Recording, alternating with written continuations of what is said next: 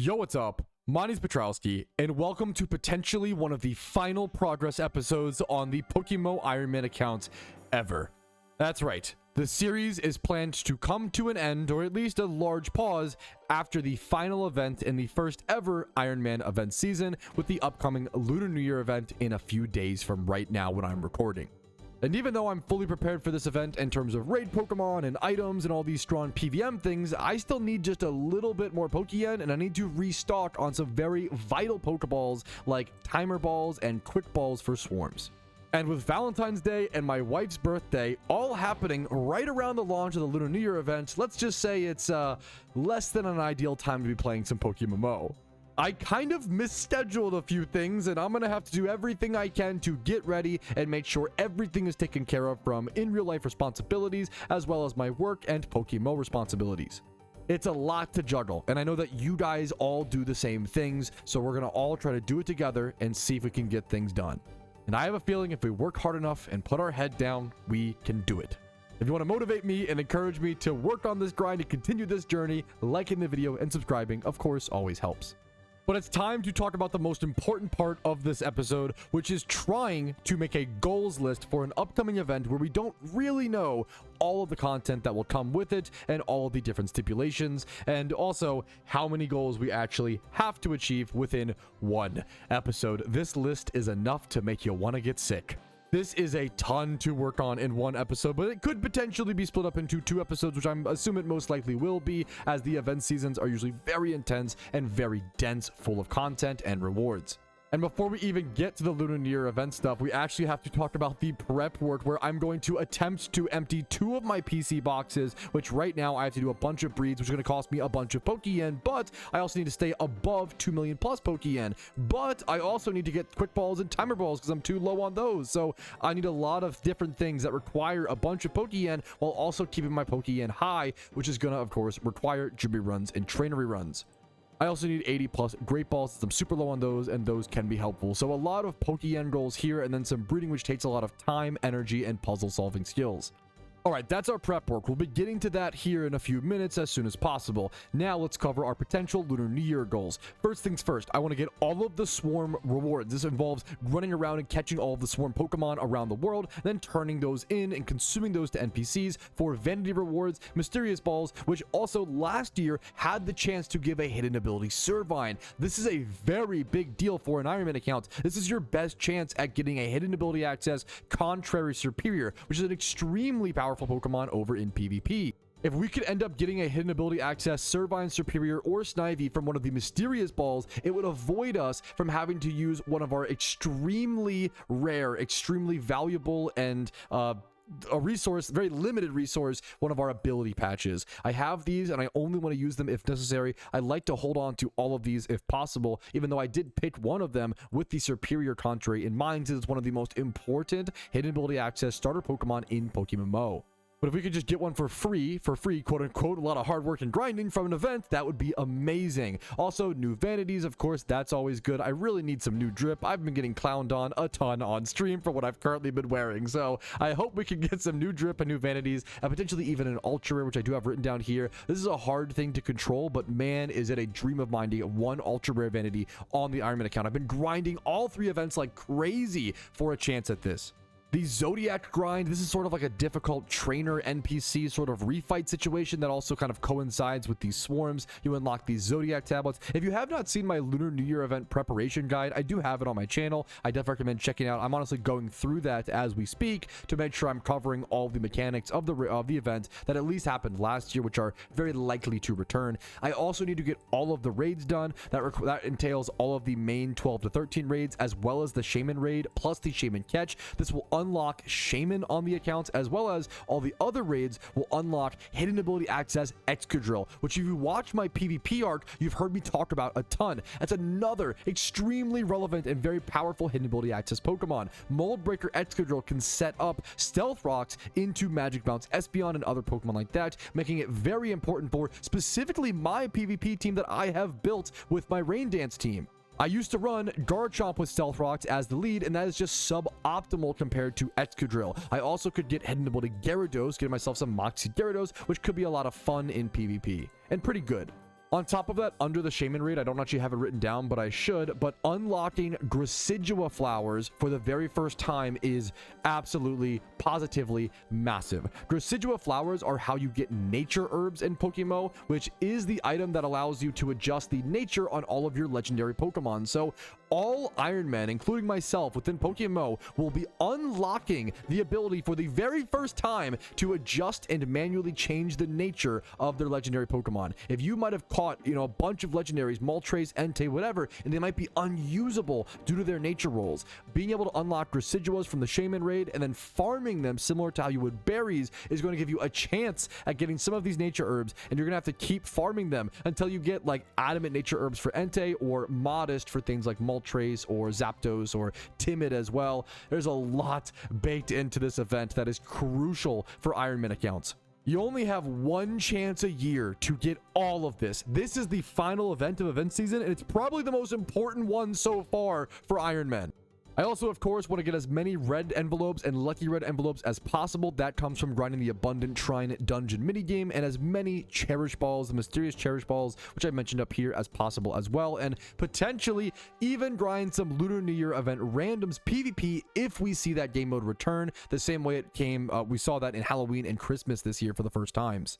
This is a ton, and I'm going to try to give myself a little bit of patience, but you know what? I've never been very good at that. I'm probably going to grind my ass off and do everything I can to get everything achieved. Because, man, do I love this game, and I love pushing through, enduring, and achieving things that honestly kind of seem impossible on the surface, but proving to myself that it can be done with lots of hard work and lots of time and effort. But the Lunar New Year event is not here yet. All of this begins with preparation, and I have done so much wonderful preparation up until this point, but there is still a little bit of crucial stuff left to do. Let's get started. Welcome officially to Iron Man episode 30. One of the most intense episodes in the entire series so far. All right, I have to do something kind of weird that I almost never do. I am doing an 8 p.m. gym rerun, which is going to be weird for my timer tomorrow, and I'm doing it off stream. I'm down to 2 Amulet coins, so we're pretty low there, but I'm going to cross my fingers and choose to ignore this and hope it doesn't punish me. But you know what? That might end up happening. We have a fair bit of Pokeyen to gain, and very little physical days left to even have a chance to gain that Pokeyen. I can go ahead and pop my Amulet coin now, do my gym rerun, and then it will refresh 18 hours or so later tomorrow at around 2:30 p.m. if my math is correct. But I also have to make sure I don't wake up tomorrow and try to do my Jimmy run forgetting that I kind of did this. And that's the risk I run with stuff like this. I didn't do my Jimmy run earlier today to try to get more encounters towards Suicune, and it unfortunately didn't really pay off. But that's okay. We take those calculated risks sometimes on the Iron Man account. But I will see you guys probably after this Jimmy run. And if I don't, I'll just be using some of the Pokeyen to set up some breeds over my PC to clear up that PC space. Alrighty, fellas, I know I said I would see you after the Jimmy run, and you might notice, wait a minute, Petrowski, how did you lose Pokeyen from your Jimmy run? Yup, I spent about 600,000 Pokeyen since I ended the Jimmy run at like 2.3 million-ish, around there, and now I spent a lot of time, about 2 hours last night, just setting up breeds while watching movies with the wife, and now here is my progress, fellas. Let me show you guys what we are working with. We have almost a full box here of breeds. That's like, what is that, 30, I guess it's like 60 Pokemon, right? Almost 60 Mons, 30 something, almost 30-ish breeds in general. And then over here, we have a few more. I think these two combined, that's gotta be over 30. It's over 30 breeds. Yeah, definitely over 30 breeds. And then it's over 60 Pokemon. It's 65-ish, something like that. I don't really know. I don't know the exact numbers, but it's a ton, man. This cost me a ton of Pokeyen. Every breed you see here is 20,000 Pokeyen. Like, or every Pokemon, I guess. Every Pokemon you see is 10,000 Pokeyen. So it's over 600,000 Pokeyen spent on breeds. And most of this, to be honest with you, there's not a whole lot of super exciting stuff going on. There's no like, oh man, like, oh, look at this new raid mon or this new PVM mon. It's just a lot of 2x31s, 3x31s, and mons that will potentially help me upgrade my future raid mons or things like that in the future. There is like this Volibee, to be fair. I plan to breed this Volibee with this Hoot breed, keeping it alpha. And this actually was a raid Pokemon, the Alpha Mandibuzz from, I believe, the Halloween event, if I'm not mistaken. So that's kind of cool, honestly. Getting the specific Halloween alpha raid and breeding that guy up to like 4x31 after these go through, that'll be a really cool one to do in my opinion. I'm doing the same thing over here with this Scorpy, but that's really just to continue breeding up the Water Sea egg group, which is a pretty uncommon egg group. I also am breeding a few Shelloses here. Now, that is weirdly, these few Shellos breeds are probably some of the ones I'm the most excited for, since I would love a good Gastrodon for VGC. I've talked about re-entering the PvP arc post-Lunar New Year event, post-event season. There's a lot of things to do, but just toying around with the idea of PvP or playing PvP here and there, I really like the idea of jumping into some VGC. It's a really beautiful format, and Gastrodon is a really cool Pokemon to play over in that format. But let's just go ahead and get started on these breeds. Some of these are going to be named like this Eevee. I do want to pay 21,000 Pokeyen. I know it's expensive, but I think it's worth it, honestly. I had to think about that a little bit, though. I want to get these eggs going, these breeds going. I'm going to show you guys all of these breeds. Just rapidly go. A lot of these are should be quickly going through. Like, this is just a 2x31 in the field A group in both defenses. Any Pokemon can use those stats. I have noticed I need to vary my stats a little bit more. 2x31 in HP and defense. This one is 20 plus in honestly every other stat. So there's some extra cool stats there. But once again, I've talked about it. I think I'm ditching the 20 plus stat situation. The situation's insane, you know. I'm ditching the 20 plus stat situation on the Ironman account. 2x31 field A group breeder in both HP and attack. I think we are at that level on the Ironman account, which I didn't expect to reach this level until post-Lunar New Year event, but I talked about how it's ridiculous how much the Xmas event and Halloween event just propelled my progress to the moon. This is a 3x31 field A group Pokemon, 31 attack, 31 speed, and 31 HP. I might not even just explain all these. I might just go through them as I kind of ramble and yap, because you guys know what's going on. Here's another 3x31 breeder in all defenses. Flying A group, though. Flying A group, always good. Always need more Flying A group breeders. That and like Mineral. There are certain A group, another 3x31 Flying A group. There are certain A groups that it's hard to randomly come across them, or we rather just don't see a whole lot of catch events for them, I guess. 2x31 in Plant A group on a Shroomish as well. Could be a relevant Pokemon. I want to get all these eggs made so I can passively hatch them in the background while I go ahead and do some timestamps and thumbnails and stuff for other videos. So I like having stuff like this to sit on in the background. 2x31 in defense and Spadef on a field A. I think, to be fair, Mareep and Flaffy, little positive notes, they might not just be field A group, they also might be monster, which is really good. Being able to transfer, yeah, honestly one of the best A group Pokemon. Being able to transfer monster and field A group stats to like different groups, that's so good. As like field is very, very common, monster is like less common, but a really good A group. You know what, let's go ahead and specifically hit up the Pokemon that I actually want to make sure I make the gender specific. So I do actually want myself a Grumpig. Grumpig's a really cool Pokemon. It could be usable potentially in some PvP, kind of nichely, but I like the idea of a PVM one. I like the idea of Grumpig. I want to be honest with you. I love Grumpig, so I'm going to go ahead and pay for that one to be female. It'd be nice to have a Grumpig, and it's not a Pokemon you run into randomly very often. This needs to be made male. It's 3x31 Alpha Hoot Hoot Flying A group, 31 HP, attack, and speed. This needs to be made male so that it can go ahead and pair up with that Volibee. Let me double, actually, I want to double make sure I actually paired that up correctly so they don't. Okay, yeah, I was a little scared they had the exact same matching stats and then the breed would do nothing. So sometimes I set these breeds up literally at like 1 a.m. sometimes. So I make mistakes. I make, like, you've seen me, there's been times where I've tried to breed two Pokemon together and they straight up like aren't in the same age group and they just can't breed. To be fair, I blame that on my nemesis Delibird, who Delibird I always think is in the Flying A group, but it's just in like the field and like Water A. It's a very weird Pokemon. Silly little penguin. I love the penguin, okay? 31 HP, 31 Spadef on these two Shelloses. It's funny that I can just, once again, I always talk about, it's kind of almost silly. I don't know how to explain it, but it's just almost a little, maybe gloomy that I can just speed through these breeds in the background. And these took me so long, like 2 hours just to physically prepare the breeds, right?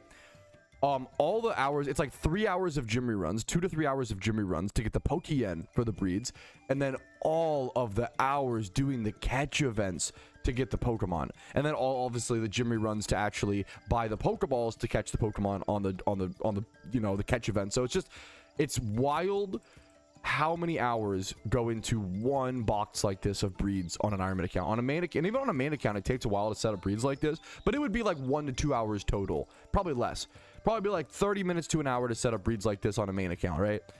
on an Ironman account, it's got to be 10 hours minimum, probably 10 to 20, to be honest with you. We're probably just brushing past, in a few minutes here, I'm recording and brushing past, you know, 10 to 20 hours of work.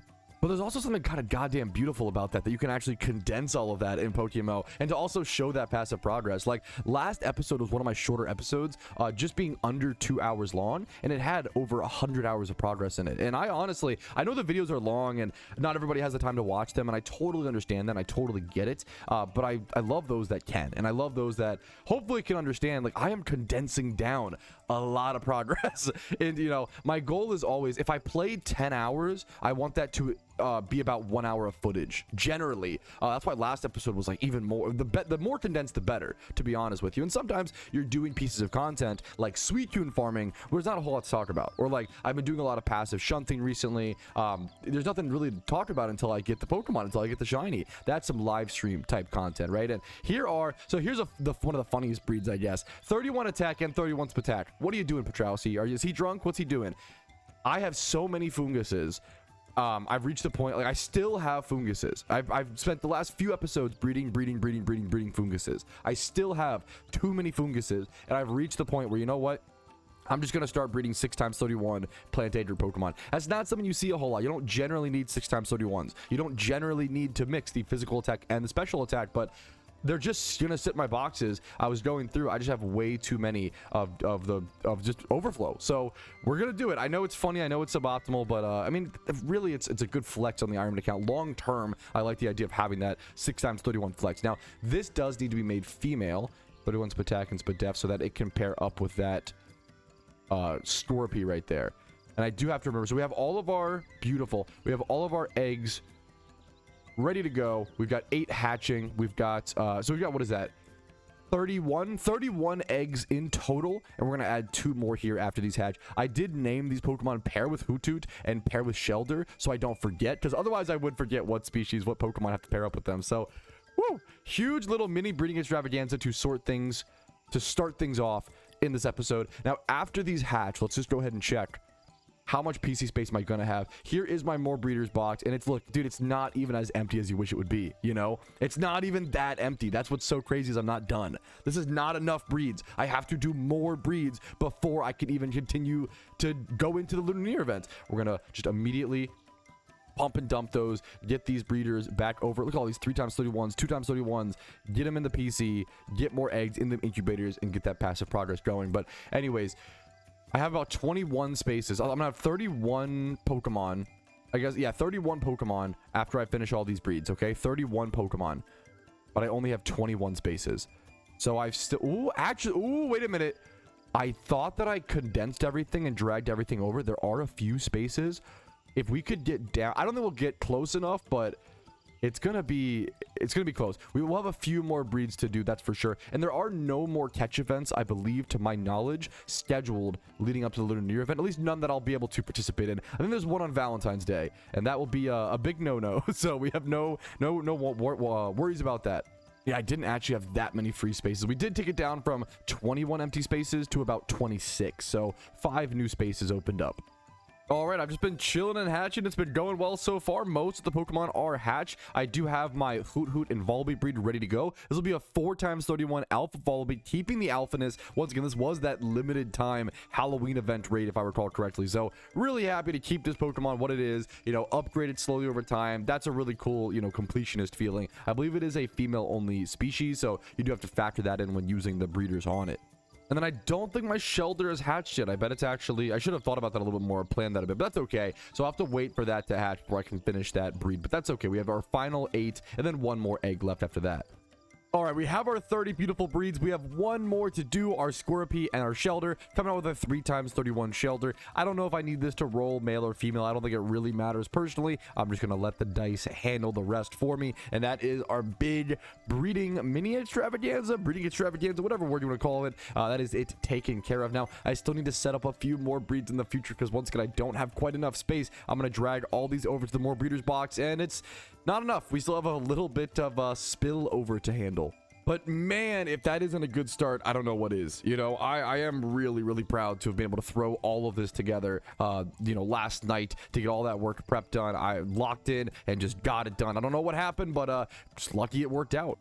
Also, I will say, like, worst case scenario, if I needed to, I can just drag all of these Pokemon over to this box and all of these leftover spillover mons over to this box. You know, it wouldn't be pretty. This box wouldn't be organized anymore at that point, but it would give me 2 full empty boxes heading into the event. So if you want to count that as the goal completed, it's kind of completed, but I would like to make a little more progress here. And we do have to also make some more Pokeyen. The Pokeyen's gonna weirdly maybe be one of the harder parts. I don't know if it's possible. Ooh, I don't know if it'll be possible for me to actually have 2 million plus Pokeyen going into the event. That might have been a little ambitious, but that's okay. If we can't, it's honestly fine as long as we have like all the items and Pokemon and stuff. Now, I do want to go do something. I want to go buy some more Pokeballs.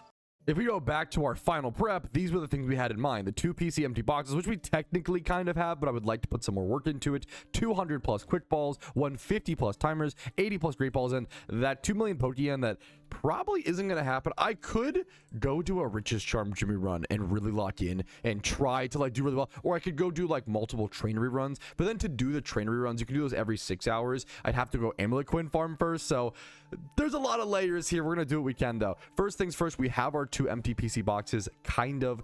Next, I do want to go buy quick balls, end time rolls, and great balls. I've been zooming through these quick balls. I feel like I just stocked up on a few hundred quick balls, if I'm not mistaken, in a recent episode, but I was able to just obliterate through those. So we're gonna go ahead and buy 102, I think, of these at least. It's gonna be 122,000 Pokeyen, bringing me down down to 1.5 mil. We were going under 1.5 mil as well after that. There's 200 quick balls though. That's really good. Timers, I would love to have more of these. Like 150 is honestly not enough, which is a fucked up sentence, right? But I'm okay with only going into with 150 into the event, because timer balls are not a super used Pokeball during the event. The quick balls and the nest balls and other weird niche kind of things, the faster Pokeballs are a bit more relevant in my opinion during the actual like swarm catching stuff. Like you're not using timer balls to catch swarm mons, you're using those to catch alphas mostly, or just like really, really difficult catches.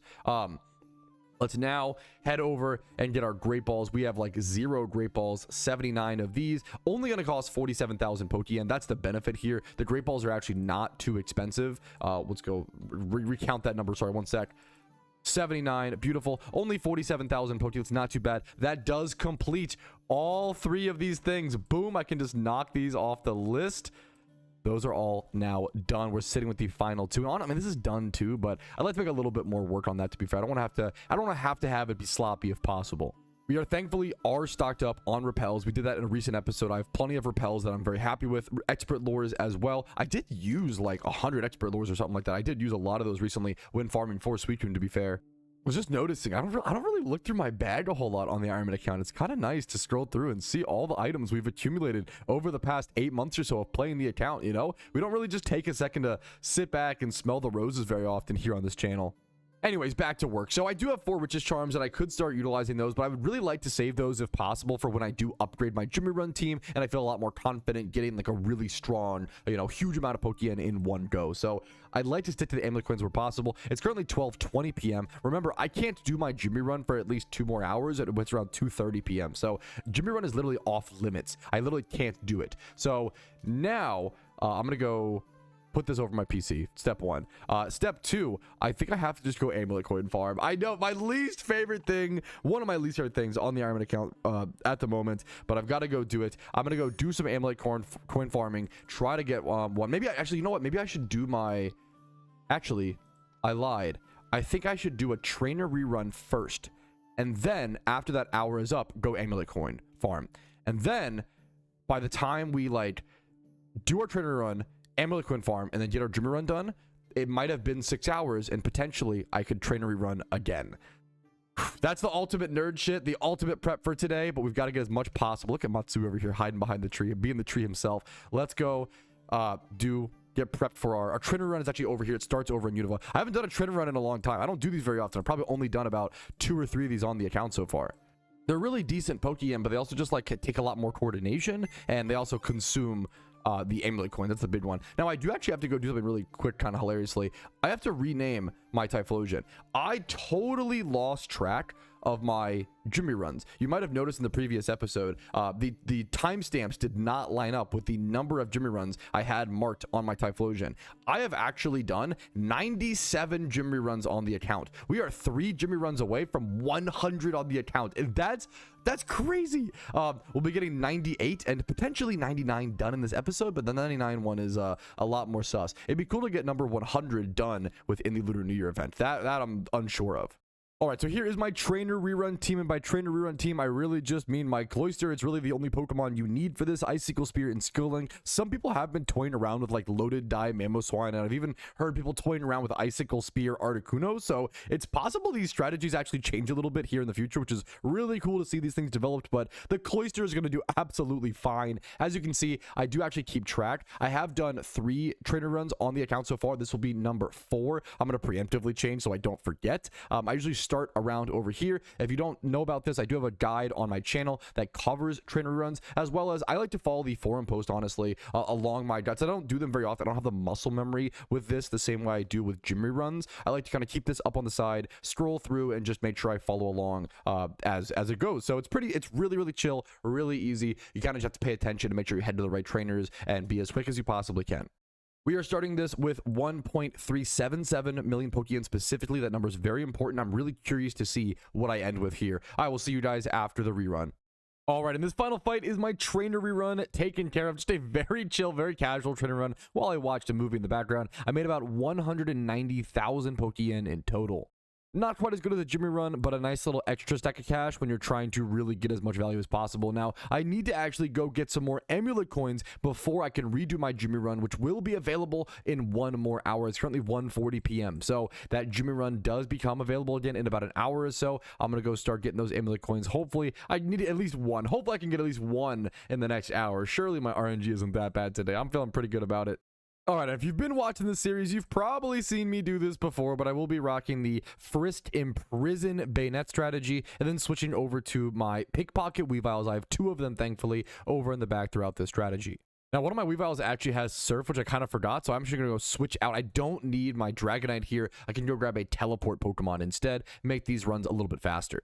I'm also going to go ahead and do something a little bit greedy, but I think it's worth it. I had a horror story happen recently, or see in my comments recently. Someone had a Damp Parasect. They had the right Pokemon. They had it at a shiny Graveler out in the wild, and it was just the Gravelers were too high level, and it still was able to kill Parasects. It's such a weak Pokemon in a lot of ways, unfortunately. Sorry to flame you like that, Parasect, but I'm going to go ahead and use some of the XP candies that I've had stocked up over here for a while, and even rare candies. This is level 96. How many rare candies do I have? I want to just get this thing up to a higher level, probably level 100 here. I think it's worth it. I just don't want to worry about this thing. Boom, there we go, level 100. I don't want to worry about ever losing a shiny because I was too lazy to use a few XP candies, you know? So, all right, now I feel comfortable starting that Meowth hunt. And obviously, I'll be doing Time Swipe hordes of like Meowth and Ponyta. It's unlikely I even run into an Explosion Mon, but if I take one wrong step, one wrong grass tile, I could get a single encounter and get like a Gravel or something like that over here. I swear, the RNG behind Amulet coin farming is just one of the cruelest mistresses in PokeMMO. It's so strange, man. But you know what? It was nice to me today, so I will take it. I farmed Amulet coins for about 30 minutes to an hour, probably 45 minutes or so. Got 7 Amulet coins, feeling really happy with that. Like, that's honestly, like, quite good. So, very proud of that, very happy with that. I'll be doing my Jimmy run here as soon as I can, but first, I'm going to go have a lunch with my wife. Then I'll come back and do my nice little Jimmy run time, probably around 4 p.m. or so, and that will set me up the next day. If I do my Jimmy run at like 4 p.m. maybe 4:30, that will allow me to do it the next day 6 hours prior, and that'll be like 10 a.m. So that's like perfect if I'm not too busy tomorrow, but that will be a perfect time frame. I want to, you know, if you ever do your Jimmy run late, it is okay. You can kind of work it back to your typical time frame and fix things a little bit in that way. Alrighty, fellas, we're getting a lot of work done today. Let's go ahead and pop our Amulet coin, go down to 6. That's going to leave us with plenty. Get our Jimmy run done for the day. It's currently 4:30 p.m. as I'm starting this. That will open me up to do like an 11 a.m. or a noon Jimmy run tomorrow if I have the time. That works out pretty darn well in my book, and we can kind of get back on track from there. It's only going to take like 1 or 2 Jimmy runs as well to get above that 2 million Pokeyen mark. So after today's Jimmy run, if I can position myself correctly or just get even weave in a Jimmy run in the next few days where I do 15 minutes in the morning, 15 minutes later on, I always tell people you don't have to do a Jimmy run like 1 hour all at once. You can break it up as long as you remember the timing of that and kind of can fix your Jimmy run schedule in a certain way or have the same consistent schedule every single day. And I might need to employ that a little bit over the next coming days to make sure I can be prepared for the LUNAR event and also be prepared for my wife's birthday and Valentine's Day. Make sure I can get everything taken care of. And I think if I keep getting this, keep scheduling, planning, prioritizing, and just put in the work during those hours, I think I'll be able to do it all, boys. I'm going to change the number in a quick sec after this fight. This is Jimmy Run number 98 on the account. All right, the Jimmy Run is done. We're up to 1.8 million Pokeyen. The progress is kicking in. One more Jimmy run, it will be up to over 2 million Pokeyen, which is the goal, but I won't have quite enough extra yen to really do some breeds. So I'm hoping to maybe do an extra trainer rerun somewhere. Man, the time frame is getting super sketchy. I have to also set up those breeds as well, so we're just gonna do what we can. I'm honestly really happy I was able to get this much done on a random Thursday. I was able to get way more done than I expected. All right, it is February 15th, early in the morning. I've managed to sneak in some time right in between my wife's birthday and Valentine's Day early in the morning before she wakes up, just so I can make some good PokeMMO progress and prepare myself properly for the Lunar New Year event. I have been hard at work when I have the time possible to try to set up these breeds. That's why my Pokeyen stack has been back depleted. I was pushing 2 million Pokeyen. I was almost there with my Jimmy runs, and now I'm down to 1.6-ish. But I was able to set up all of these breeds off camera. I also caught this 3x31 Pidgeotto off camera. It's 31 HP attack and speed. That will not be a breeder, but it will be going over to my my breeder's box. I wanted to show you guys that I did catch a 3x31 good alpha off camera because I want every piece of progress on the account to be documented and logged if possible. Now, the easy breeds we have over here are our rare breeds. I actually ended up finding some more quote-unquote shittos in my boxes. A lot of these dittos you might notice are called noted. 30 plus in these stats, 26 plus in 4 out of 5 stats. But I just don't think, unfortunately, I don't think it's worth to keep these. I've come to the conclusion that even though a lot of these dittos have good stats, they just don't have 31s. And continuing that sort of progression of the account, almost a new chapter, a new arc of the account, I no longer keep Pokemon for the most part. There are a few exceptions, but I no longer keep Pokemon that don't have 31 stats. I think moving towards 5x31, 6x31s, and just multiple 31 IV Pokemon is going to help me keep my box space down and keep my effectiveness of Pokemon up. It also raises my cost of breeds a lot. That is the other problem there that we've been running into, but that's why we got to stay up to date on those Jimmy runs. So we're going to start by pairing all of these shittos with our rare breeds, and that's going to have us just some quick eggs hatching so we don't waste any time. That's going to take a little bit of time to hatch these eggs. We don't have a whole lot of time right now, so I'm going to get these eggs cooking on the stove. All right, now that those are going, we have our other breeds to go ahead and look at. Now, these Rotoms are kind of a weird one. So I have a bunch of Rotoms with decent IVs, but not 31 IVs. And I thought about this for a while. Why even use these 31 IV Dittos in breed 31 stats on Rotom? You know what? I thought about it, and I realized the time it would take to get the Pokeyen and catch 1x31 Dittos, in my opinion, with like their 40 to 60% spawn rate, is actually faster than trying to catch 6 Rotoms on average at a 5% lore encounter and getting a 1x31. So also one of it could be like attack when you do that, so you could like get a wasted stat. So after thinking about it for quite a while, even though this is like kind of a high cost, like we're spending 10,000 Pokeyen, a Rotom spawn, a Ditto, a 1x31 Ditto, but yeah, a speed Ditto, like we're spending a fair bit of resources here, right? And a Pokeball, I guess you got to factor that in. But I think that these resources weirdly are still less to get, 1x31s across a few Rotoms. This is still less resources than if I were to just go try to catch wild 1x31 Rotoms, since they are so rare over in the wild. You have to run back and forth over in that one mansion. Yeah, Old Chateau in Sinnoh. They're a 5% spawn. Weirdly, this is better, and getting 1x31s on Rotoms is really good. Good IV Rotoms are really powerful. Rotom is one of the most used Pokemon in PokeMMO, since it's used across basically every single tier competitively. If we go over to OU, we can see Rotom Wash is at a 50% win rate, 21% usage. That's what's really crazy. If we go over to UU, we can see Rotom Heat at 16%. That's a very high usage. Next up, and then at NU, base Rotom is the most used Pokemon in the format. Like literally in every single, Every single tier, even doubles. Let's see, doubles you have Rotom Wash at 11%, which is not, it's still really high. It's still like a very meta game Pokemon. So yeah, Rotom is just one of the most used Pokemon in PokeMMO, it being used in literally every single PvP tier to ever exist in some form or another. We actually have one more Rotom right here. It's going to be a 31 Spatak. So we have 2 Spatak. Now, this one has some other stats, to be fair. This one's 20 plus Spadef, 20 plus defense, and 20 plus HP. So this one could roll in a way to where it's really, really good. I thought about Everstoning the Timid onto this, but I don't think I want to do that. Actually, I lied. I do want to do that. I might need a Rotom-Mow or something like that at some point. I actually do really want a... I can just put it on the menu, can't I? This PokeMMO Boomer is not used to some of these quality of life UI. Look at this. You used to not be able to... That's so... Okay, that's so awesome. Yeah, that's new to me. I'm not used to that. You used to have to close the menu, put the items back on the Pokemon. Now you can just readjust in the menu, right? So I'm not used to that. That's really like an obvious, like, it's an intuitive change, honestly. An intuitive change that I have to retrain hilariously. All right, but continuing onward, these are a bunch of just 2x31 breeds, this first top row up here. Let's cover these ones, because these ones say make female, which means I actually care about them to a specific degree, and I'll show you why. This is a really strange breed. I'm going to make this one female. I'm bracing 29 defense here. Obviously, I wish it was a 31. I wish it was better, but I still think this is worth it. I really want myself a good Gastrodon, and I'm using my Pineapple Pizza breeder, my catch event Pokemon. I love this Pokemon. I think this is the Pokemon I either won third. I didn't win first place of an event. Did I win third place with this? This Pokemon did very well, or maybe did it just not place at all? I forget. I either like won, I either placed in a catch event with this thing, or I did well in a catch event with this thing. It was a very good catch, and it was very it was relevant for the time. I think I might have been like third place or something like that. I forget. I'm literally at the point in the Iron account, I forget how many catch events I've placed in, because I've done so many catch events. I've gotten so close so many times. I've won the Corsola one. I got 4th place in the Cofagrigus one. Maybe I didn't win this one, but it was really close. There was a whole meme around. I don't remember, but anyways. Back to what I do know.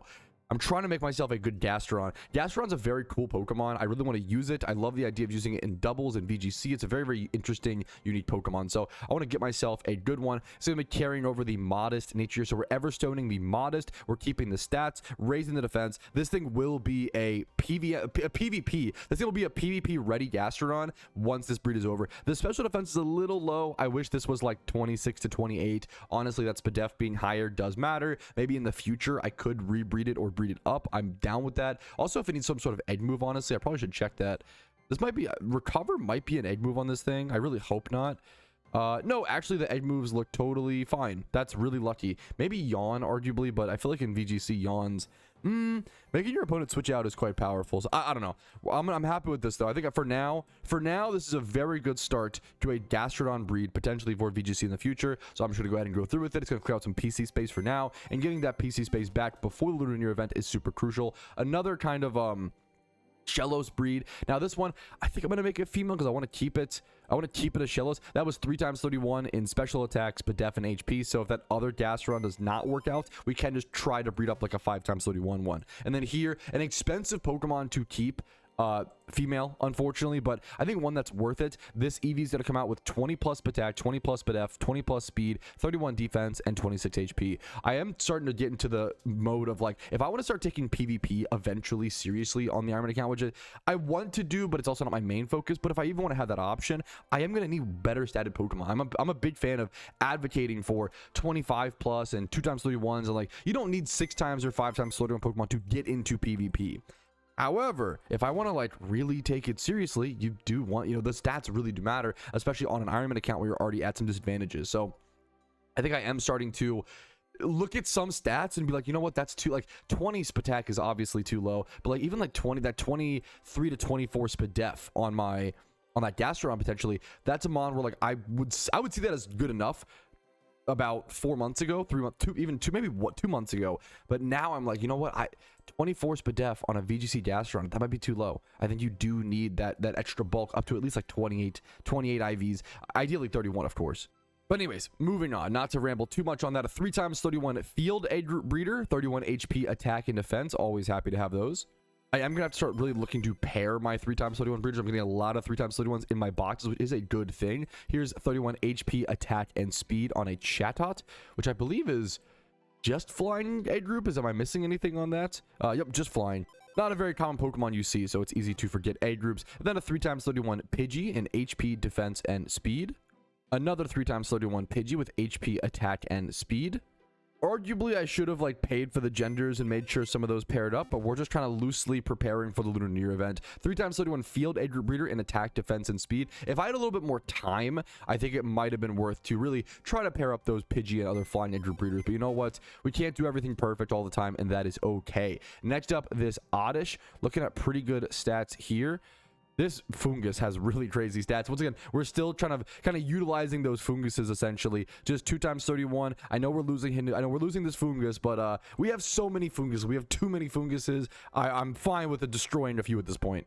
We've talked about that enough. Next up, Bellsprout and Shroomish, 2x31 in HP and attack. And that's it. Pretty simple breeds on that top row. I'm curious to see that. The big thing is that Gastrodon. That Gastrodon is going to be like a PvP ready Pokemon. For the most part, obviously, maybe one day we'll raise the Spadef. We've talked about it. Anyways, I do actually have a few more Pokemon to release. As time moves on, as the account progresses, I get more and more Pokemon that I'm ready. I feel more comfortable with releasing. And there's some good mons here. Look at this Sunkern. Like, releasing this feels like a crime. Honestly, I'm looking at this now and I'm like, maybe I shouldn't release this. Like, releasing this feels like a crime. But I think the stats are just too low in certain parts, and man, that feels crazy to say. It's 20 plus in literally all 6 stats. I think because it's female is honestly the reason why I have to release it, unfortunately, because I'd have to breed it one more time before I was even able to use it as a breeder. Like, if that makes sense. If I were to use this as a, if I was a male, I could pair it up with a female of a species that I actually care about and like make that, you know, work. But I don't need a competitive Sunflora anytime soon, unless something crazy happens in the raid meta game. But these are all getting released. I kept this Bronzong for way too long. I was trying to make this have decent stats, but like I should just go catch a better wild Bronzong. This is terrible. I can just go catch one and make it way easier on myself. So we're gonna go ahead and release these Pokemon. Whew, that is what is that, 6 more PC spaces, which I will happily take. Our more breeders box looks like this. So once these are done, we have 8 eggs over here. We've got these, what is this, 13. We're gonna have 2.5-ish. We're gonna have 2.5 empty PC spaces. Our PC space is good, done, dandy, perfected heading into the LUNAR event. All that's left now is to try to get our Pokeyen stack up a little bit before the event. We've got our Pokeballs, we've got our Repels, we've got our Expert Lures, we've got like pretty much all the items that we need. We've got our PC space. We are getting our goals done. We just need that pure cash. All right, all of our eggs just finished hatching, and I think you know what time it is. Time for another gym rerun. We are all about consistency and sticking to the grind here. This is gym rerun number 99 on the Iron Man account. That is a beautiful thing. Number 100 is coming up, fellas. And I talked to the gym leader before popping my Amulet coin. I've never made this mistake until gym run like number 96, and now I've made it twice. That's okay. It's not a big deal. We'll just pop it over in Striation City. And all right, the gym rerun is done. We're up to 1.8 million Pokeyen. That is one trainer rerun or gym rerun away from being at that 2 mil mark, which is our goal for the event. Now, I'm gonna need a little bit more time for that, and I don't have that time now. So hopefully I'll see you guys when I find it. All right, go ahead and call me a luck sack because the timing for this event is going to work out really perfect for me. I'm actually about to start my 100th gym rerun on the Iron Man account, all from scratch, of course, and be over 2 million Pokeyen heading into the event, officially achieving all of the requirements, all the goals, all the preparations that I wanted to do before the event, right before it drops in a few hours. As I'm recording this, it's 11 a.m. on February 17th, 2026, and this LUNAR event should be dropping thanks to Q giving us a heads up, which almost never happens in PokeMMO history, actually giving us a little bit of a heads up prior to the event dropping. Gave us a little bit of information. This event should be dropping anywhere from 3 to 5 p.m. We'll obviously play it by ear a little bit. 3 to 5 p.m. ET today. So this event literally drops in like 4 to 6 hours, and I have enough time to do a gym run, do all my stuff.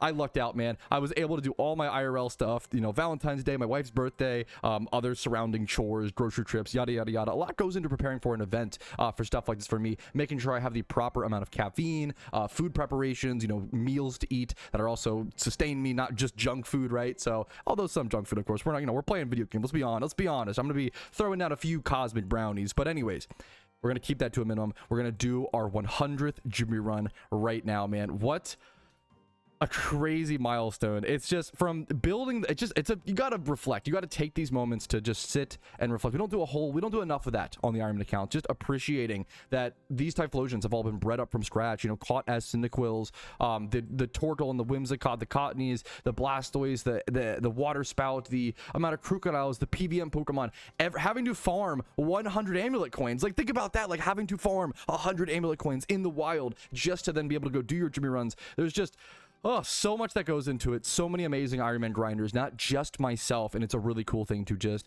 take a moment, smell the roses, smell the Decidua flowers, hopefully coming up in the LUNAR event, and I will see you guys after my 100th Jimmy run. I'm gonna go ahead and change the number now, but I will see you guys after this is done, and probably when the LUNAR event is beginning in PokeMMO in 2026. All right, the LUNAR event should hopefully be dropping in the next 9 minutes, but before that, we do have an alpha Magmar spawn, and I am over 2 million Pokeyen. I don't know if I've seen you guys since the last Jimmy run I did, Jimmy run number 100, but I am over 2 million Pokeyen. We achieved every goal, and now I'm doing a male alpha Magmar spawn, and hopefully the event should literally drop in the next 2 minutes. Where the PokeMMO devs are infamously late, so it wouldn't super surprise me, unfortunately, if it does get a little later delayed, but I'm a Hopium believer. I'm an optimist, so I think it will be here in 9 minutes. Okay, Hopium. All right, there is our Magmar catch. 31 HP, 31 speed, male, and I think humanoid age group. Just a fantastic breeder. Happy with that catch every day of the week. Alrighty, fellas, happy Lunar New Year. The event is live. The servers are up. There's tons of things to cover. There are shiny boosts for shiny charms. There is Pokeyen boost for trainer runs and Jimmy runs. There is a new randoms game mode, which I'm about to jump into right now. We are kicking off the event with a PokeMMO. What the fuck? What? Wait, let's all wait. What? It's all what?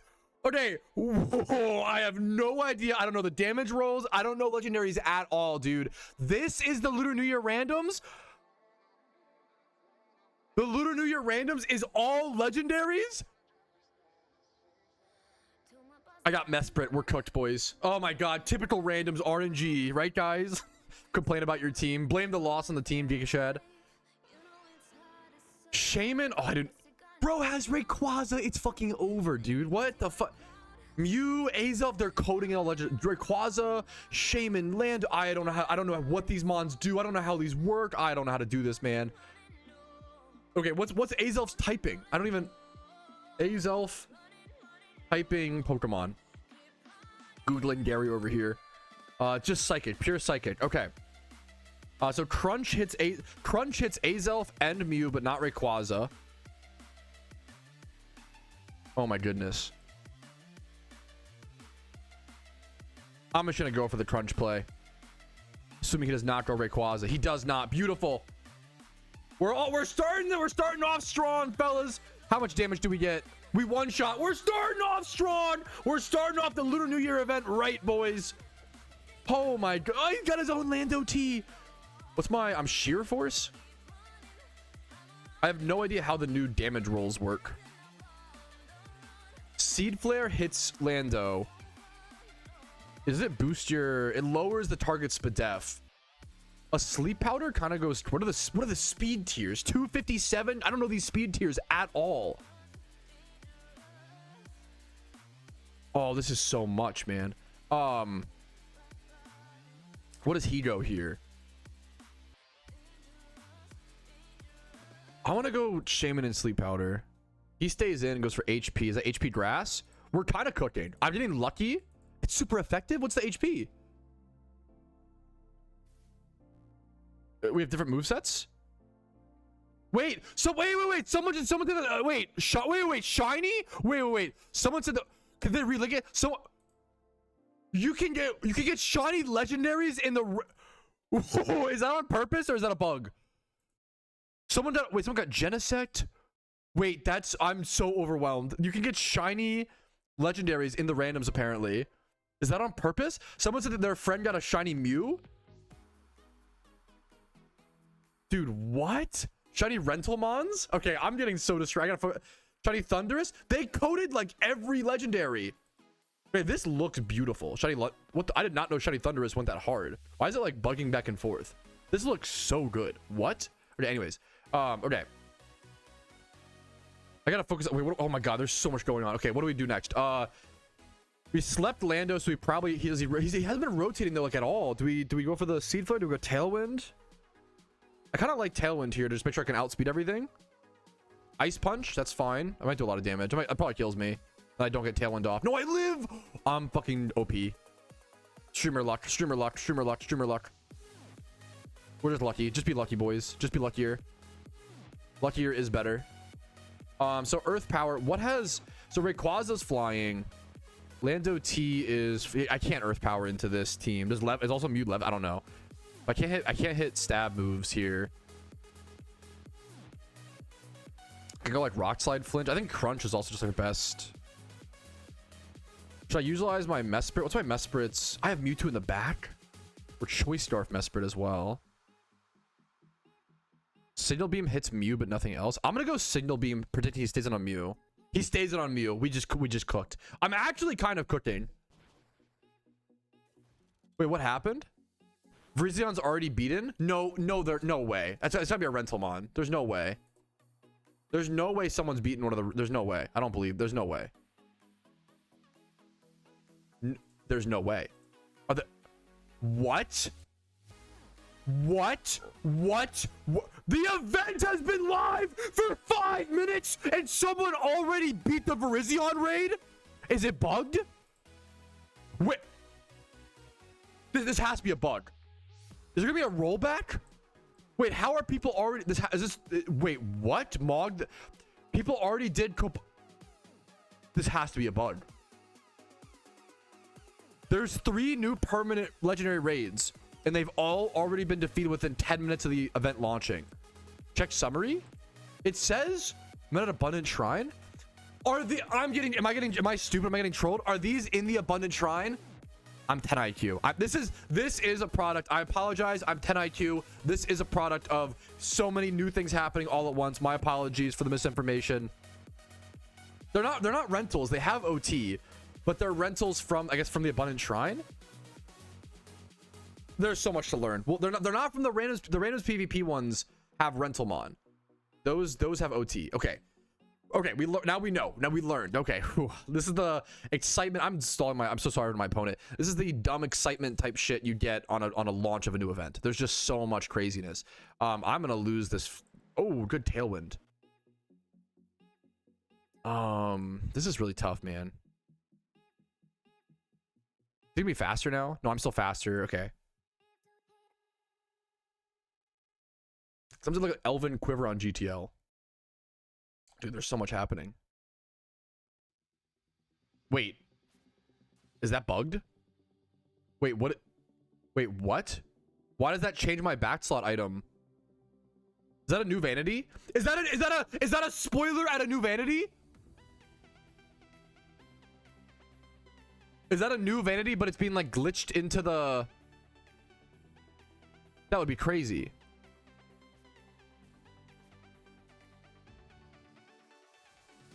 Ooh, good Ice Punch. Good play for my opponent. My Mewtwo could come in. That gotta be a bug. The Elven Quiver showing a new back. It has like the... It's like that Anchor Pokemon. I don't know his name. From like later gens. What's my items? I have Choice Scarf, Life Orb, Expert Belt. Okay. Okay, Mewtwo can kind of go hard here. But I have to figure out... I have to play my... I'm looking at my randoms game for a second. There's so much to do. Woo, this event is hype as hell. All the new legendary stuff is crazy. Okay. Let's go. What am I locked into here? Didn't Signal Beam do like no damage on Mew? How is that possible? Dude, that could kill me next time. Why does Signal Beam do 47%? Get confused, please. That's a crit too. That's insane, actually. I'll have to head to the Abundant Shrine in a sec and see what's... There's just a lot to cover there.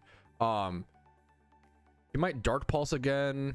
My Landorus can dodge Dark Pulse fine, but he could go to his own Mons, and he could go to Rayquaza. I think I go Landorus and go for Rock Slide. He's a Rayquaza switch. We got him on the Rayquaza, but he still is fat. Oh, wait, that's huge.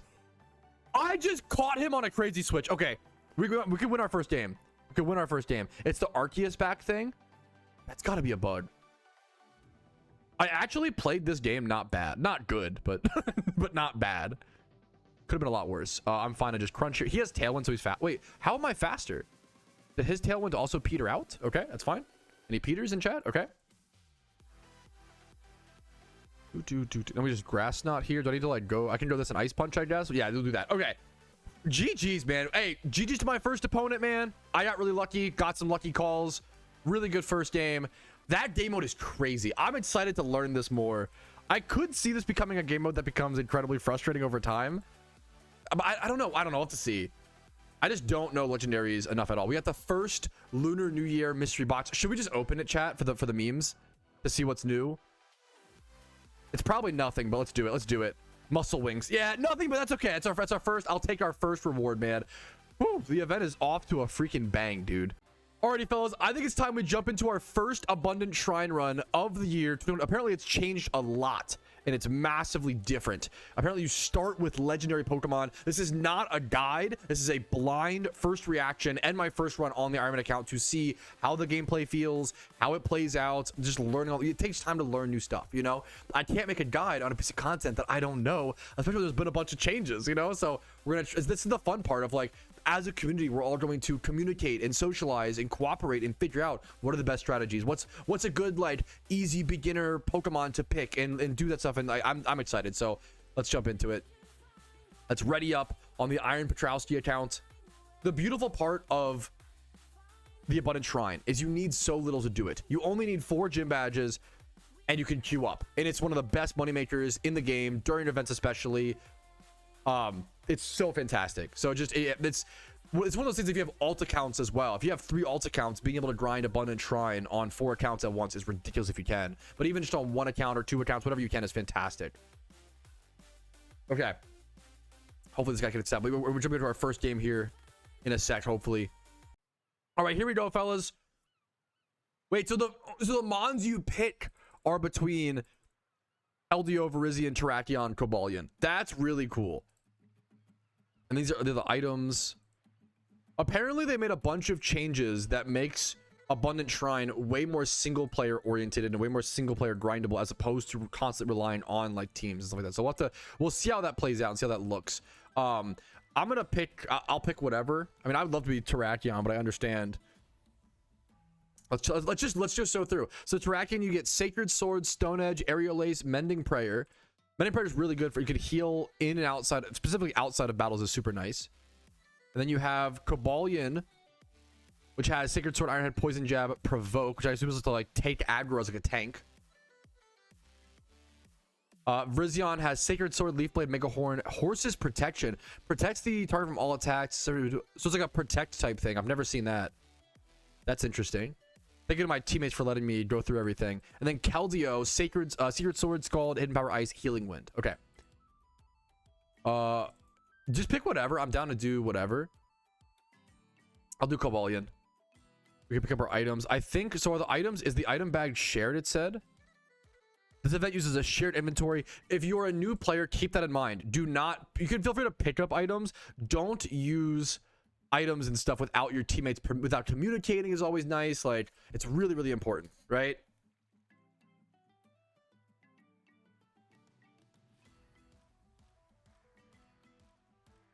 They're ready to start wherever. The Link's captain. Okay, so whenever Rumel's ready, we need to pick a look. I'm assuming it's going to be something along the lines of like deciding where you start. Usually you pick like a type, like dragon, water, whatever, and you go into that typing. Sometimes I encountered a bug where on the horse part of the Abundant Shrine, Ponytail uses bounce and it definitely isn't vulnerable. Okay, that's hilarious. Yeah, well, I'm sure we'll run into bugs. I'm curious to see what we run into. Only have 4 slots. You used to have 6 slots. Now it's 4 in this. That's already a change. Politoed is the shop. So you can talk to Politoed to buy items and things like that whenever you have the currency, which is lucky gold coins, which you get from defeating the mobs, I believe. It will be double battles. So like if I interact with, what should I do here? I guess if I interact with this Bagon, me and Jimmy run, since he's the closest one, should interact with that or whatever, right? Okay, so now we're in like this. And now we're gonna do our typical, you know, super effective moves, or I can even provoke and draw attention. Stone Edge. I don't know if we, maybe since we're legendaries, maybe we do just one shot. I really don't know what we one shot here. I'm Iron End. Do this. We'll just see. I don't know the damage rolls. This is so different from previous years. I don't know the damage rolls of stuff like this.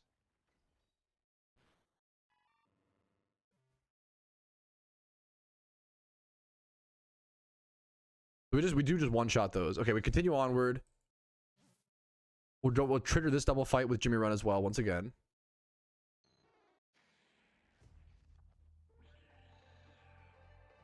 Iron Head seems pretty safe.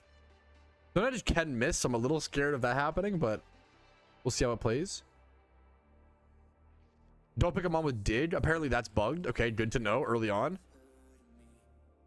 Solo queue is, solo queue is really tough. We did find a group for this, like a personal group of friends, thankfully. Did I just trigger a single battle on accident? Does it wait? So that, okay, that's cool. Whenever you do avoid battles with Pokemon, that's a pretty huge bug that all it'll get fixed pretty easily, I assume, but all two-turn moves, like all two-turn moves stopping the whole run is pretty crazy. So the first part is really simple. We're literally just like attacking and doing damage to things. Nothing crazy so far. Just some chip damage from the Gibble of Rough Skin. It starts to get more and more progressively difficult. You do have to factor it. That's a cool new animation. We can go grab this bag. Go grab all the these are items, right? You can go grab as well to get little resources. One mind plate. I can't really utilize that too well personally, but that's fine. Once again, it is a shared bag, so everybody has shared items. Had a repel pop still. That's funny. From outside of the event, we can move past this or do the fight. You do want to do fights that you can, but avoid ones like Terrakion being like what rock. You want to avoid grass types if possible. I believe if you like have all of your mons die, the run is over. There should be something you can interact with to end it as well. We're trying to do an attack here. Aerial Ace only doing 21. Okay. You got intimidated as well here. So this is a good example of you might want to avoid the Ekans fights if possible, since they intimidate you, and that made both of us not able to one-shot these. If you could throw, you can also communicate with you if you really want to get like more advanced. Like, if I were to, so you could use link chat and be like, hey, throw an Aerial Ace into Ekans so that then I can Iron Head Dynamo. Ace Ekans. If I type that in link chat, then we can coordinate, and there we go. Boom, beautiful. Finally, the event is out. Yep. So just slowly, you can see in the top right hand corner, one wave is clear. You can see your score, and that's a new change. You can see your score in live time. One wave cleared. We're gonna grab this item really quick. The wide lens. That's really good for Terrakion Stone Edge. A lot of this is really just like, it's really just simple like Pokemon knowledge and utilizing that and trying to last for as long as possible. Whenever you defeat Pokemon, you do unlock them over here. Ooh, this is a much better UI than what it used to be. Okay, that's a really cool positive change. Bagon, Dragon Rush, Brick, Wish, Protect, Waterfall, Ice Punch, Crunch, Protect, Dragon Ball, okay, Haze. They're all 6x31s. You can see all the move sets very, very easily. You want to look for the mons that have access to like Healing Mend or Healing Wind or whatever. You want to have a memory of like what mons, but I don't see any of these mons having that. Only the legendaries so far, which is pretty interesting. It's definitely different. Avoid Gibble because he has Dig. Yeah. Okay.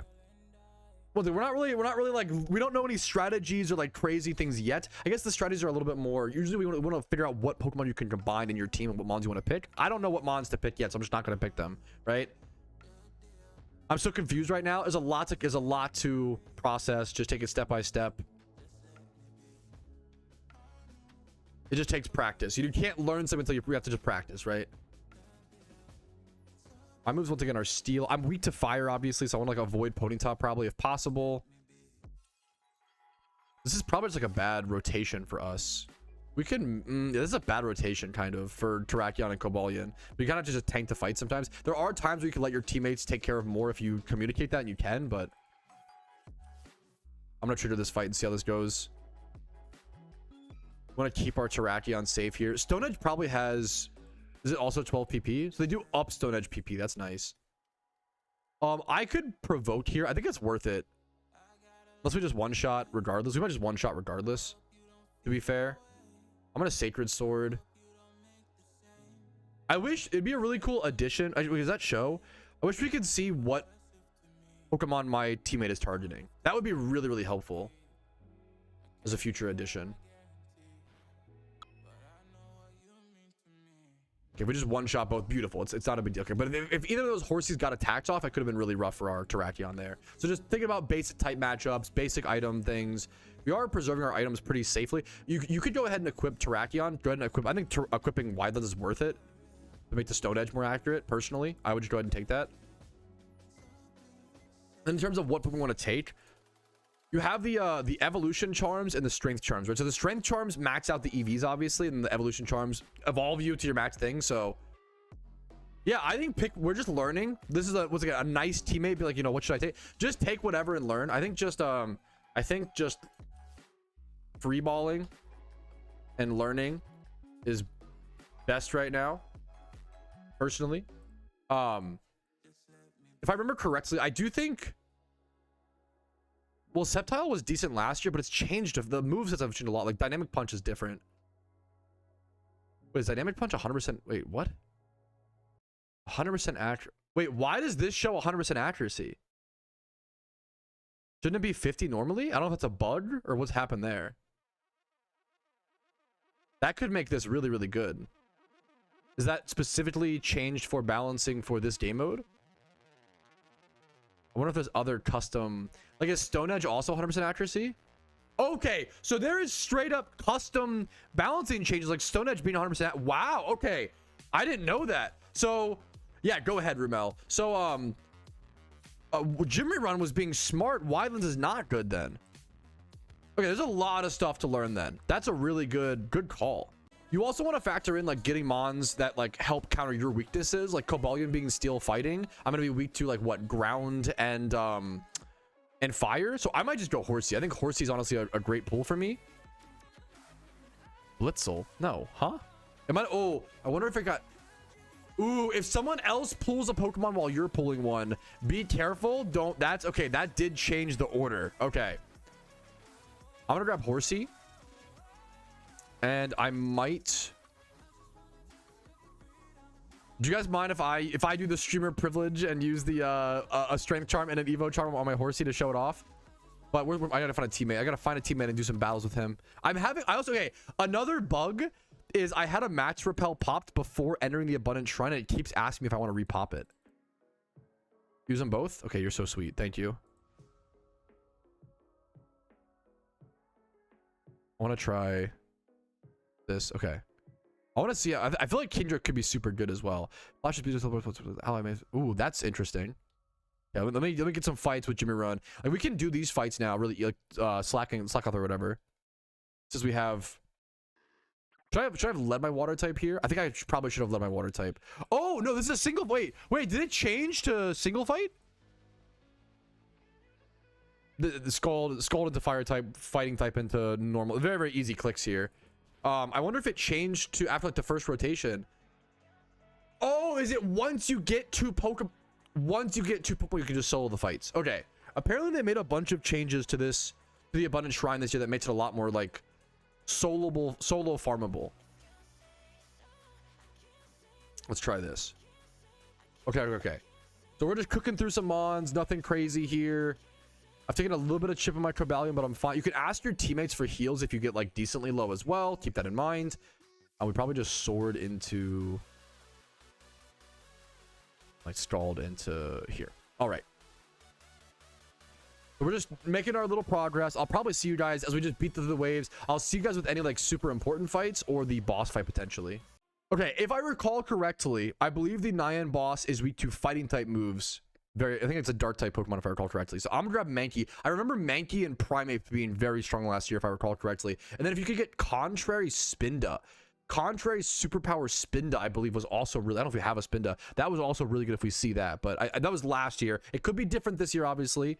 We're still testing, but we're at wave 10. We're doing some decent damage all around.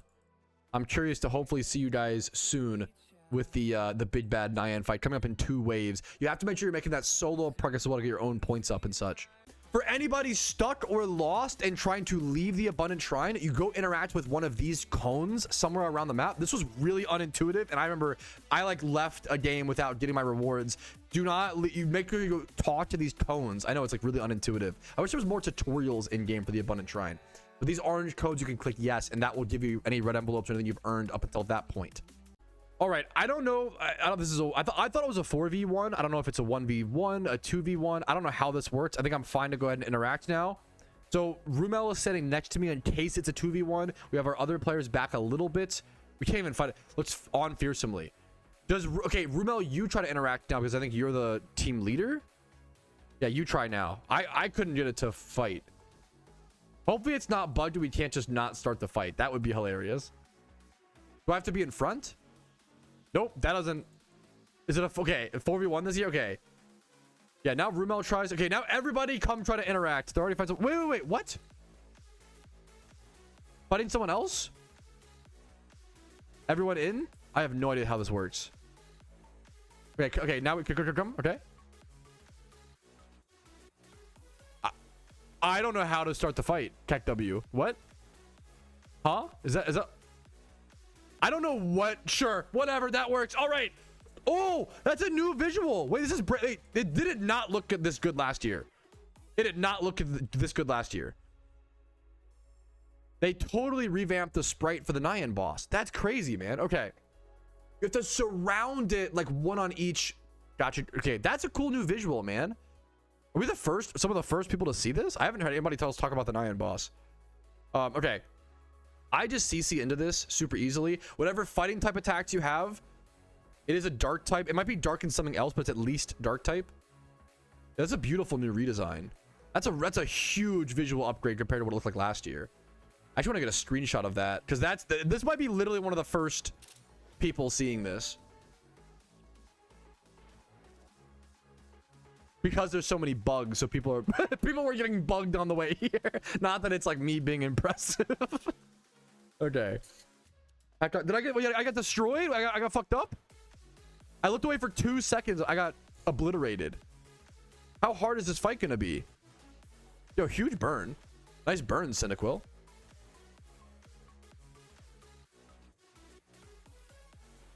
Wait, should we be... Wait, how hard is this fight gonna be? Okay, contrary Spinda goes crazy. Crunch down on... Okay, so I'm still alive. He just ate me up. Okay. We just go CC again. I don't know if it's super worth to kill the ads. That's a great question, is like how... Yeah, Spinda's still the GOAT. Well, he was swallowed whole, so wait a minute. Okay, CC does 10%. I assume it's max damage. I assume that's 10% max damage. Lowering my defensive, that's okay. Crunch on... That probably kills Cyndaquil. Yep. Thank you for your work. Hard work, Cyndaquil. Thank you for your service, King. My Primeape's getting targeted. We might need a provoke. Should I go into... What do we have up? Oh, I forgot. That was the strat last year, wasn't it? Is to like someone spam provoke to let the fighting types pop off and get strong. I didn't even think about that. Okay. Spinda. Should I go Cobalion here and provoke and let the Spinda get strong? What is Spinda throwing off as its attack? Does Spinda have superpower? Yeah. Yep. Yeah. Okay. Yes, we got it. We're learning. We're relearning. Yes. Provoke to let your Spinda teammate get strong is huge. Okay, that's the strat. You have to like actually implement like pretty classic MMO elements of like the tank provoking the boss and drawing aggro, right? It's not something we're super used to in PokeMMO. It's really crazy, man. This is an event available in Kanto. It's available in every region of the game. What happened? Did he eat me up? Did my provoke not even go? What the fuck just happened? Okay, Spinda's getting... If Spinda can just get tanky with superpower... Spinda did 10% damage. Spinda is at 16%. If we have... Is Terrakion dead? Terrakion being our one mending prayer Pokemon and being dead is really bad is the big problem, because this is how we heal. So this is a great learning run. Happy to hear Watto. Nice, dude. This is a really good learning run. I don't know if we'll be able to beat the boss. But we should be able to do it on our second attempt. I think you do have to implement like superpower Spinda, provoke to protect him. Now I just go into Sacred Sword since we don't have like, yeah, I just go damage here. This was tough. I already did Cyclone.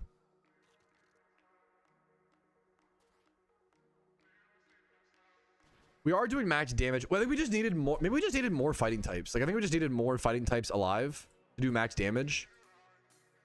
If you all can get, let's do the math. If you can do 10% per attack, if you can get like, so you need 5. It's not that many. Or no, you need 10.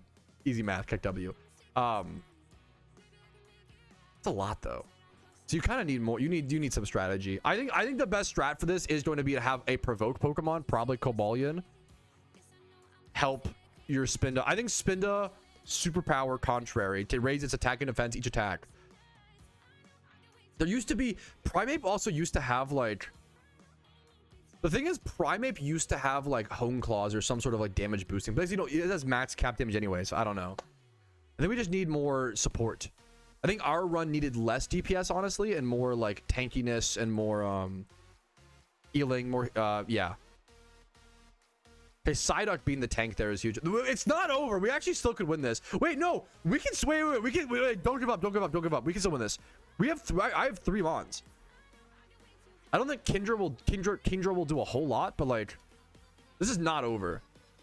Keldeo taking huge damage. Okay, wait, huge damage from the legendaries.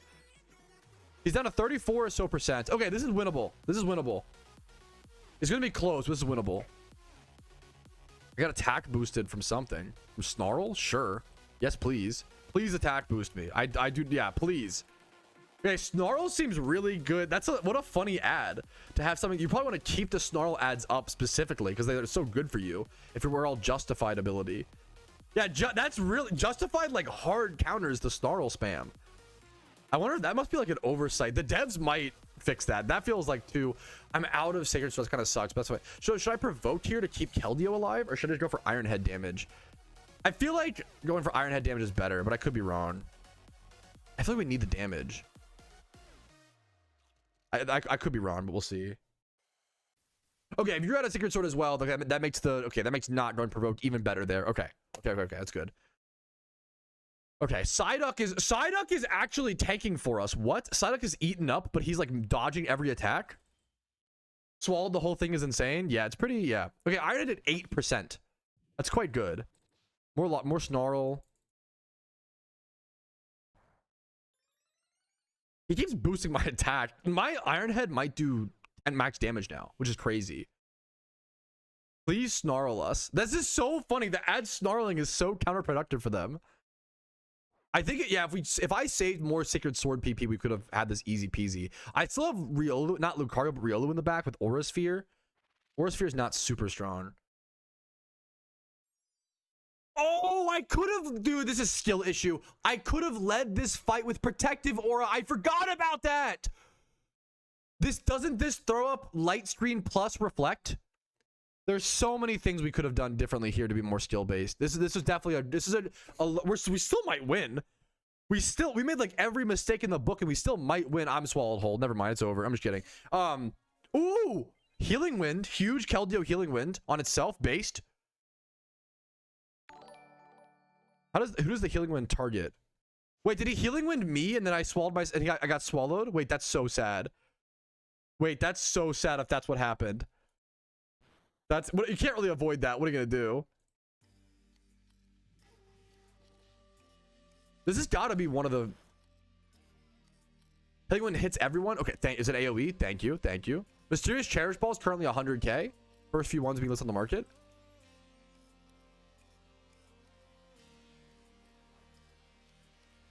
Trade for goes Para. Oh, I'm confusing healing. Once again, we're learning. I'm confusing Healing Wind with Mending Prayer. My apologies. My Cobalion's down. That's 7. We can win this. 17%. I have Riolu. Is it worth to throw up the Protective Aura? I think I just go for damage. I think if it was earlier in the fight, I don't want to be selfish, but I think the damage, it's at 16% HP. I feel like the damage is more important. If we were early in the fight, I'd probably go for the Aura. Yeah, yep. Okay, my teammates thankfully agree. I didn't throw. I think the damage is more important. Please don't para me. Oh, please don't kill me before I get off an attack. Are you serious?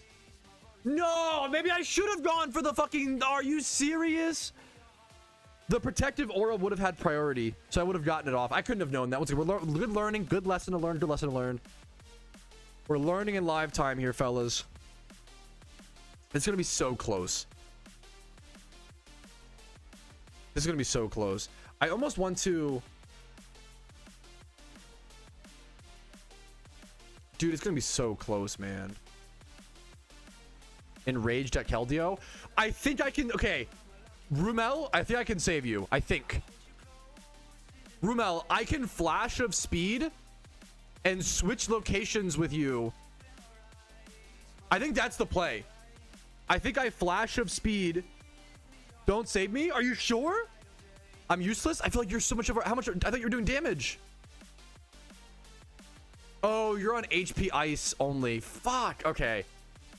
Oh my god, this is so brutal. Okay, we go for Dragon Pulse, I guess. It's 12% HP. I got swallowed whole anyway, so the swallow whole thing is crazy. Taking you out of the fight like that is brutal. Man, if we just had like if we had one more if me or Rumel kept one more Sacred Sword PP, we would have had it. We couldn't have known. Like we're literally off by one Sacred Sword PP. For Alligator is popping off though. For Alligator carrying, you still have Charizard. Okay, so what a crazy... We made every mistake in the book. We could have done like 20 things better here, and we're still gonna beat the Nyan boss. So that's a good... Okay, so the Nyan boss is very defeatable. It's very like anybody could do this. Like we did not employ a lot of... Once strategies actually get like developed and even like, you know, smoothed out, it's going to be so consistent because we didn't even have anything planned for this. We just go Dragon Pulse into this. 5% HP. Come on.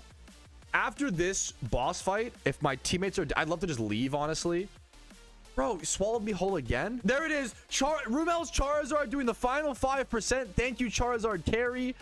While I was tanking the swallows, that's the Nyan boss defeated. It fled. I'm down to stop there. I honestly don't want to continue if people are okay with that. Yeah, we FF here. Yes. I want to see what rewards we get. I got pulled into a fight. God damn it. God dag nabbit. Is LUNAR Event out? No. Okay, I'm gonna go ahead and finish Abundant Shrine. Why do I have... Oh, it's double fight. Okay. Yes, the event is out, by the way. No, this is the event. I'm sorry, I was memeing Wacko. I'm sorry, the event is out. Yeah. I thought this is the Abundant Shrine, the dungeon. No, don't. I trolled him. Don't. I was being mean. This is the event. This is the Abundant Shrine, the dungeon. If you're looking to play the event locations, you want to... It's on the forum post, and if you read the forum post or watch my patch notes guide, it covers the locations. You can go Celadon City, Nakreen City. There's a bunch of listed cities where you can go to do all the to queue up for Abundant Shrine. All right. I want to leave here as soon as possible and see our rewards. Okay, people are saying that if you leave the event early this year, you don't get any rewards. That would be really rough, in my opinion. I do not love that change. We're gonna see how that plays out, though. I think we have to... It's all intentionally faint, I think, is the next strat. That's kind of... Maybe we're wrong. This is day one stuff, so maybe we're just wrong. I think it's worth... I think I have one Kingdra left. I'm gonna intentionally try to feint here and see if we get anything. Okay, we all fainted. I think we just try to see... I didn't get anything. No. What if we all leave? If we all leave, does it like... I only want to active run at a time. Should we all... Okay, should everybody try to leave and then we get the rewards afterwards? Has anyone else defeated this to where they know more about it? Has anyone else in chat gotten envelopes? A single person? Like, that's... Dude... Start new to get rewards. Your Twitch chat name is Don't Trust Him, which makes me a little suspicious. Is that... Are you serious or... Yeah, Park, how do you get the rewards? I don't know how to get the rewards from the... Does everybody have to leave? How do you get the rewards from the Abundant Shrine? We beat the first Nyan boss. We haven't got any rewards. How does that work?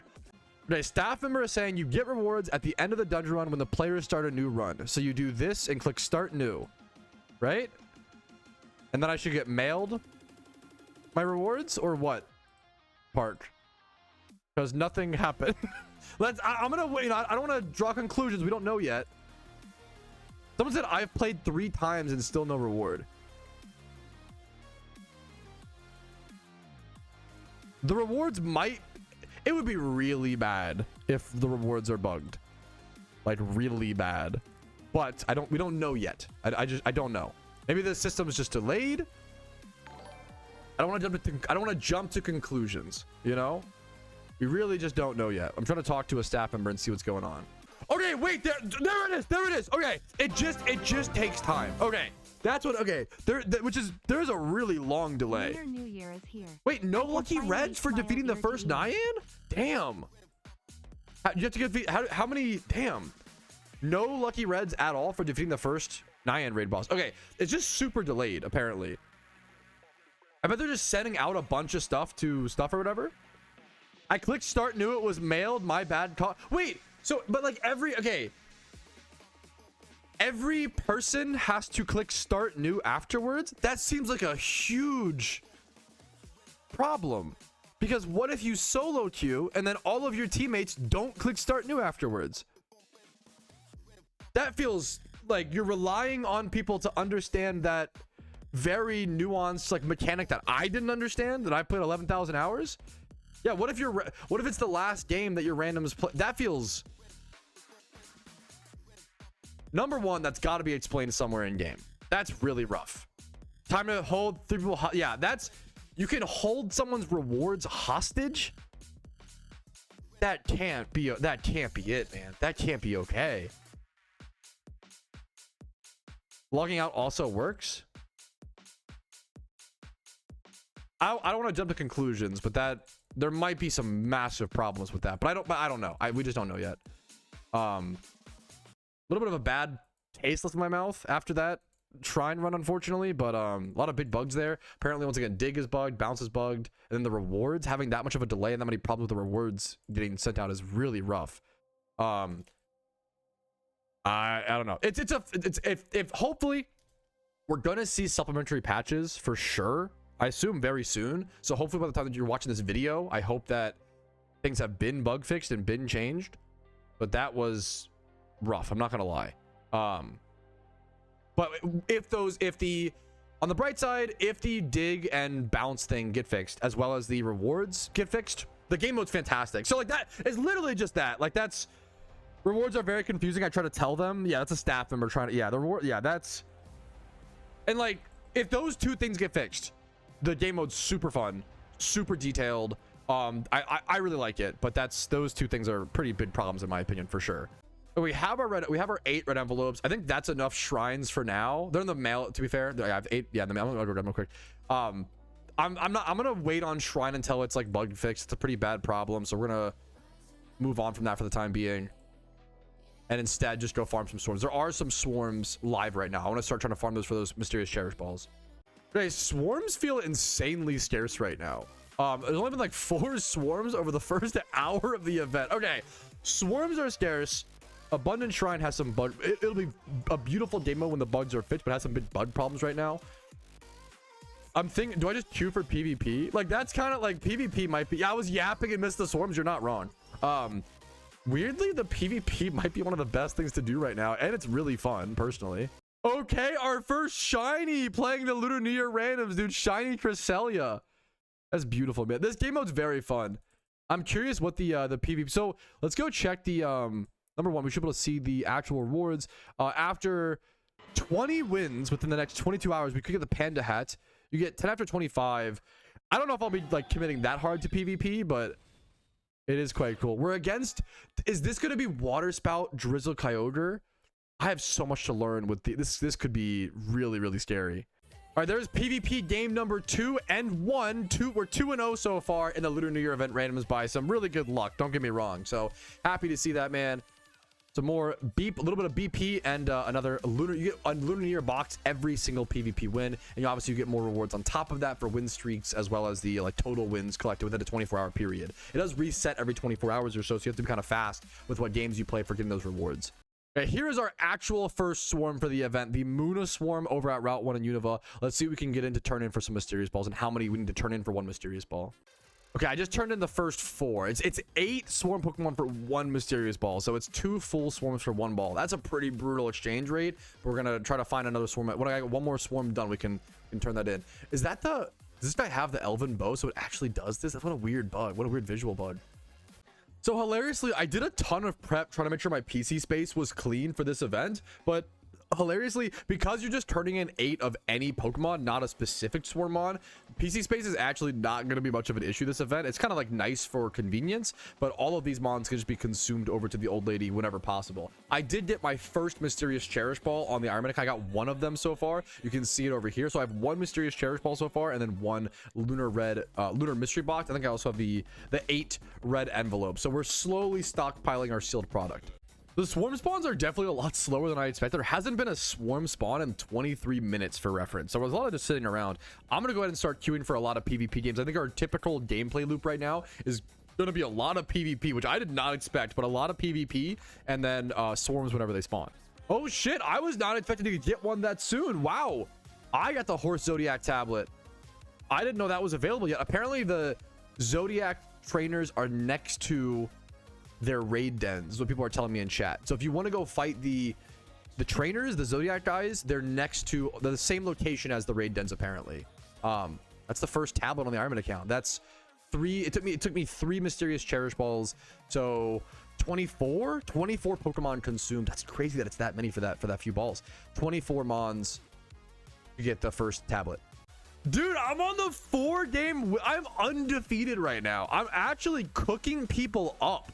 I don't know, I've never played with legendary Pokemon in my life. I do not know these calcs. I thought Groudon was fire ground. I didn't know he was only ground type. I'm learning the typings. I'm learning the calculations. I don't know any of this shit. And we are somehow, I think it probably is like the amount of people queuing. We are somehow cooking people up, dude. We are 4-0 luckily so far.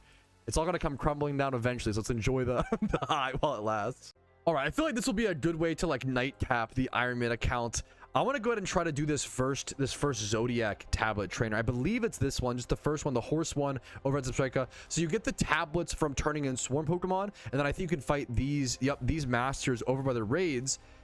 I'm gonna go ahead and try it. And I don't know. I'm assuming it's a double battle, but I don't actually know. So I'm just gonna, okay. Thankfully we got it right. There is Rapidash, so that could be Flash Fire. I was just gonna try the double Typhlosion, the Jimmy Run strat. I was just going to try the Jimmy Run strat to do these trainers, at least to start. Zebstrika does get a free T-Wave off at the start there. If my Cottony gets full parried and I can't get off a Tailwind, that would be kind of a problem, but we can make it work in other ways. Let's see. We thankfully don't get full parried. Get our Tailwind off. That's huge. Now we want both these mons to die. Yup. Perfect. Beautiful. Okay. Also, it used like these guys both just used leading sacrifice mons was so good. We just used the Zebstrika's power herb. We used their like initial leading abilities. They have like special mechanics. Now I think I should have brought a flying type mon in the back. That's my mistake. As being able to go Crocodile here and click Earthquake is so good. But I just fake. I just kind of throw away my Mienshao, which is fine. I'm gonna put it into. I'm gonna fake out into Rapidash in case, for some reason, it's Zebstrika's power. The Rapidash could be Air Balloon, I guess. We might have not, but we would have revealed that item, I believe. I think it's Life Orb. Yeah, okay. Either way, I know that my Crocodile is about to get like +3 Moxie. This fight's probably, as long as nothing else has like Levitate or Air Balloon, this fight's probably over. We probably just EQ through everything here now. Beautiful Crook sweep. All right, this was an easy Earthquake sweep for the Crocodile, man. Should be GG's right here. Should be the final turn. I don't know what the reward is at all, if I recall. I think someone said you do get some red envelopes. Once you defeat all 12 of them towards the end of the event, you do get access to a some sort of specific vanity. I don't know what that vanity will be yet. Take this. So for now, it's just full red envelopes. Okay. So we're ending day 1. I'm gonna go turn in some Swarmons still, so we're not fully done. We're ending day 1 with 12 red envelopes. 3 mysterious cherish balls and 3 mystery boxes for the time being. I do want to go, we did open 1 mysterious box as well though. I do want to head over to Ekrutik and turn in the last of my Swarmons. Alrighty, fellas, it is officially the beginning of day 1 of the LUNAR event on the Iron Man account. I'm starting things off by catching some swarm Pokemon, whatever swarms are available. I want to make sure that I go to those since their spawns are a little bit slowed down for this event, and the rewards are quite good with mysterious cherish balls, as well as a bunch of new alphas. Like the mysterious cherish balls are one of the only ways that Iron Man can get access to Regenerator Slowbro. If you want to have access to a Regenerator Slowbro at all, or even a Reckless Mienshao, which is really going to matter for PVM and raids, you're going to want to make sure you get as many mysterious cherish balls as possible to increase those chances, as well as you're going to need, I want to get the limited vanity, which I think, we don't know for sure yet. I'm guessing they love to give the little guy on head as a reward for the swarm turn-ins, so I'm guessing that it's the horse plush, but I could be wrong. We'll have to see on the, we don't really know yet. It's still day 1, it's still very early into the event, but we have a lot of Iron Man grinding to do. It'll probably mostly be swarm farming, maybe PvP, maybe Abundant Shrine. I really like the idea of trying to learn Abundant Shrine and get better at that, and hopefully some of the quirks are fixed with that. The Abundant Shrine could be a lot of fun if it feels a lot smoother today, hopefully. Alrighty, fellas, I was thinking, you know what, let's just go ahead and do the raids during all this little downtime. We haven't seen a swarm spawn in like 40 minutes. I'm gonna try to solo queue Zebstrika for the meme, okay, for the true experience. I am on the Iron Man account. This is my first Iron Man raid of the year, or of the event, I guess, of the 2026 technically, but no, of the event. We're doing the Zebstrika. This should be super easy. Apparently you just lead with Tailwind, Prankster Murkrow, you set up Tailwind, you bring in a gravity Pokemon at turn 5 or so, and I have my gravity Sableye ready, and you just earthquake the whole fight. Like this team that I have is probably going to do plenty. This will probably work out. You can solo queue this raid very effectively, essentially. I'm gonna go ahead and set up Tailwind. I might as well. We might double Tailwind here, but it's not even a big deal. Like, it's whatever. We're gonna go ahead and set up Tailwind. I'm gonna bring in my 4 Earthquakers. So I have Excadrill with Earthquake with these stats. Golurk, Adamant, 2v2 attack, 2v2 speed, 31. I have Choice Scarf to make for a little bit of speed. I'm gonna save my fastest mon in the back specifically. I'm gonna save my Garchomp in the back for when Tailwind is gone. That's important. But it should be a pretty easy raid as long as we do a decent enough damage. Garchomp use Rock Slide. Hey, we're doing the true solo. Hey, we're doing the true solo queue experience. Nothing wrong with that. Nothing wrong with that. A lot of players are learning. I super get it. Usually, I usually never solo queue, but I thought it'd be a fun time. There goes down my Murkrow, which is good. That's expected. We want to get off some damage or get off the Tailwind, sacrifice it, and I'll bring in pretty much any attacker here. I'm gonna go Mamoswine. This is probably one of my slower ones. We'll bring that in post the Tailwind.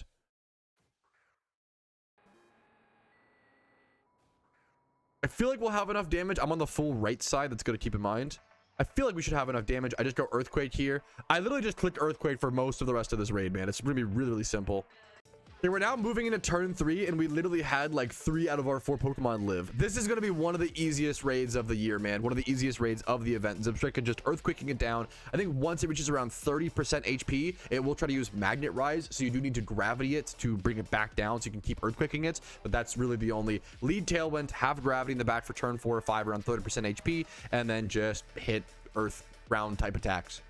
All right, next turn, another Earthquake. Really simple raid. It's important to note that like pretty much any ground type works for this raid. Marowak is a good option, such a good Pokemon to bring in my opinion. Being able to give it a thick club and that counting as like a double damaging item is really powerful and saves you other item slots and other Pokemon. It is also important to note that one of the best ways to get to this raid is by going over to Mahogany Town in Johto and then going up to like the northeast, and you'll find it over at Route 44. It's pretty hard to miss. I think the Route 44 location is one of the best locations, but there is also a video guide of mine that has all the locations. I'll grab really quick. This is a screenshot from my LUNAR raid prep video, which also used Call Me Sensei's guide over on the forums. And this shows all the locations for all the upcoming raids in the LUNAR event in 2026. If you have not seen my LUNAR raid prep guide for 2026, I definitely recommend checking it out if you are doing the raids. It should cover most, if not all, of the strategies for all the 12 raids coming up, as well as Shaman. Zebstrika, as you can see here, we're doing the first raid now. Zebstrika is over at Route 16 in Kanto, Route 44 in Johto, Route 117 in Hoenn, Ironworks in Sinnoh, and then Route 2 in Unova. You need the HMs required. Keep in mind any of the listed HMs on the cheat sheet. Someone asked, does Earthquake not hit teammates in raids? It does not. Great question. That is a raid specific mechanic. Now, Zebstrika is going to be hit under 30% HP here, and my Golurk is not dying, which is kind of a hilarious problem to run into. I'm really hoping it gets killed here very soon. I would love to be able to actually bring in my Gravitymon, but worst case scenario, we just stay in for a little bit longer until I can eventually get over to my Gravity Pokemon, if that makes sense. So there is the hit below 30% HP. It should go for Gravity, I believe, on this next turn cycle. Golurk is actually really good into this raid because you dodge so many, like you dodge the Thunderbolts from Zebstrika, you dodge the low kicks, you dodge like so many of its attacks. Golurk is like, the survivability against this raid is very, very, very, very high. Yo, shout out to by the way, I was gonna do my own Gravitymon, but shout out to Desenpai, who I think also knew the strat, also brought a Gravity Sableye. I didn't even notice what happened, but apparently he Gravity like 2 turns ago or something. So hey, shout out to the gamer who was also planned in a solo queue fight. That's impressive to see someone who knew the Gravity strat into solo queue. This was honestly a really solid solo queue team. All right, and there is Zebstrika defeated. Shout out to my teammates. I still had 4 Pokemon alive by the end of this raid. This is an incredibly easy raid. Shout out to anybody doing their first event, doing their first raids. It's still like, it's an easy raid because I spent all this time preparing. I've played this game for so many thousands of hours, right? That's why it's easy. So if this is your first raid getting it done, it's still a huge accomplishment. Be proud of yourself. It's a great raid. Let's go ahead and see what role we get on our Ironman account with our Alpha Zebstrika. There is a chance for shiny. We don't get the shiny, but that's okay. 2 times 31 in these stats. I will take it, plus the Spirit of Spring Particle effect. That's a very cool, unique reward for the Ironman account. I'm hoping this guide was helpful to anybody watching. Make sure to like the video and subscribe if it was, and let's jump into more progress. So this is funny. It's a 2 times 31 attack and special attack Monferno, which could be a great Infernape breeder, but unfortunately I think I just consumed this. I think it's not worth, for better or for worse, I think it's worth to still just go ahead and consume and delete towards another mysterious Cherish Ball. It's more valuable on the Ironman account than a breeder right now, especially with like the 8 boxes of breeders I have. Oh my goodness, what a good catch. That was a Swarm Dragonair. That's, damn, that's a really good catch. I almost, like, should I keep that? Do I consume that? It's 20, damn. I think I just consume it, but damn, I don't know. On a Dragonair too? I'd have to have a Ditto or a Dratini to breed with it. I almost might keep that as a breeder. That's such a crazy, that's a really crazy stat in Pokemon. That might be worth keeping for the time being. And Dragonite needs like stats all around. That's a tough call. Okay, dude, we honestly have more Swarmons than I expected. I thought that I was slacking off today, doing more yapping than Pokemon catching, but that is not too bad. I've been live for about 6 hours at this point. Been gaming, a lot of yapping today, a lot of guides, a lot of like early LUNAR event discussion. And we're doing pretty good Ironman progress along the way, man. This is all of our Swarm Pokemon that we have stored right now. I'm about to go actually catch an Alpha Salamence spawn, so I'm gonna grab my Spinda really quick and go for that. And then afterwards, we'll probably come consume some of these Swarm Pokemon, get some Mysterious Balls stocked up, and see what Zodiac Tablets we get, and potentially work towards that new Vanity as well. We played a few more PvP games today. I played PvP games while I was eating my lunch, which might have been a mistake. I lost all the games, I think, but you know what? It was fun, and we're learning a little bit more every game, whether we win or lose. All right, here's the Alpha Salamence. This thing does have Roost, so this could be a pretty difficult fight. I'm either going to try to PP stall it out of Roost, which is a decent try. You could heal block this. I'm not going to put in that effort. I'm just going to tank the fact that it's probably going to be a longer fight, and we'll try to catch it even through that. We can lower the stats a fair bit, and that will help us beat through the Roost as well. We're going to see how it plays out. I'll hopefully see you guys with a good catch. It is a male Salamence, so it'll most likely be a good breeder. You want to see some real Iron Man luck, chat? I'm going to have to come back and try this again. I'm definitely losing this. Or I could just Timer Ball Salamence, turn 15, 40% HP, not even asleep. I'm just gonna catch it, chat. It's probably like a 1% catch chance right here, maybe less. Okay, close enough. Let's see. And we live in attack. We lower his speed. We live in attack. We can go again next turn. Just kidding. It's fucking Jover. He one-shot. Yeah, okay. This was a fucking tough fight. All right, there. I was getting a little worried, but there is the Salamence catch. We were able to get it caught before. It literally expires in like 10 minutes. So if I fail that, I may never get it. It is 2 times 31 in attack and defense. Pretty decent stats. 28. That's actually really good stats. Male breeder, 31 in 2 stats, 28 in the others. The 15 attack is a good low stat to be placed. And we can even brace the speed. That's really cool. Someone in chat just said they, by the way, congrats, just got a shiny Shelgon from these ads from the alpha, which is crazy. So I'm gonna, now I need to check them to double check, you know? There's always a chance. Okay, I swear they upped the swarm rate. I've been non-stop catching swarms for the past like 1 hour. I've had so much downtime during the event that has not happened.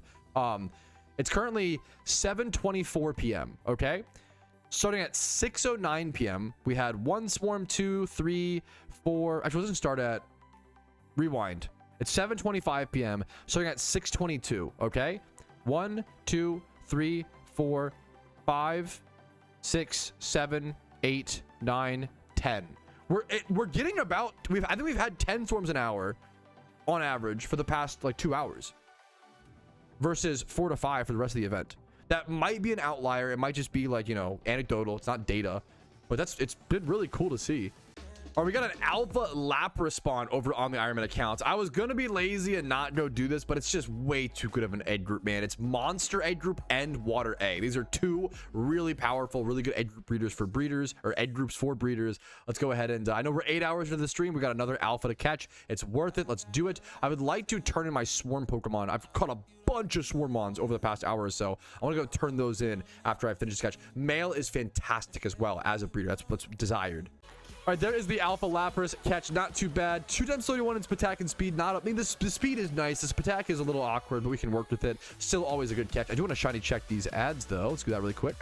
Alrighty, fellas, I think it's time to finally turn in all of our Swarmons. I have not turned in a single Swarm Pokemon that I've caught today. I've been streaming for 8 hours and 40 minutes, mostly catching Swarms. I have 60 Pokemon over here, and then 40-ish, 45. That is 105 Swarm Pokemon, all caught in 1 day. Day 1 of the event, the first full day. Let's go ahead and start turning in all of these. And it shouldn't be that long, hopefully. I'm starting with 5 Mysterious Cherish Balls, and I think I have 0 Zodiac Tablets right now. So I'm curious to see what I end up with. There's a fair bit of 2 times 31s in here, but I'm just going to tank the loss. I think it's better to turn the 2 times 31s into these very limited 1 in 6,000 shiny rates, you know, limited time event item than try to keep them as breeders. I have plenty of breeders on the Ironman account. I'm not worried about that. Even that really good Dragonair catch earlier, I think I'm going to go ahead and end up consuming. I think it's worth it personally. I should get a teleport Pokemon as well to make this process a bit faster. Alrighty, fellas, that took quite a bit, but here are the final few Mons getting turned in. Another Mysterious Cherish Ball. I don't know, in a dog Zodiac. I was right on the at the end as well. This was, once again, what I'm about to show you is loot from essentially 9 hours of grinding today. Obviously, restroom breaks, food breaks. You know, I did take some breaks, don't get me wrong, stretch breaks. But Cherish Balls, 18. I got 5. I got 13 Mysterious Cherish Balls. But 9 hours to get 13 of these fuckers. Dude, that is the Iron Man experience in a nutshell. Holy. And then the tablets. Okay, we're like cooking actually. We got 5 more. That's 6. I already consumed and used 1. So that is 6 total tablets. We're probably like halfway. Are we halfway done? We might be about halfway done the swarm grind at the end of day 1. I count, yesterday was day 0. Today's the first full day. So day 1, maybe day 2, whatever I call it. I call it day 1. By the end of day 1, we're about halfway done the swarm grind. That's really fucking good in my opinion. I'm really happy with that. I still am like nowhere close on red envelopes. I do need to learn Abundant Shrine. That'll probably be a tomorrow task. Alrighty, fellas, day 2 of the event begins on the Iron Man, and my main focus today is to lock in on Abundant Shrine and actually learn how to grind it properly and work on getting red envelopes. I have so few red envelopes, only 12 so far. I did 1 Abundant Shrine run so far, and then I did like one of the Zodiac Trainers, and that's it. I've mostly been farming swarms, and that's got me up to 18 Mysterious Cherish Balls, which is neat, but the main way that I want to get drip, vanities, limited items comes from the red envelopes, and the fact that I haven't even really started this until day 2 is too brutal. Okay, so we're going to try to begin grinding this today. We're gonna lock in. Now I do actually want to mention one more weird thing that I've seen on Iron Man recently. Okay, this is a really weird thing that I think we've only seen from one Iron Man so far. I don't know what happened. I don't know if this was a glitch, a bug, or if it's recreatable. I don't think we've seen it recreated so far, though. But apparently, we've had multiple witnesses confirm this as well. It was not just like one word of mouth thing. This seems to be fully confirmed. Apparently, some Iron Man got a shiny charm as a reward from the Lunar New Year's PvP. They said they played like 40 to 50 games, I believe, and they only saw it one time. And no one else has gotten one. If you are an Iron Man, or even a player actually, if you have gotten a shiny charm as a reward for playing Lunar New Year Randoms PvP, please let me know. Leave a comment, speak up. Any proof would be nice, obviously. This would be an insanely big deal. Even if it's like super rare or super low chance, getting a shiny charm as a reward for Lunar New Year PvP would be unbelievably insane for Iron Man accounts. This might be the best way for us to get shiny charms on Iron Man accounts, period. This would be like other than just buying with RP. This would be so insanely huge. Even if it's like 1 in 100 games or something super crazy rare, that would be wild. Apparently we have someone in chat said someone else found one, but I don't know if that's Cope, but it could be. I don't know if it could be like a made up story. I don't know for sure, but it could also be crazy for Iron Man. So just keep an eye out. Yeah, here is the proof. Here is the screenshot, and shout out to Cuxley and Fabrics who sent this over. This is actually a really fucking big deal. It says, "Oh, the arena is twinkling. A shiny charm is on the line for this fight." I don't know what triggers that. I don't know what causes that to occur. I don't know if it's just super rare.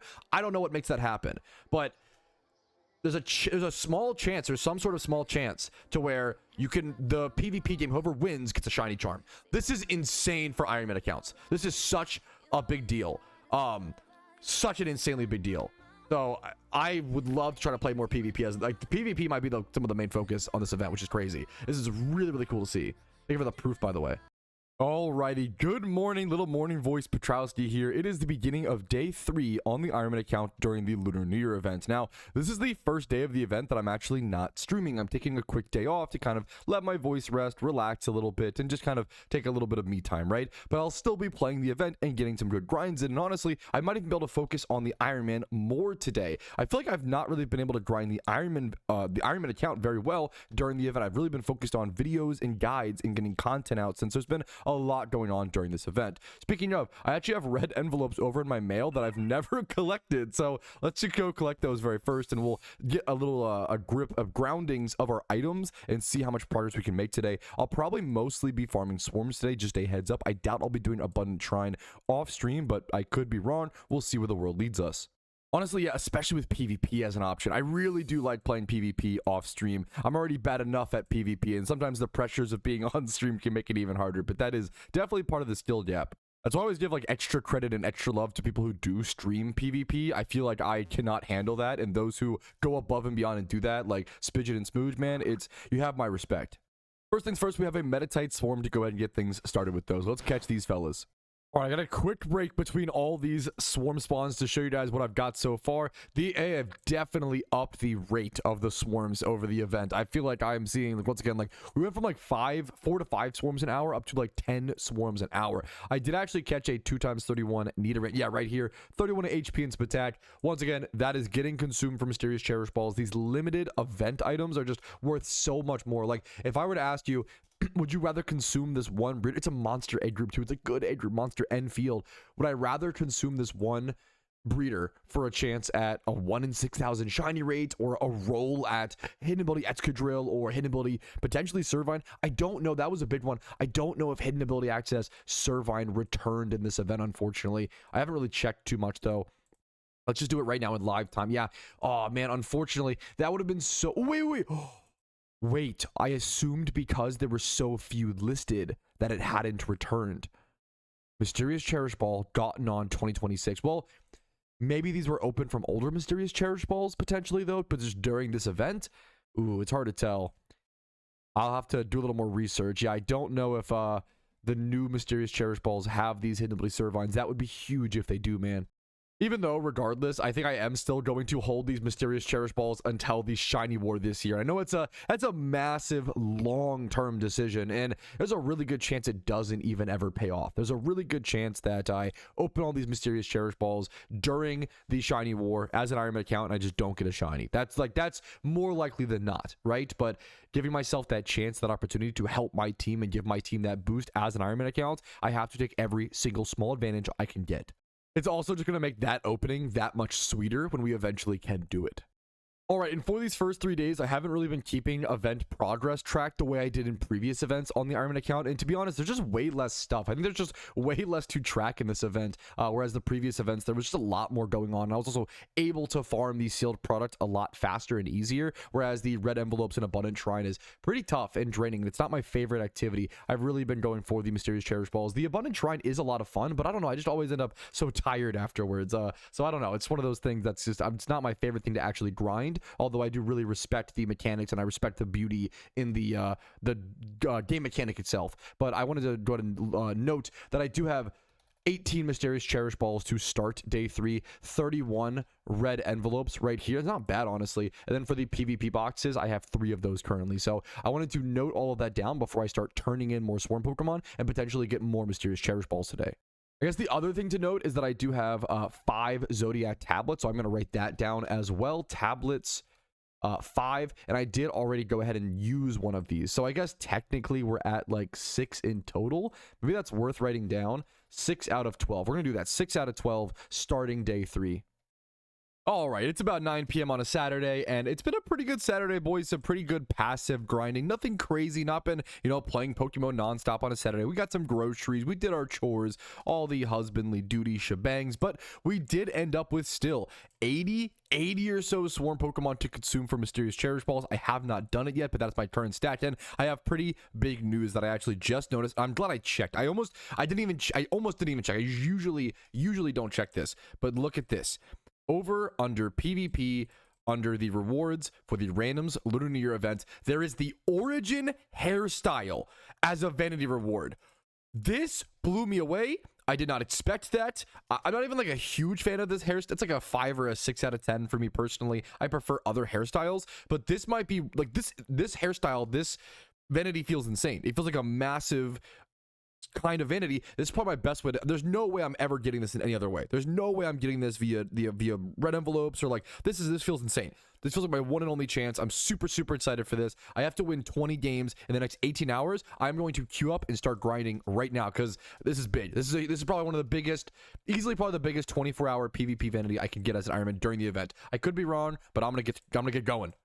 All right, Iron PvP quick update here. I am on a disgusting 5 win streak. I don't know what's going on. I'm just making all the right plays. I'm locked in. I'm watching Impractical Jokers while playing PvP. Shout out Tonka Jahari. And I'm just cooking my opponents. I don't know what's going on.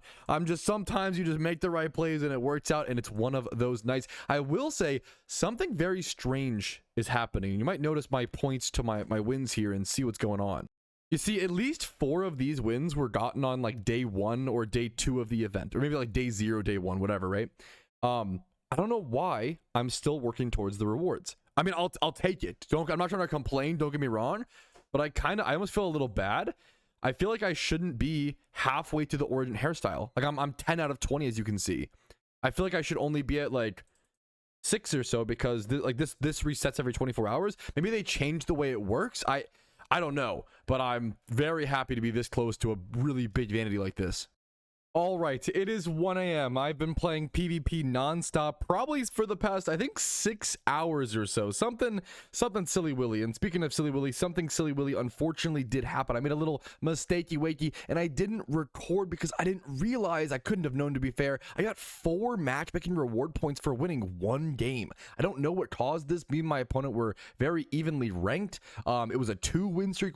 I don't understand I honestly don't know what causes it. I don't know what causes the amount of reward points you get, but I'm 17 and 13 right now in my win rate. I'm up to 22 out of 25 points. I would love to get these 10 times Lunar New Year mystery boxes tomorrow, but you might have already noticed, yes, I unlocked the Origin hairstyle. It actually just got sent over to my mail, and I can't wait to go claim it, dude. Maybe, probably, knowing my like red envelope and sealed luck, probably this is going to be like my biggest vanity unlock of the entire Lunar New Year event. Like, unironically, didn't plan for this. It just kind of happened out of the blue. All of a sudden, they offered it as a PvP reward, and I was going to go ahead and take advantage of that. There's 500 BP. All of these are just PvP rewards. I didn't expect that to happen. I don't know where that the X items came from. I didn't think that was a PvP reward, but I guess it was, technically.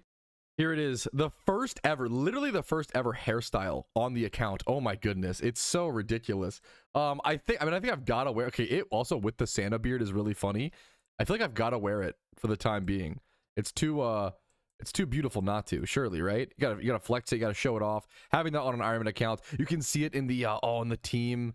Oh, look at this. Wait a minute. Shout out to all the, wait, how did you guys, dude, Iron Men are so fucking talented. What? How does so many of you already have this? Iron Sega, Crowder. Also, that's really funny. I think his name is oh no, it's Crowder. I thought the hair was like covering a letter. As you can see, like it looks like my name is Ron Petrowski, because it looks like the hair gets in the way of the eye, which is kind of funny. Anyways, look at all these guys. Maywin. That's honestly insane that many people already have the hair on the Iron Man accounts. You guys clearly saw the same exact thing that I did and grinded the PvP. Man, good for you guys.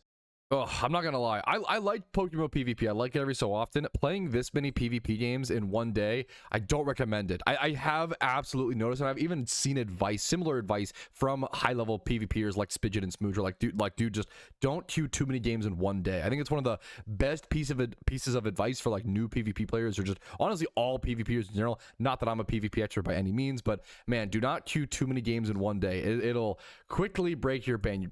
Yep, as you can hear me talking, you got to take those breaks and relax a little bit, because it just, the frustration really builds, in my opinion. Even though my games were fantastic, I really liked the game mode overall, and things were honestly quite a blast. I'm glad I finally have this Origin hairstyle done with and I can go to bed. Well, not quite. I also want to go ahead and turn in all of these Swarm Pokemon and get a real good check on all the things we gained today on a chill Saturday. All right, and that right there is our final mysterious cherish ball. We can finally go ahead and tally up our numbers by the end of the day. We started once again with 18 cherish balls. We are ending with 29. Everything gained from just grinding swarms today. I'm pretty happy with that. That is, what is it, an 11 mysterious cherish ball swarm gain in one day versus the prior 3 days. What's today? Number 3. So you guys, day 0, 1, and 2. So yeah, the prior 3 days were 18. Obviously, I was busy recording guides and videos and things like that, but I'm really proud of that. 29 mysterious cherish balls by the end. Red envelopes, that number has not changed. I did not do any abundant shrine today. Now, this is the one I was not expecting to change today, but it has dramatically. I'm now up to 16 of the PvP mystery boxes, as opposed to starting with 3 at the beginning of the day. And then in terms of the tablets, keep in mind one of them has already been consumed. That'll be 4, 5, 6, 7, 8, 9. I have 9 out of the 12 tablets now in total. We'll go ahead and go adjust that number. And of course, nothing really to, no number to change here, but I did get the Origin hair, so that's a really cool thing to see. If I can win a few PvP games tomorrow, potentially before that catch event, there is a shiny Apom catch event I'll be doing tomorrow during the event. But if I can win a few PvP games, just a few more tomorrow, I could even get 10 more boxes. So that would be really cool. I've never really been this close to this, but the matchmaking reward points have felt a lot more generous during this event for the PvP rewards. All right, but you can probably hear it in my voice. I am really, really exhausted. So I'm going to go hit the hay, and I will see you guys tomorrow morning for a bright and early stream and a catch event and PvP and just tons more event grinding, which I'm looking forward to. It is tough sometimes pushing to these 1:30 a.m. times to get these grinds done. But at the end of the day, I'm playing a video game and I'm doing it because I love it. So, it is a lot of effort, don't get me wrong, but it's also a lot of fun along the way, and it's something I choose to do. I know this might seem obvious, but I think it's important to remind yourself of stuff like this whenever you're pushing through a tough grind. Alrighty, fellas, a new day of grinding begins on the Ironman account. This is day number 4 of the event. We're going to be catching some swarms. There's an APOM catch event at 1 p.m., so I'll make sure to be locked in and ready for that. That's in about 2 hours or so we do have a little bit of time to go ahead and grind the event. I'll probably mostly be farming swarms until then. Swarms have been increased like pretty decently in consistency, so we've seen a lot more spawns. So you can just you can really just like farm swarms. You end up with like very little downtime if you just farm swarms. But I also would like to try, if possible, if I could win like 1 to 3 more PvP games and get 10 mystery box that boost, that would be super nice. All right, I'm honestly shocked that I made it to this alpha Arbok spawn actually apparently despawns in like 2 minutes. So I have 1 shot at this. If I don't catch this in this encounter, I can't come re-encounter this. But this is a really good breeder. I believe Arbok is in the Dragon Egg group, but I don't know what else it's in. It might be in something else as well. Maybe Field. Yep, Field and Dragon. This is a really, really, really good alpha egg group breeder. Definitely want to catch these wherever possible. And it was really close to a PC, honestly.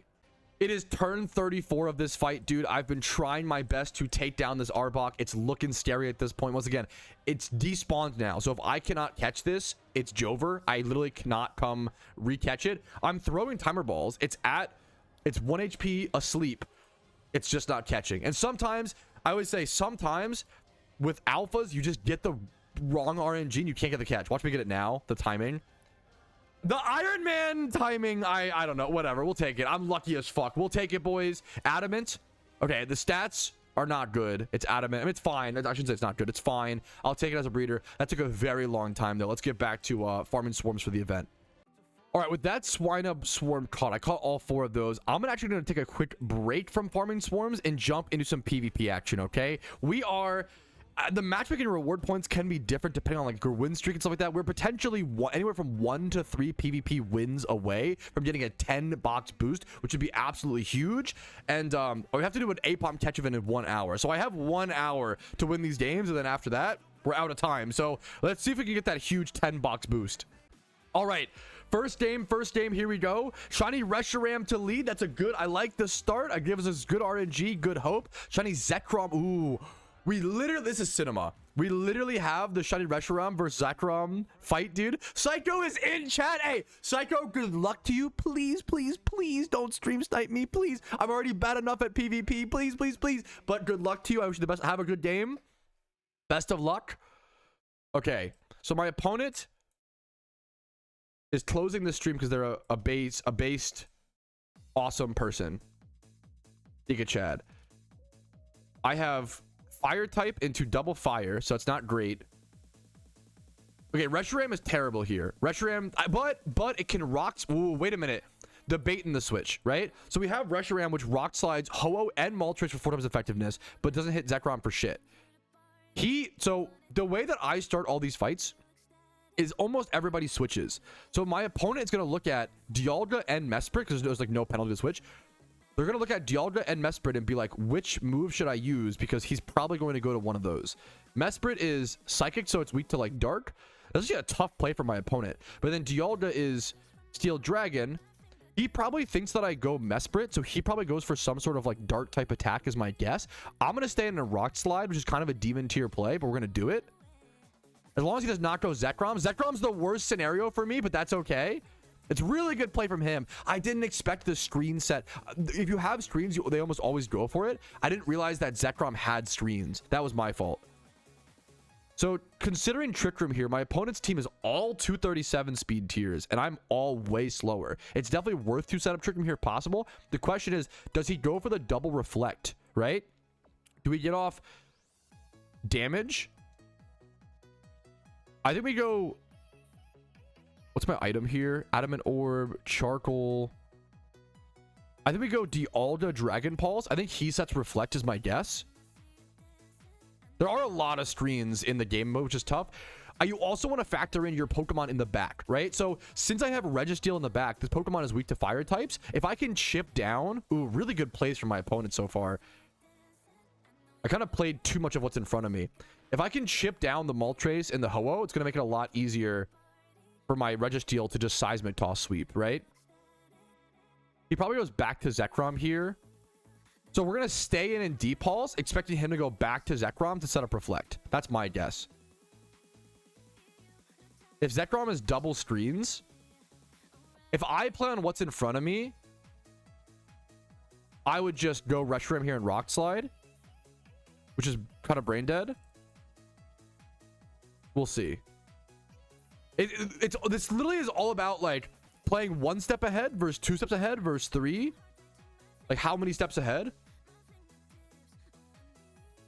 I don't think he's sniping. Respect. He's a respected member of the community. The way the timing, the terms have played out, and I get really paranoid about sniping. I could not stream PvP full time the way people do.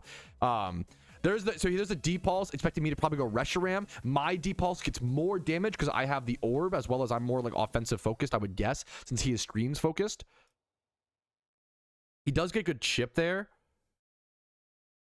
He also has light screen up. Do I want to set Trick Room? So what does he do here? What does he expect? He probably doesn't expect to stay in, right? That's really, really unlikely. I really don't want to go for Trick Room here where possible. How tanky is Mesprit? What are the base stats on this? I'm also room service Mesprit, which is kind of nice, so I can get the proc on that versus like setting up on Dialga. What am I really afraid of here? I think I'm fine to just go Trick Room on Mesprit here. He goes like Ho-Oh Dark Pulse. It's a demon play. Okay, we got lucky and dodged. I didn't even plan for that, but we got lucky and dodged. We take the luck where we can get it. Dude, yep. Sometimes you get 3 predicts in a row and feel like a god, and the next game, yep. Sometimes you play the fiddle, and sometimes you are the fiddle like it's played. That is literally like everything. That's literally, yeah. Absolutely, absolutely. Earthquake. So he went Earthquake expecting like Reshiram or Dialga there. So now we have Trick Room set. Now I can be greedy and stay in and plot, or what's his slowest mon? Is there any I really want to get my Rock Slides off where possible against his types, but like I think I just go, I feel like I probably should just go Rock Slide, especially with Zekrom low. I probably should just go, even if he goes Zekrom here, it's still like fine. And if he stays in on Ho-Oh or Moltres, yeah, we have flinch chance. Not one-shotting there sucks. He gets to reflect up. I think with the Trick Room up, it's just so free to sit here and hit Rock Slide. This is actually, I kind of felt a little bad for my opponent because Rock Slide just hits into him so hard. Okay, that not killing. I feel less bad for my opponent. That sucks. He probably depulses again. I'm gonna set up a plot here and tank a pulse. Yep, there's the pulse. He wants to evenly trade with my Reshiram very clearly because the Reshiram once again counters his other 2 mons. So I want to preserve that a bit.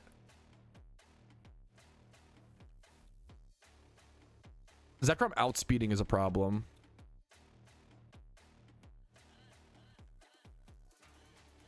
This is tough. You probably won't expect the staying of Mesprit. Or maybe he will. I don't know. This is really tough, actually. I could just go Psychic for decent damage. I could plot again. So greedy. Do I really ever do that under Trick Room like this? I don't. That's too. No, that's too crazy. That's too much. Well, but I could set. Oh, I could break streams. I didn't even notice that. Okay, that's cheating. Chat helping streamer. I didn't even notice that, honestly. I basically lose a turn to break streams. Is that worth it? I think it is. I'm gonna go for that. But he could, well, wait a minute. Yeah, and then, oh, and that was chat help. I don't even deserve the win now. That was chat help. Oh, that's so gross. Break the streams, kill the Zekrom, outspeed because of Trick Room. My Trick Room wears out. My Trick Room is so good into his teams. Everything outspeeds after it. Do I want to set room on... I think I'd rather set the room on Dialga. It dies to the fire attacks anyway. I'd rather set room versus take a hit on Mesprit to set it.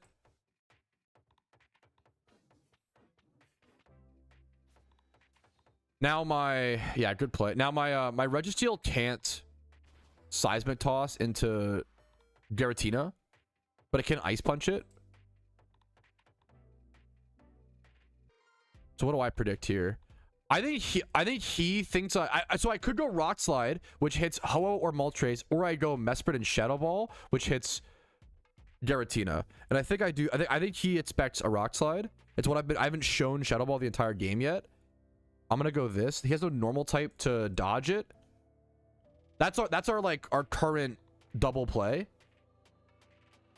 Does he expect Shadow Ball from Mesprit or Rock Slide from Reshiram? What does he expect? I think he probably should expect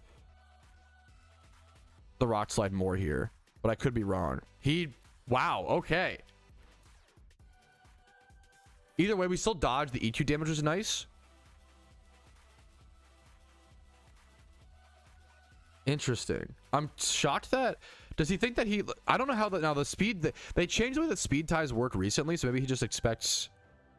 We could double Shadow Ball like a demon here.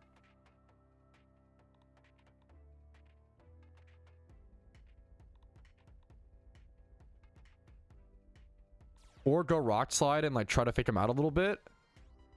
Beautiful. Beautiful. Because I've already shown. No, but we missed the Rock Slide. That's so bad. That would have killed. That would have one shot. That would have killed. That would have one shot. I've already shown him that sometimes you want to play like two different strats in PvP. I've shown my opponents that sometimes I do stay in and I do double click the same attack to bait them out, but then also I will switch. You have to like, you're basically trying to like not let your opponent read your moves, right?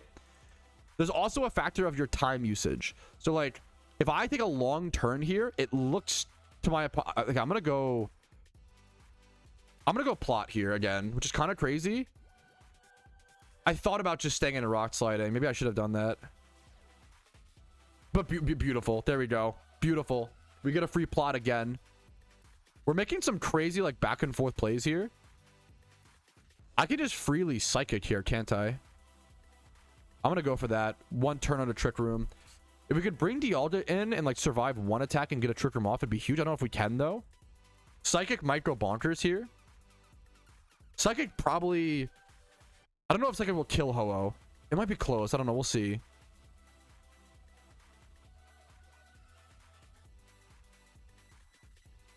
Oh, it tanks it like nothing. It took 60%. I'm +4, you know.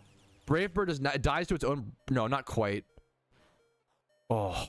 Trick Room gone.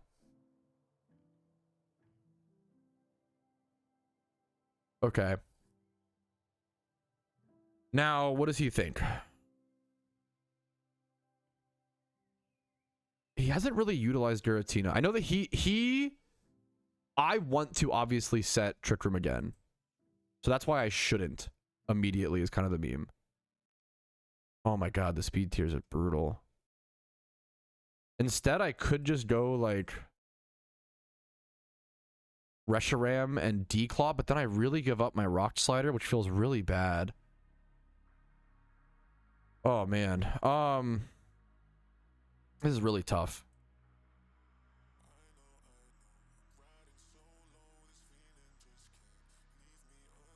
I think he goes Giratina to tank something and goes for like some support move. I'm gonna go Reshiram Declaw, I think. It feels so bad, but I think it's the right play. I called it correctly, but he still outspeeds and kills. I think there's not a whole lot of... Maybe I just sack Dialga there instead. I don't know what to do there properly. I know the move, but I don't know... Maybe I should have switched to Registeel. That would have been a crazy play. But now I can spread T-Wave, which would be counterproductive if I want to set Trick Room. So now that becomes a whole game, right? Oh, do I want to set Trick Room or do I want to just spread T-Wave instead? Trick Room is better, but can I even get it off?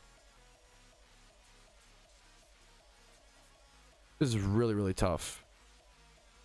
I want to be watching how fast my opponent moves. I feel like I want to be psycho here and hit Ice Punch, expecting a Giratina stay in. Or does he EQ here? Maybe he goes Moltres and EQs, and I make an insane play and go risky Mesprit into Trick Room. Did I catch him? No, it's not. It's a Ho-Oh with EQ. Damn. Okay, Mesprit goes down. Damn.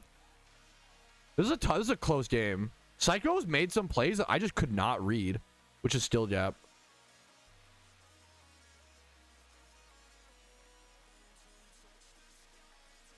Is there any path to victory here becomes the next question. I don't think so. Well,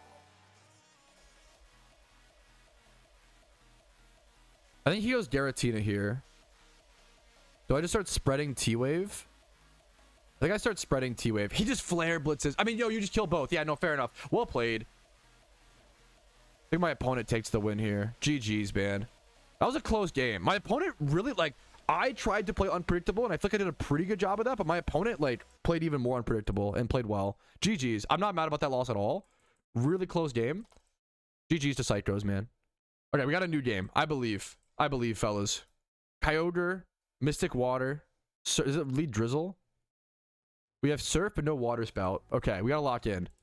We're 0-2 to start the day. Not a good look. It's been a rough... The last game I think was unwinnable. Well, not fully. There's always a way out, but it was really, really rough. Please do not backseat. Please. I know I'm trying to learn. I know you're very, very good and I'm very, very bad, but it's good for me to learn on my own, okay? I appreciate it though, chat. We set Rain. We have Surf, Rain, Lead. We're into double Psychic, which are obviously both weak to Dark type attacks. Do we have any Dark type on the team? Nope, we do. We have Shadow Claw. Okay, that's something. Shadow Claw goes bonkers, but we probably want to Relics on first to change Bellowetta stats. It rotates formations or whatever. Okay, I think I have to do this game what my opponent did last game and do the super boring. I hate that this is the meta, but it literally just is, right? It just is the meta. What are you gonna do? It's T-Wave spam time, boys. Now Regirock has low Spadef, I believe, so I don't want to go into any, like, almost any of these mons. Unfortunately, T-Wave spam is the meta, and if he goes for a counter T-Wave, we're electric, so we dodge it. Ice Beam. Ice Beam's good for him. Unfortunate for me. It's just one of those days. You know what? Hey, sometimes, hey man, I'm not even mad. It's okay. It's not a big deal. I'm having fun, guys. One of those days. It is what it is. Do I only need 1 to 3 PvP victories? Correct. But you know what? It is what it is. We're going to smile and choose to play to our outs. Smiley face. What are the odds? He moved pretty quickly. How much do I want to value? I really like Thunders if possible. I don't want to just throw it away here if possible. We could be really cringe and go Regirock T-Wave on a switch. He just stays in. He just stays in and clicked Ice Beam. Okay. I don't know what you want me to do. I don't know what I'm supposed to do when this is my games. Chat, you cannot backseat this. You can't fix this. I don't know what. It's one of the. I don't know. How am I supposed to do this? How am I supposed to win games? Oh, my heart goes out to every PvPer. I don't know what to say. This guy, okay, it's over, it's Jover. Okay, cook him, get him, cook him. Okay, is he Sash? If that's a natural live at 1%, okay, that's valid. Okay, he's boosted. Does my Kyogre live 1 attack from him is the question. What's Kyogre's base Spadef? I think there's no way. I think I go Regirock. No. Do I sack Thundurus? Oh, this play here is so cooked. I think I sack Regirock. I don't think Regirock does enough here. I think I sack Regirock and go Explosion. Okay, we tank an attack. Yep, still froze. That's fine. We're running out of rain. We have to consider that. I'm just going back. I'm not thinking. Paralysis halves speed. Okay. Winnable. If I win this game, let the records book. Record books have a little. Okay, come on. Watch it triple freeze. That would be funny, to be fair. That's the we've looped around to where it actually is very funny. I think he goes Azelf here for the first time. Don't go Darkrai, please. I got him. Okay, called it. If you simply unfroze and got off a T-Wave, it would have looked so good. It would have looked so good. But instead, you had to be a silly willy. Explosion into... Okay, he goes Darkrai here for sure, right?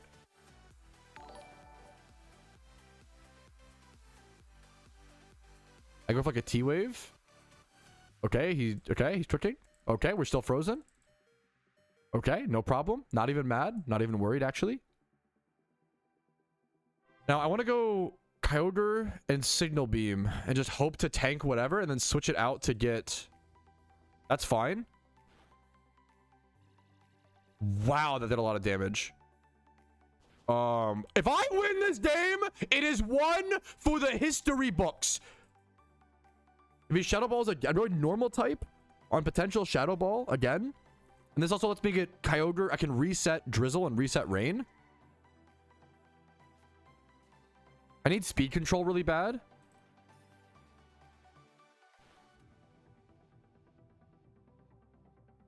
Okay. I can't Relic Song into Darkrai. What are the... So what are the odds he switches? I really... He's taking a long turn. I'm gonna wait for him. I'm gonna Relic Song. He stayed in. This sucks now. This is really bad. Do I still change forms or nah? But it works? Wait. I always think Darkrai's a ghost type, but he's a dark type. I'm stupid. It's in his name. It's in his name. Okay. Palkia's really bad. Palkia being in the back is really bad for me because now it means my main path to victory was a water. Are you serious? This game is insane. Like, I'm sorry, but this was like so unwinnable. I can't wait for the YouTube comments. Actually, if you decided to unfreeze on I'm gonna go T-Wave. Hopefully he stays in here. Get him, get him, get him, get him! No! Are you kidding? I'm going to freak out! Are you kidding? The game has decided I made the most amazing play! I love PvP. I love PokeMMO. The game is very fun. That's insane. Double freeze, T-Wave miss. That's this is legendary. This is legendary levels of bad gameplay for me. My mistake. Sorry. Okay. He's declawing. He probably thinks he sweeps with declaw.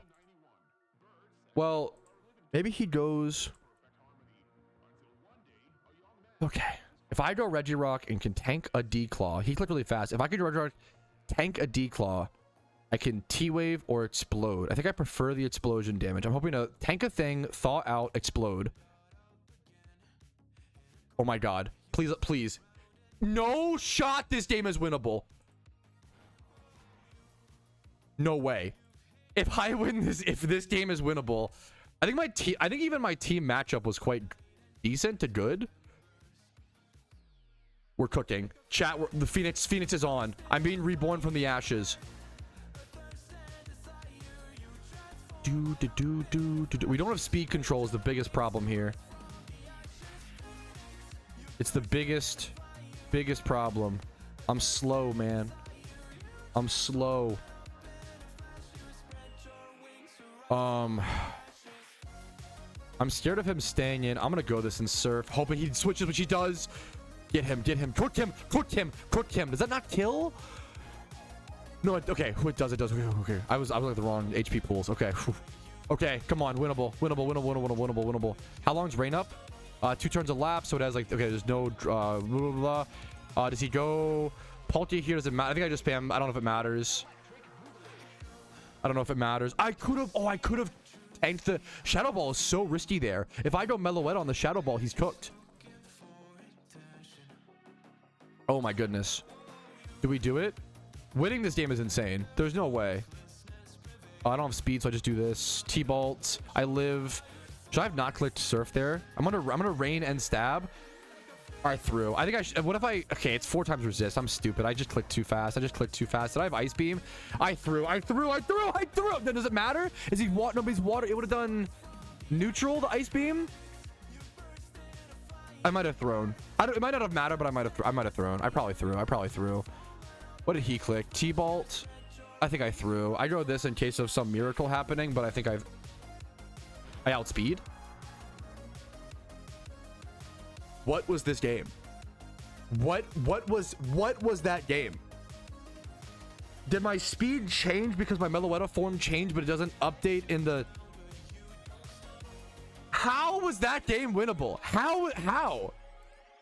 This is the weirdest game mode in PvP history. That was so weird. I don't even know if I deserved that win.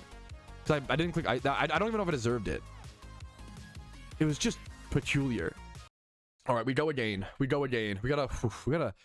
Dude, PvP gets me insanely hyped up. I need to. Okay, calm down a little bit. Let's calm ourselves a little bit. I mean, it's okay to be hype up is fun sometimes. Don't get me wrong, but can't throw the voice. I gotta play good and fast. I have 22 minutes and I have to get like 1 or 2 more wins, so I have to play fast. So he's got double weak to. Is he? Wait, is this? Wait, am I hacking? Why is his entire team weak to drought heat wave? Is this bug or grass? Wait, I feel so bad for my opponent. Is it worth to set up screens first? Probably. I think I set up screens and then spam heat crash and like kill his entire team. No?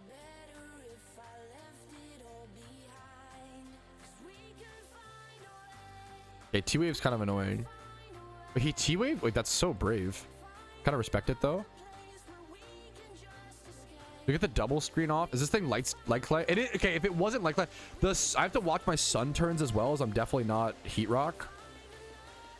Work up. Okay, my opponent's playing well to play to his outs.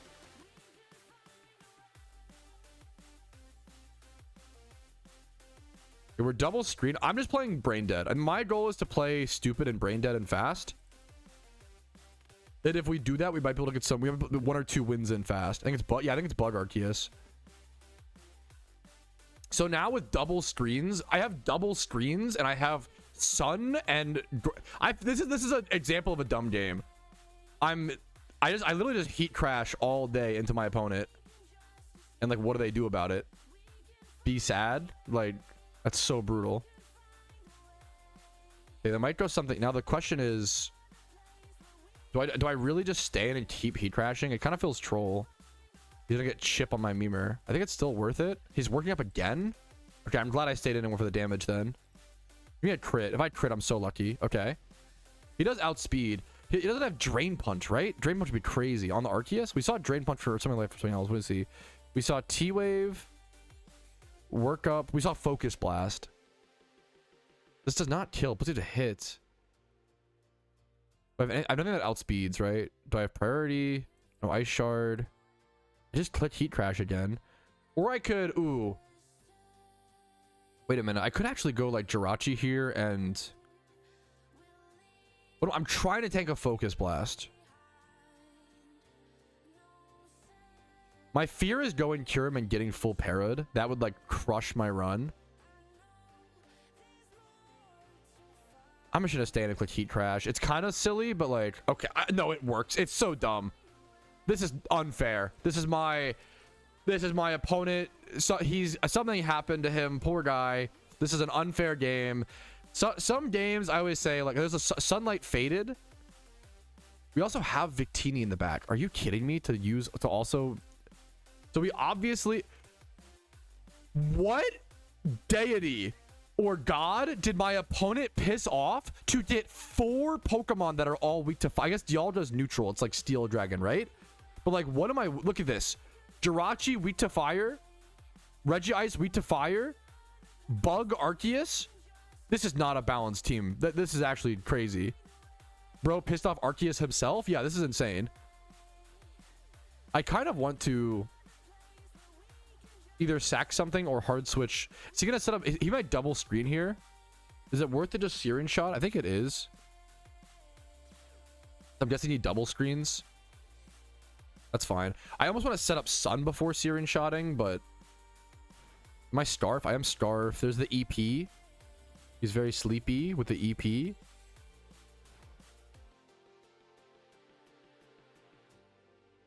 With Serene Grace Jirachi, who can spam like Iron Head and be super annoying if we can outspeed. I want to sack something almost and like bring in. Jirachi does not levitate, so it does not dodge. I kind of want to go cure. Well, I don't know. Maybe I'm trolling. I kind of want to go cure him and like EP and like burn some turns and like sacrifice something to bring back in there. Yup, I was trying to EP into the Jirachi. I was like best case scenario. Am I full parrot? I'm full parrot for sure, I think. Oh no, I'm okay. Dude, yeah, this is like one of the, this might be one of the most mismatched teams I've seen so far. Now we just reset or reflect. I'm fine with that. I'm trying to basically sack something to bring in Groudon here. This is one of the most mismatched teams I've ever seen in this game mode. I have double fire type with Sun into a team like almost entirely weak to fire type. Dialga's neutral. Like that's the best. That's insane.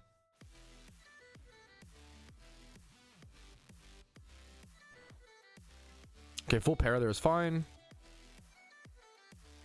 I got a light screen off here. I don't even have to like think because my it's such an unfair matchup, which is like so crazy. EP does kill me here, or heavy slamming too. So if he goes heavy slam, I can counter with Jirachi. If he goes EP, I can Jirachi gets hit. I probably just sack my Curum. Let it go down. Throw up an EP. Let it go down. I'm fine with that. Yeah. And now I can bring back in Groudon. Set up Sun. This feels cooked.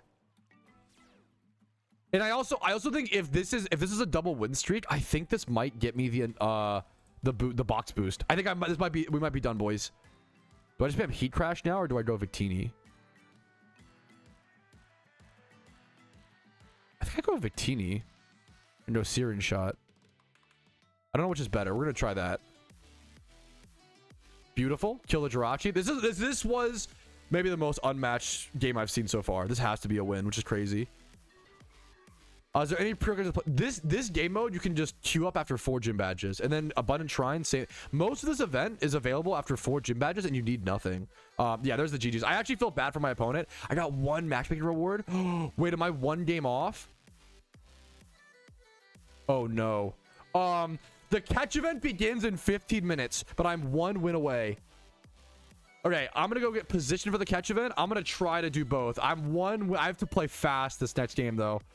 Alrighty, fellas, this could be it. This could be it. We got Life Orb, Articuno. I need to play fast. We have Jirachi with double screens in the back. That's unfortunate. We're against Suicune, Lugia, Genesect. I don't know how to play against Lugia. Lugia is what, Dragon Water? Or Dragon Psychic?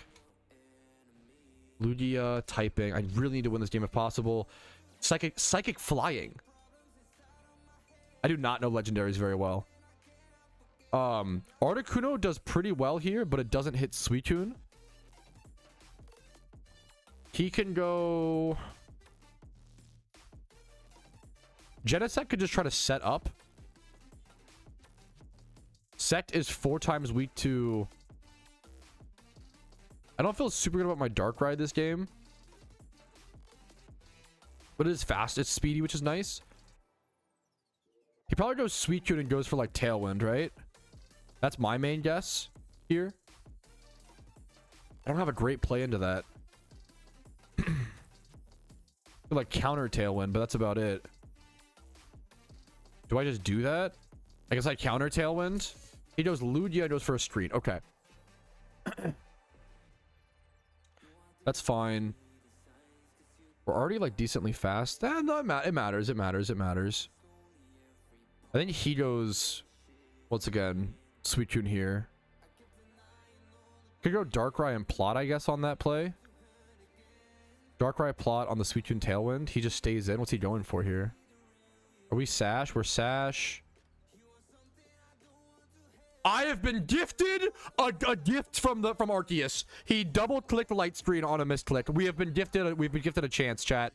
We've been gifted a potential win. They wanted to give us a chance today. Do we go? Does he go Genesect?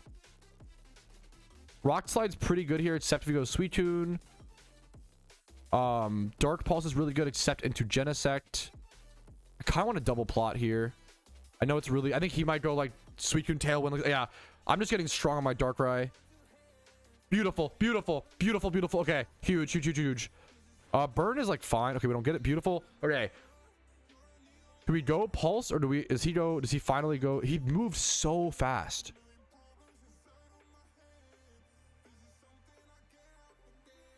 I have flinch chance as well. He popped my Sash. I could go Spatial Rend, which hits everything. I'm gonna do that, I think. He stays in. I don't have flinch chance though. There's the Tailwind. Okay. After mine's about to wear out. Ooh, smart. But I'm still faster. My Darkrai is still faster. You know, Dark Pulse kills, I think, here. Or it's very close.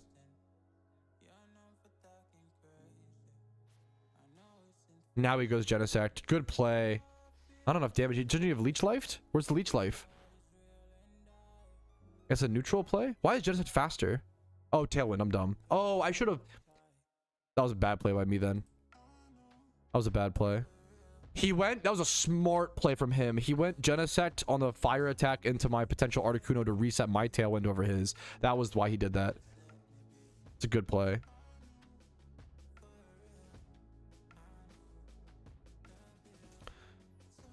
He could do it again, expecting me to go Tailwind this time. Or I'm going to go Rock Slide, expecting a Lugia switch potentially. Or just staying on this is fine. Yeah, we tanked the Techno Blast. He's going double Techno to counter my tail, or see if I go for a Tailwind, which I'm not going to. I'm chilling.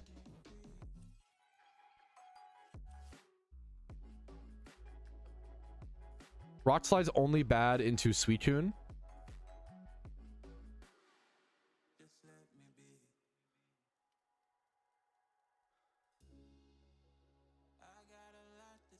I'm gonna go I think Articuno here. Do I Tailwind now or do I could Brave Bird and potentially kill the Sui or Tailwind in response. This is tough.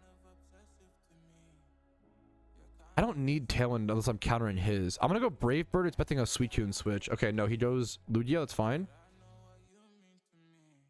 EQ, we dodge, beautiful.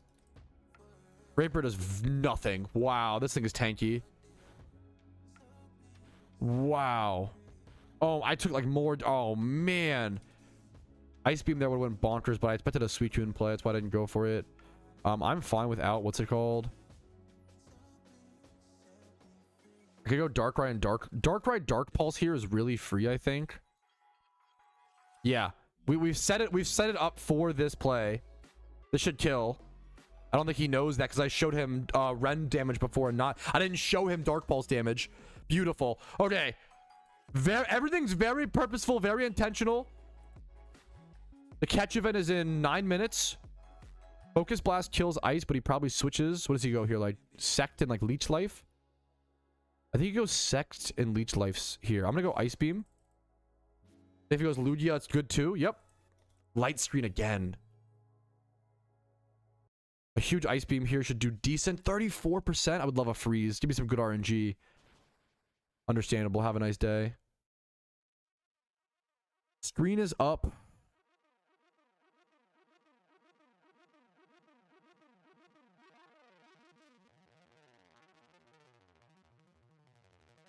I could just stay in an Ice Beam. If he goes Regi Ice, it's bad, but staying in an Ice Beaming again here is quite good for most things. He goes Techno Blast. He does outspeed. Well, oh, is he? Wait. Oh, yeah, my slow. Yeah, 227 or 225. That should... It does not kill the Genesect. That's so sad. Okay, okay, okay. He expects me... He probably goes Regi Ice here. I think he goes Regi Ice here. I think I go Terrakion and Sacred Sword. Oh, no, I can't. But I still have a switch. Am I okay with Rock Slide? My rock or ground? I'm rock fighting. I'm gonna go this in Rock Slide. That's a neutral. Yeah, it's good into Lugia. That kills. Okay, this could be it, boys. This could be the plus 10 boxes. This has to be it, man. Plus 10 boxes, plus 10 boxes, plus 10 boxes. I just hit Rock Slide here. Plus 10 boxes, plus the catch event is in 7 minutes. We're gonna make it, boys. It's gonna be on time. We're gonna get like everything done today. This was a good game. That Rock Slide, is that a crit? That did a lot, way more damage than I expected. Base T-Wave. I am Starf though, so I actually still might outspeed. It's kind of close. But I get full parried. Understandable though. Ice Beam does not kill me. Wow. My Terrakion went bonkers here. He can go Genesect here. I can just go my Darkrai and Dark Pulse here, I think. On the Genesect switch. Yep, beautiful. I'll outspeed. If he stayed in, I still hit Regice really hard and potentially get a flinch. All right, boys. I'm really hoping I get 2 points from this. I feel like I have to, man. Come on, give me the +2. Give me the +10. Yes! 10 plus 10 boxes, boys. Plus 10 boxes. That's huge, man. That puts me up to, let me go grab them from the PC. That is a huge. I didn't get this at all in the previous events. I never got to this boost. Dude, what's up, Spidget? Oh, we just barely, literally, the catch event begins in 6 minutes, dudes. Mystery box. We have 29 mystery boxes now. We have almost as many mystery boxes as red envelopes, which is crazy. And the catch, we've made a lot of progress today, dude. Event begins in 6 minutes. Let's head over there, boys. It's time. All right, I believe the catch event has officially begun. I'm going to go ahead and throw my first Safari Ball towards a Shuckle. I'm going to be rock smashing the rocks wherever possible, but not really like, you know, crazy. We really want for those Apom catches. The first Shuckle flees, understandable, as long as it's not shiny. You know what? That's okay. I don't mind that one bit. Throwing Safari Balls, just spamming balls, no bait, no rock, is your best chances, I believe, at catch rates at all the spots for this event. If you want to speed things up and get like faster catches and try to rock and then ball, it's like in an event like this, it is arguable. It's tough to say what's better because usually we cover like what's the best catch rate for a shiny in the Safari Zone. But when it comes to like just getting fast catches, that's a whole different calculation. I don't know the right answer, right? But I'm going to do what I can. First catch of the event, 74, very average / a little bit slightly below. Ooh, that's not a bad. It's not nearly good enough. The stats look nice. It's only a 139. It's a 0 species bonus. That is not worth submitting. That's never going to win anything, but it's a neat. It's 20 plus on a lot of stats, but it looks nice. Dude, that's a good, like, we're getting close. That's a 150. It's an above average. Like, it looks so pretty as well. The stat placement on this is crazy. That's going to be probably my highest catch. We're getting some good above average catches. I doubt we'll place, but gotta appreciate those, you know, glass half full type beats. This is my last Apom caught literally at 159. Kind of cool to see. That is the end of the catch event. I think my best catch was a 150. I'm going to take the time to go ahead and go submit it. It's unlikely that it wins anything, but I think it's worth taking that time. Good luck to everybody submitting anything for this event. Good luck to all involved. I will see you guys with the catch event results. All right, for reference, my worst catch of the event was a 47, and then my highest catch was that 150. I'm going to take the time to submit that. It's unlikely it wins anything, but we're going to take our time to do it. Alrighty, fellas, we are back with the catch event results. In 4th place with a low score of 12. Really good catch, man. 12 is crazy. Trash Can Turb. Wait, this guy had, wait. And it was a, okay, number one, wait. A 12 Shuckle means, yeah, it was a 9 overall, and then it got +3. This is a positive point species bonus. This is a crazy catch, dude. Also, your name is amazing. Trash Can Turb. It's so good. He caught it 2 minutes into the event. Whoa, dude, that's an insane catch. Keep that forever, please. Congratulations to you, man. That's actually crazy. Anyways, next up. In 3rd place, they linked the time, which might mean a tie. In 3rd place, 172. I think 2nd place is someone in chat. 172 is third. Laura Schuyler with 172 points. And then second place, there was someone in chat. Wait, Real Mike Dog, when did you catch yours? Was yours this one? Real Mike Dog in chat also got a 172. I think this is him. I got second. He got second. Congrats, man. This was Mike Dog's first ever catch event. And he got second place, dude. Congratulations, dude. Score of 172. On a tiebreaker, no less. And then also good usernames, man. Mini Filet with a 175. He caught a 170 APOM, so it was 170 plus 5. Congratulations to Mini Filet on your new shiny APOM, dude. This is a really banger, really good catch event to win, dude. A shiny APOM for free from a catch event. Such a good one to knock off the list. Like, such a difficult shunt otherwise, man. Congrats to everybody involved, and good luck in future catch events. Thank you guys for joining me for another event like this. I love covering these in PokeMMO. I think catch events are still somehow underrated, even though they're like, the participation in them has been upped a lot, according to the community managers and staff members of PokeMMO. All right, it is late Sunday night, that same night from that APOM catch event, and I finally went and actually sorted all of the mons that I caught from that event. All of these can be released. It was a nice little event. We're going to go ahead and get rid of these for the time being. We're going to keep that PC nice and clean, and then move these 1x31s over to our more breeders box, which we thankfully have decent space in. So honestly, really easy to just clean up from that event, which is really important during a holiday event like this. Now, honestly, I haven't really needed that much PC space during this event. Not needing to store like all these different species and types and stuff similar to the other events has, been a lot less of a requirement, a lot less taxing on that PC space. But once again, I'd rather be safe than sorry, and I'm glad I did what I did prior to this event to prepare for everything as much as humanly possible. Now, I am going to go ahead and go consume all these sport Pokemon for the day and see our progress. Now, keep in mind, I did start today with 29 Mysterious Cherish Balls. We already got +1 there. And then I did get a new tablet, actually. I forgot to keep track of that. So, in total, so far, we have 3, 6, 7, 8, 9, 10. That was our 10th tablet. So, we're only missing 2 right now. And I don't know if there ended up being a vanity reward for turning in a certain amount of Swarm Pokemon. I haven't seen anybody talk about anything like that, which is kind of peculiar. Usually for every single event, we see something like that, but maybe they just didn't end up doing one for the LUNAR event. And then in terms of my sealed product, I think at this point, I could be wrong. There just hasn't been a ton of like yapping and footage in terms of, like, for the Ironman specifically to record. This has definitely been the most chill event out of the 3 this year by far, which also once again makes a ton of sense. I still have the raids to do though, so don't get me wrong, but things are getting a lot more normalized. As I've done the event season on the Ironman account, things are becoming a lot more normalized, a lot more, simple. You kind of get into the rhythm, the flow of all these things. It wouldn't surprise me if I just save all the sealed product to open at the very end of the event, and then ideally that means I can do 1 Ironman episode for the entire event as opposed to splitting it up into 2. I kind of prefer that if possible, but we'll see. It could be a really long episode, but I don't mind putting out a 4-hour long or so episode as long as you guys don't mind watching it in parts or so.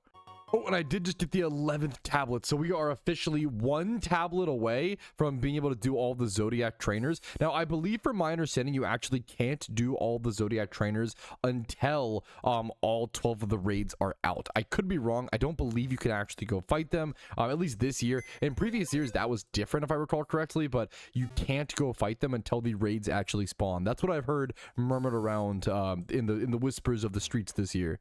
But here's our last few Pokemon being turned in. We'll check our Mysterious Cherish Ball count here in a quick second. I want to talk about tomorrow's plans. Actually, I guess we'll do it after the Cherish Ball counts. 33. So we gained only 4 Cherish Balls today. We turned in a fair bit of Mons, but today was not a big grinding day. Just once again, Saturday and Sunday, I would try to take a little bit of time to myself while still getting some good grinds. I'd probably still play PokeMMO like probably 6 hours, Saturday, Sunday.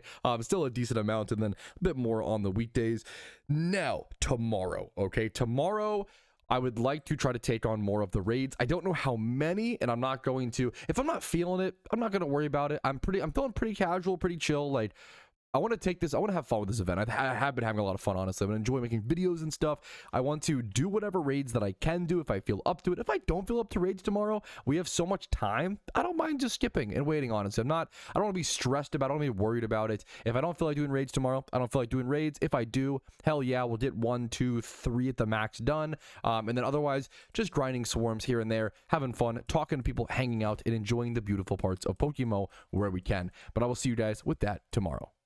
Alrighty, fellas, a new day on the Iron Man begins. We have a Muna Swarm that we were rushing over to. I'm going to get some catching Pokemon first, though, just in case I run into a shiny or something crazy. But I'm going to run over to this Muna Swarm. We are farming Swarm Pokemon for Mysterious Cherish Balls and maybe doing some raids here in a bit. If we can find some people in chat who are like-minded and want to do some raids today, I would be super down, I think, if people are willing to get some groups together. But for now, let's just farm some good old-fashioned Mysterious Cherish Balls. We're getting that number up to 33 at the moment, grinded on the Iron Man account. And I'm getting more and more tempted to open sealed product. I'd like to hold if possible, but especially with the raids to do, maybe if we do enough raids today, I can reward myself with an opening of the red envelopes, the third one, and the mysterious mystery boxes that I have.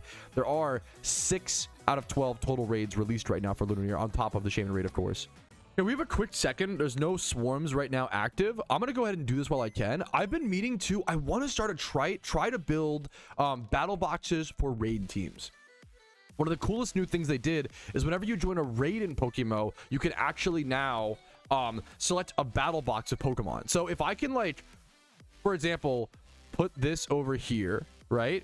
Does that work like that or no? Wait a minute. Maybe it can't be in my account box. Sometimes Mons being in your account box breaks the battle box. Let's just throw everything away. Let's grab, like, Moltres, Specs Typhlosion, Magmortar, Volcarona. We should, like, put items on them as well. Ninetales lead, and then potentially do like a Murkrow potentially, or like Prankster. No, but I don't want to be both actually leads. Let's do one more fire damage. Let's do our Charizard. So, like, if I were to go over here and go boom, not there. Actually, you know what we can do? Wait a minute. Let's, like, unregister these. Can I do that? Let's just do this. Boom, boom, boom, boom. Okay, that's really funny. Sure. Okay. Then boom. Okay. So, like, now my battle box 1 will kind of be like a fire raid team. I might need to put items on them as well to, like, really properly get it going. But it's cool that I think organizing my battle boxes to be a bit more pragmatically useful with raids would be a really fantastic thing. Or even just having, like, my gym rerun. My gym rerun team should definitely be over here. I should be using these a lot better. Like, if let me go grab, for example, my catching Pokemon team, right? This is almost everything I need. What am I missing here? We'll grab, like, a utility Garchomp, for example. Let's throw this over in battle box 6, okay? This will be my utility team. Let's now throw all this over here, grab this team for a quick sec, and then see, can I do this? Yes. I wish there was a faster way to, like, but that's pretty, like, I should be utilizing that more. I think the battle box is one of the most underutilized parts of PokeMMO, even for players like myself with 11,000 hours. We don't utilize it nearly enough, in my opinion. Dude, every time I see a catch like this, I'm like, ugh. It's gonna get consumed. It's gonna get deleted from Mysterious Cherish Balls, but it's tempting, man. This is like a good Riolu. I just don't need any more. I'm good on breeders, man. I gotta just consume it, even though it hurts a little bit. Alrighty, fellas, we are doing the Lopunny raid today here on the Iron Man account. This raid should be really simple and really easy. You want to use a combination of both the fire and fighting type teams. You probably can solo queue for this raid pretty decently easily. From my understanding, it's best to have half people using fire and half using fighting, but it doesn't need to be perfect or exact. Specifically, you really want the spread moves. So you might notice I have Eruption Typhlosion, I have Heatwave Charizard, Heatwave Volcarona, Heatwave Magmortar, and then Heatwave Moltres. You know, if you don't know the stats or what IVs are on these, I do have guides on my channel covering how to build these Pokemon and more in-depth raid guides. These are just the quick and simple raid guides for these specific raids for the event. They also have not changed much from last year. So if you've done these raids before, they're pretty simple. If it's your first time doing these raids, best of luck to you. I wouldn't worry about, don't stress too much. It should be pretty solid. You can just go ahead and run it with your typical fire and fighting, the 2 most common raid teams you'll see in PokeMMO, which are covered in my raid guides extensively. And it's nice to have 2 people doing spread moves, aka Heatwave and Eruption, and then 2 other people doing single targets, fighting type, close combat spam, things like that. But it doesn't need to be perfect. You don't need to be perfect. If you just spam fighting or fire into Lopunny, you'll probably do enough damage and probably take it down from what I've heard. Now, even though this raid should be incredibly simple, here are some extra details over on the right-hand side of your screen. Most importantly, the raid den locations. There is one in Berry Forest in Kanto, Route 35 in Johto, towards that southeast of Route 35. It's kind of like loop around or whatever, go northeast and then loop around to the southeast. In Sinnoh, it's Route 217. In Hoenn, it's Route 123, requires Surf HM. And then Unova, it's Dream Yard with the Strength HM. We see the ads. You can see Minun, Plusle, Spinda, Lopunny with Focus Sash. That's important. Wigglytuff and Osmoril. All this information is over in the raid den Discord, which I recommend as well, and is linked in most of my raid guides. You can see the different effects that the Lopunny has, which will probably not be a problem. I'm going to be pushing through this thing with just pure damage. You can keep an eye out for Acrobatics, Thunder Punch, Double Edge, and Drain Punch as the moves this thing can whip out. I think we lose this fucking raid. I actually can't believe it. This was so troll. I have one more Mon. We made, each one of us overcomplicated the fuck out of one of the easiest raids in the game.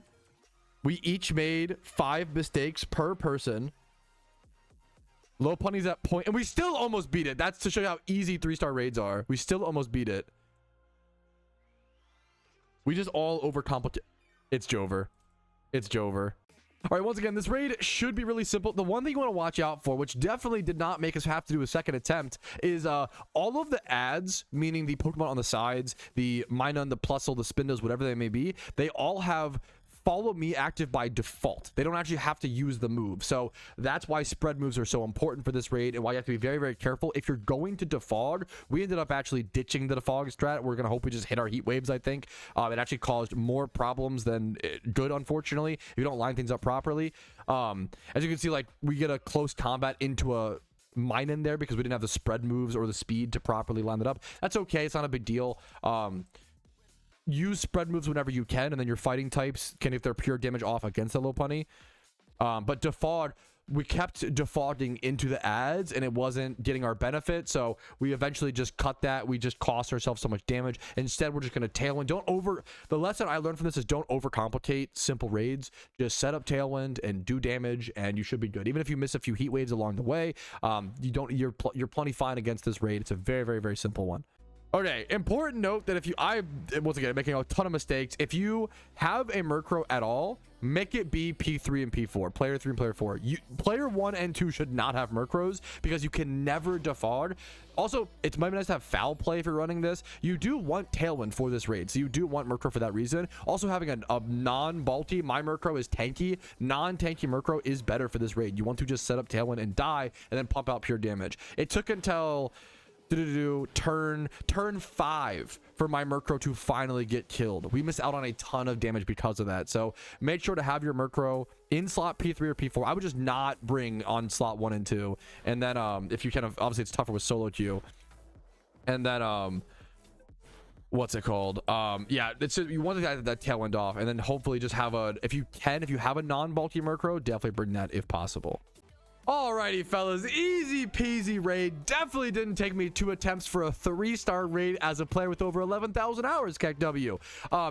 This goes to show you can make a ton of mistakes and still beat the raid. That's the most important thing. Let's go ahead and get our catch on our Ironman account. I hope this guide was helpful to those watching. I'm sorry if it wasn't. Like it if it was.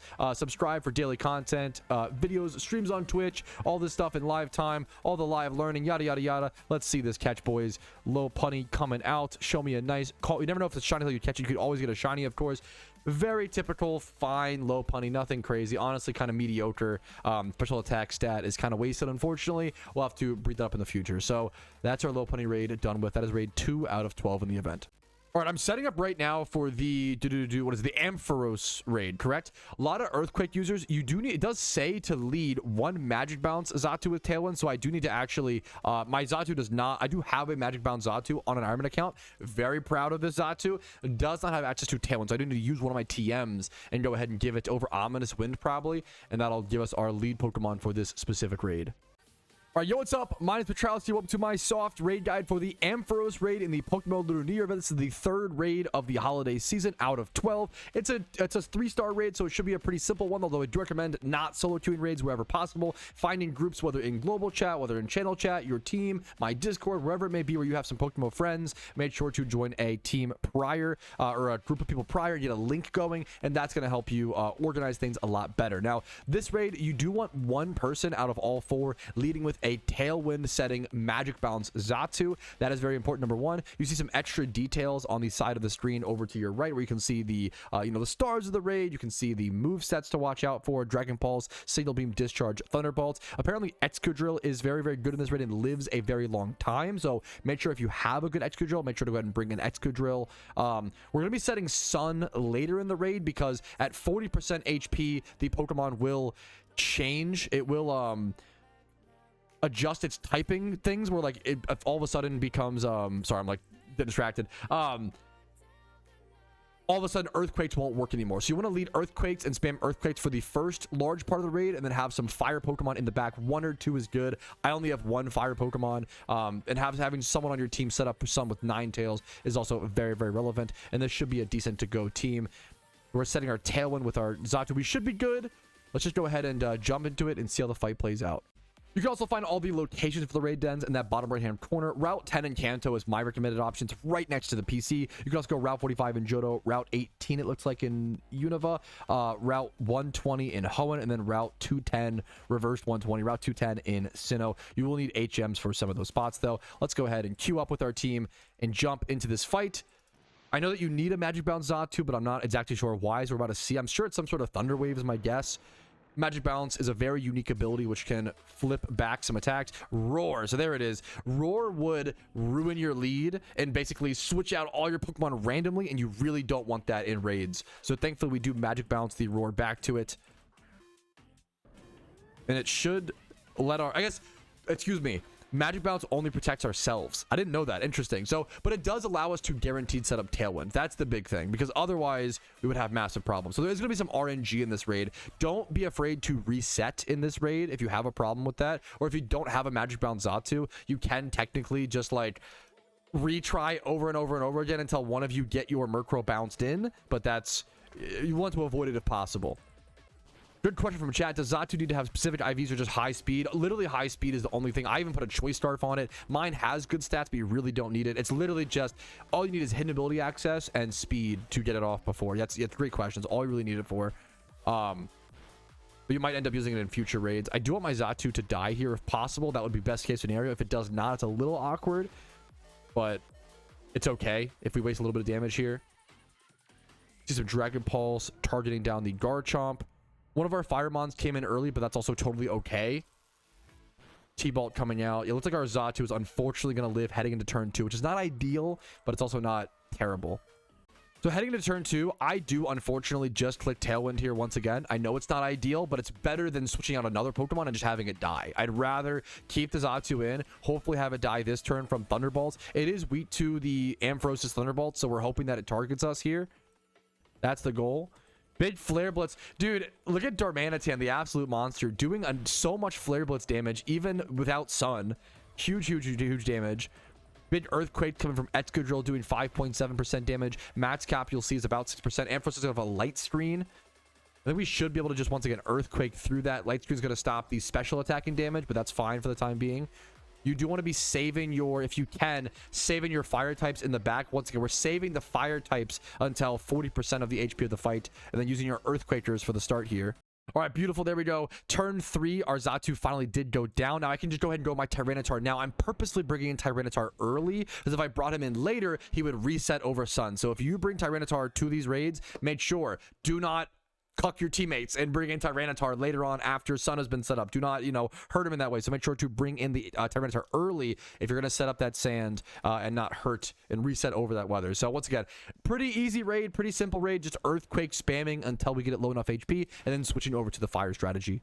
Wait, I'm also so distracted. I didn't even mention Alpha Ampharos is actually fucking huge for the Iron Man. I'm sorry, but like, getting access to a plus Ampharos, I would love. We've had bad luck on bad IV rolls on both Zebstrika and Lopunny, but thankfully those mons don't really matter. They're unique things, which is really cool.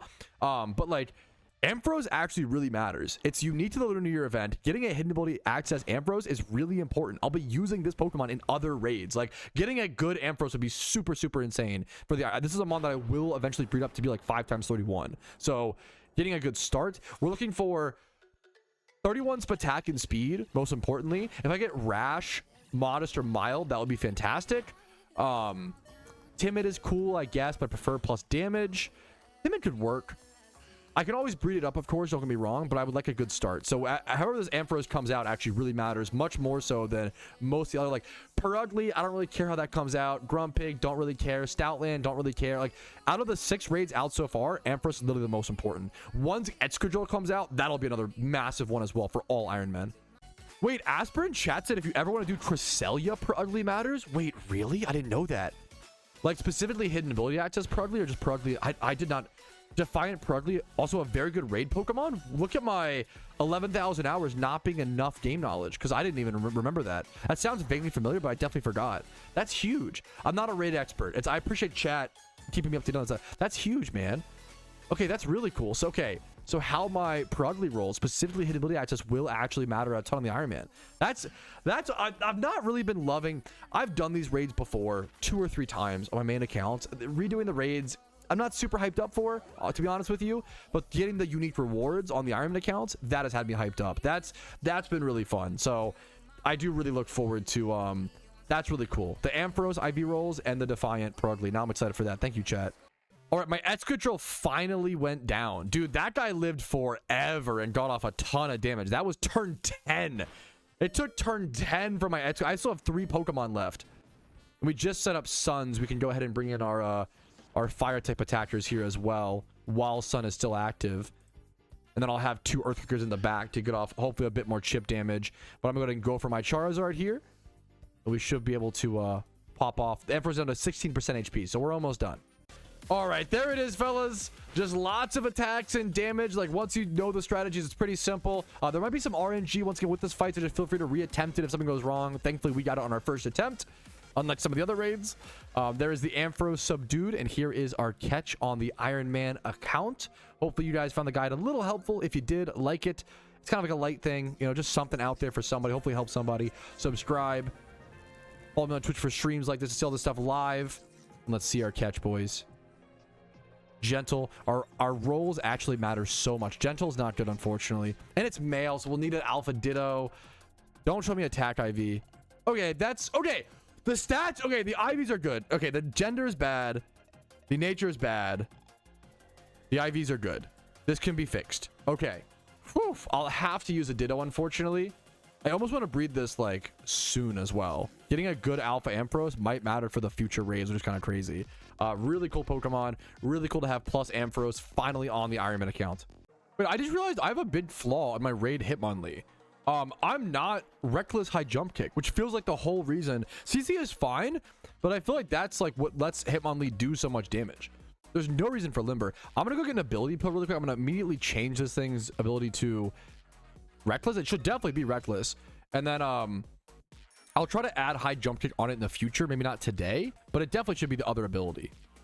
Yeah, someone brought up, do you have a raid sock? Hilariously, a raid sock is really good in this Purugly raid, so I'm gonna have to add that to my list of raid Pokemon and PVM mons to build. All right, another raid upgrade on the Iron Man account. I'm gonna go ahead and pick myself up a close combat. I'm gonna finally do it, man. I've been super lazy. I've had high jump kick only as the available fighting move on my Metacham for so long. This thing has Psychic. I think Psychic weirdly was used actually for some raid, was it not? If I recall correctly, I think there actually might have been a raid where you wanted like a special attack, is it like switch the typings too? So that actually, it looks crazy, but it actually might have made sense.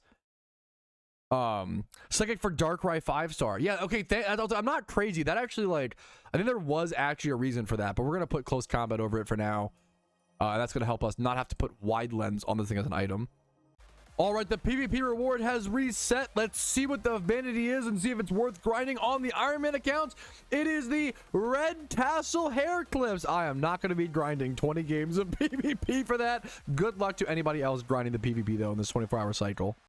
All right, yo, what's up? My name's Petraus. Welcome to my soft guide for the Purugly raid in PokeMMO. This will be a big deal for the Iron Man account. This is a really important hidden ability access Pokemon to actually get for, I believe, certain like high-level raids. Like I think someone was saying Cresselia, Purugly is meta for, Defiant, which is really cool. This is a soft guide, not an amazingly detailed guide, as it is my first time doing this raid, at least this year. I do these every single year, but I almost always forget all the mechanics. So we're relearning it in live time with our experience, with our history, and trying to remember things like that. So important details. You can find this raid den in the bottom right hand corner of your screen. You can see the locations. You can see Route 7 Kanto. Route 222 in Sinnoh, Route 47 in Johto with the HMs needed, Route 115 in Hoenn with Surf, Route 1 in Unova with Surf as well, so you want to avoid those if possible. You do want Covert Mantle on your Tailwind Pokemon in this raid. There's a lot of fake outs being thrown around, so making sure you have like Covert Mantle on your Tailwind Pokemon is really important, and also leading or having certain Inner Focus Pokemon is very, very important. I believe you're normally supposed to lead Inner Focus on this fight.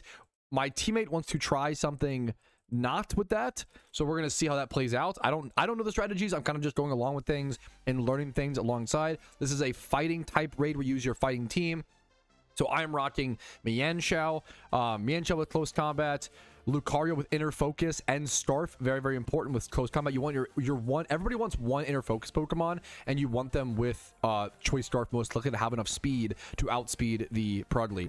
We have close combat, Fist Plate, Pure Power, Medicham. We've got our Gallade with Adamant, Sharpness, and Sacred Sword. This combo is so strong that it's actually banned in PvP, but we can abuse it in raids and in PvPM. We've got our Close Combat or High Jump Kick if you have it, Reckless Hitmonlee with Choice Band. And then finally, we have our Infernape. You can do a bunch of whatever strong fighting types you have. Once again, I have tons of guides covering good fighting type teams and fighting type Pokemon for raids on my channel. This is just a quick soft guide for this specific raid. Let's go ahead and jump into it.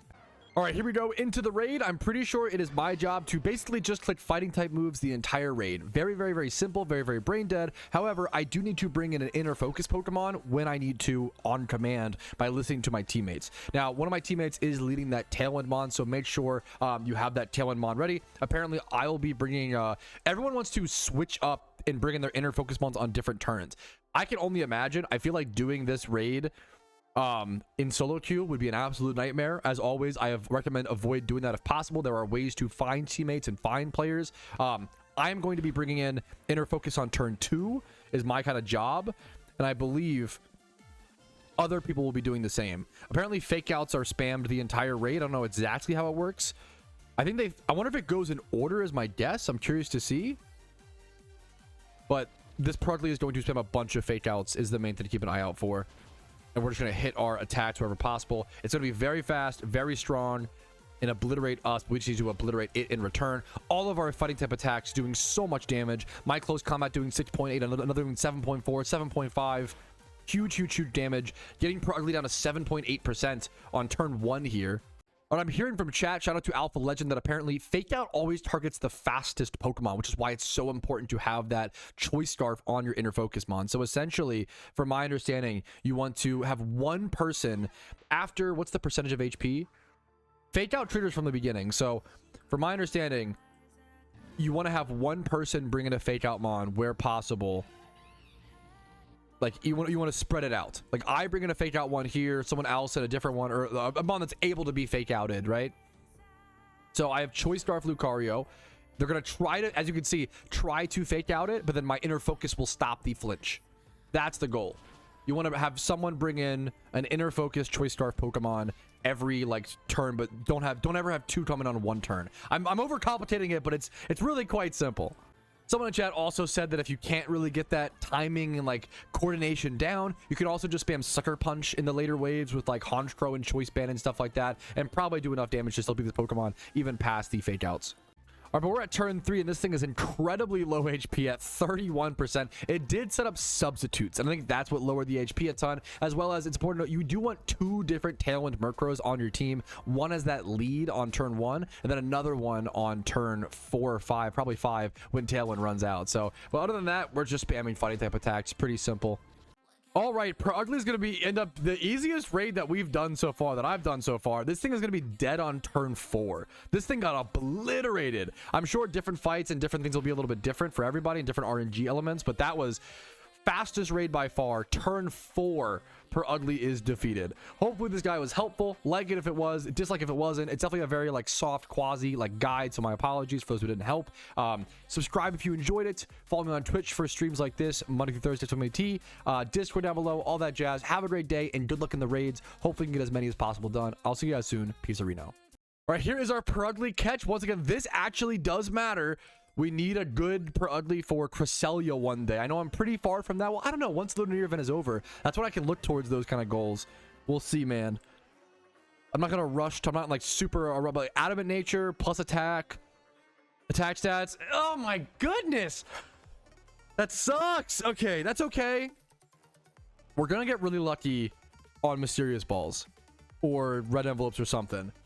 A special attack stat, mail catch, not good. 30 speed, that's true. The bright side is 30 speed is good.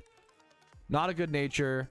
It's not a great breed, but it can be fixed. We got access to the Pokemon. That's what matters. Most importantly, I need to be looking an eye out for Alpha Dittos, though. I need Alpha Dittos more than ever. Goodness gracious. We are ending turn 1 with Stoutland at 75% HP. We've already done a big 25% chunk heading into our second turn here. Turn 2, similar things, not using our brains a whole lot, just clicking close combat, clicking fighting type attack, do damage, big damage, big KO, big raid, done. We are ending turn 2 with Stoutland at 48.3% damage. This thing is getting obliterated. All right, another CC, very brain damage move. Here we go. Easy peasy. I mean, I'd say it, I don't mean it like derogatorily. Like it's just I honestly love brain dead raids like this. I'll take it all every day of the week, man. Give me that reward. Give me that raid completion even faster. Just to show you guys how easy this should be. All right, there is the Stoutland defeated. I literally just clicked fighting type move. I don't even know if we made it. We didn't even make it to the second Tailwinder. So just turn 1, set up Tailwind. Turn 2, 3, 4, 5, and 6. Just spam fighting type attacks. And then boom, bam, your Stoutland should be achieved. If you have any questions, let me know in the comments. Check out the Raid Den Discord. Is always a great resource. Hopefully you guys find this helpful. And good luck on your PokeMMO raids. All right, there is our Stoutland catch on the Ironman account. Impish Nature. 3. Oh, that's really good. I don't know if it'll be that usable. Oh, I would love to take this into like NU though. Ooh, I would love to put in NU PvP. It's really good stats, just missing that attack and then nature. I mean, it can even, you could even go impish, make it bulky. I could have some fun with this at one point. I'm pretty, it's male though. Every catch is male. So I need, dittos, dude. That's so brutal. I need so many alpha dittos. Beautiful raid to be done though. Beautiful catch. Our first 3x31 alpha raid Pokemon on the Iron this event. Dude, have a good day, Shadow, and thank you for all your help today, man. Night Shadow was a great help during these raids, and I am done for the day in terms of raids. I'm not even close to being done the stream, don't get me wrong, but I am... Raids just exhaust me. Maybe I'm just old. I think it's just like doing activities. I could shiny hunt 16 hours a day, no problem. Ask me to do raids for 2 hours, baby raid, I'm so tired, wah. I don't know. I'm definitely a person of... I love doing what I love, and I really don't like doing what I don't. So I get the raids done, we tank them, we get them, we eat our vegetables, we get the cool rewards. I am looking forward to the Shaman encounter. That'll be really cool on the Ironman accounts, but I'm more so just getting the raids done for the sake of them, to be honest. It's a really important thing to get done on the Ironman account, and that's I think a beautiful part of the Ironman account is you don't always love everything you're doing on the account, but you do love the overarching goal. You're always working towards something you care about and are passionate about. I think it's a beautiful lesson of life. Like I don't love going to the gym every, when I barely do, but like I'm glad I did. Every time I leave the gym, I'm glad I did. That's kind of my situation with raids. So happy to have that done, which I know not everybody wants that relationship with their video games, but I like it. I like that kind of, I don't know. I like taking it a little bit more serious like that. So huge raid done, huge progress. 5 out of 12 raids done. There's 6 active right now. It is still day 5 of the event. Let's go grind ourselves some swarm Pokemon and then see what else we can get up to. All right, back to comfy swarm farming. I have about 34 or so Pokemon in my boxes right now that I do want to turn in here in a quick bit. I'm actually really close to all 12 Zodiac. You know what? I probably have, I didn't even think about this. I probably have all 12 Zodiac tablets ready to go after turning in the Pokemon in my boxes. Oh, now I next want to go do that. So I have, yeah, that'd be sick actually. That'd be a huge milestone, dude. I don't believe you can do all of the trainers yet until all the raids are out. I could be wrong on that. I haven't seen anybody correct me on that. Once again, information just slowly trickling out during events like this. Yeah, the PvP we already saw at BBN. But I'm curious to see. So yeah, I'll have to work on just some casual swarm farming, and I'll probably see you guys with that 12th tablet here in a quick sec. All right, we have been stocking up Swarmons for a large part of the day. On top of doing all those raids, of course, we got 60, 70 Pokemon in total. Let's go ahead and get consuming, fellas. I really want to see the 12th tablet and see like what that. I don't think anything really special happens yet. We have to wait until all of the raids are out, but it'll be cool to have that 12th and final tablet. See how many Cherish Balls I end up with as well, and see if I haven't heard anybody talk about. Is there no vanity reward for this year's mysterious balls or swarm turn-ins? I feel like almost every event there's been a vanity reward. There might not be one this year. I haven't heard anybody talk about it. All right, there it is, the Dragon Zodiac tablet. Now we just need to wait for all of the trainers to spawn. I'm probably gonna not do these fights until they all spawn. And then there should be some unique vanity. So in previous years, for those who don't know, in previous years there was the Zodiac Tang and then the Zodiac Dragon outfit. This was 2025 and 2024. Usually body slots. So both years it's been body slots. I have no idea what we'll see this year, but it's probably gonna be some sort of unique to this year body slot vanity. Wait, will this also be I just realized, will this also be my first Moxie Gyarados? I think it will be. Dude, the Lunar New Year event actually gives so many unique hidden ability access Pokemon to Iron Man. It's crazy. Like Moldbreaker Excadrill, Defiant Purugly being relevant, plus literally most of the raids, plus Ampharos, Moxie Gyarados. It's so many, man. It's actually huge. All right, good morning, Iron Man viewers. Today should be a pretty chill day, which I'm honestly very, very excited for because I didn't get that great of sleep last night. We got a lot of our raids out of the way yesterday, okay? So we're chilling on raids. Yes, there are 2 new raids. Well, there's the Grumpig, which we didn't do yet. Grumpig and Steelix. I'm not in a rush to do these. Maybe I'll do them tomorrow. I think I could do about 3 raids a day. I think that's like my limit. Today will be very, very chill. Today will be swarm grinding, catching as many swarm Pokemon as possible and getting those mysterious Cherish Ball counts up, as well as we're at 42 right now, as well as potentially playing some PvP, especially once the PvP reward switches over. We do have 7 days left in the event, keep in mind, but when this switches over, this will switch over in about 4 hours. I don't have a big interest in the red tassel hair clips, but when that switches over in 4 hours or so, if the reward is good, we can start passively grinding for that, as well as obviously catching these swarms. And then if I'm feeling up to it today, I would like to go try to grind some red envelopes and potentially like 1 or 2 lucky reds. If we could get over to Abundant Shrine today and grind a little bit of that would be fantastic. But we'll see if we feel up to it on this not so great of sleep. And I think it's a really good like reminder as well. Like so many Pokemon players, like sometimes you just don't get some good sleep and it's hard to grind. These events only are here for, in this case, like 13-14 days. And if you have, you know, it's tough to always grind the event every day, all day. You got to take those breaks and take it with a you know, grain of salt a little bit and just take it one step at a time. So that's going to be our goal today. Still having some fun, still getting good progress, and still grinding the event the best we can, having fun along the way. All right, there is the final. Dude, I bought like 150 or 100 quick balls before this event, and I just used the final one. We have been catching a ton of swarms. I'm gonna have to go spend. I've not spent much Pokeyen so far in this event, though. I'm happy to go dump a ton of Pokeyen. We're also in Sinnoh. I found out only recently, 11,000 hours played, by the way. I found out only recently you can just go buy most of the Pokeballs in PokeMMO from any Sinnoh Pokemart as long as you have the Elite Four done. I didn't even know that, which is so funny. It feels like such a basic thing to know, right? So yeah, look at this. Like, that's all. Okay, so quick balls. I'm gonna, you know what, 200. Oh, that's a lot of Pokeyen. I think it's worth it though. Let's do it. 240,000 Pokeyen on quick balls. It's worth it. Yep, they have the confirmation screen. Boom. Timer balls will buy up to, I like to stock up while we're doing it. 150. Dust balls, I'm good on dust balls. Super good on nest balls. Net balls, been using net balls for Gyarados swarm. I'll buy those to 150. Stocking up on this is always good. I'm down to buy 144 ultras. Ultras have been being used a fair bit as well in this event. 172k. I'm spending a lot of Pokeyen here, actually. Okay, I can just slow down a little bit here. Great balls will buy up to like, we'll buy like 71. 140, sure. We'll buy 10 actually more. Go to 150. Pokeballs. I need a lot of these, honestly. What's the max? Yep, 200k on Pokeballs. It's been a long time since I've done this. I do this every so often. I think I've only done this once so far on the account. This is the second time I'm gonna do this. 1,000 Pokeballs coming in, boys. Boom. Okay, I just spent a lot of Pokeyen. All the way down to 1.1 mil. Hopefully I don't regret that. I don't think I will. I think that was definitely well worth it. But that was a lot. Actually, okay, I need more Dream Balls. Wait a minute. One more. I think it's the last one. It's the last one. Dream Balls. Let's buy 81. Boom. Okay, down to almost 1 million Pokeyen. And I could, you know what? I might look to do Jimmy runs during the event. Get that 10% extra boost. It's probably worth it as an Iron Man account. Like to do it like a. Actually, is it? I don't know. Maybe I should pop the Richest Charm. Ooh, during the event. That's tempting. I'll think on it. I'll have to like lock in and do a good Jimmy run is the problem though, and play well. That I'm not very good at doing these days. Alrighty, fellas, we do have an alpha Skuntank catch over on the Iron Man account. Always an important catch. I do still need an alpha Skuntank as a raid Pokemon. I'd love to see a. Usually I would want a male for breeders, but I actually want a female here. We do get a male. That's still okay. We might have other female Skuntanks in the boxes, so let's try to get a hopefully some good free stats here.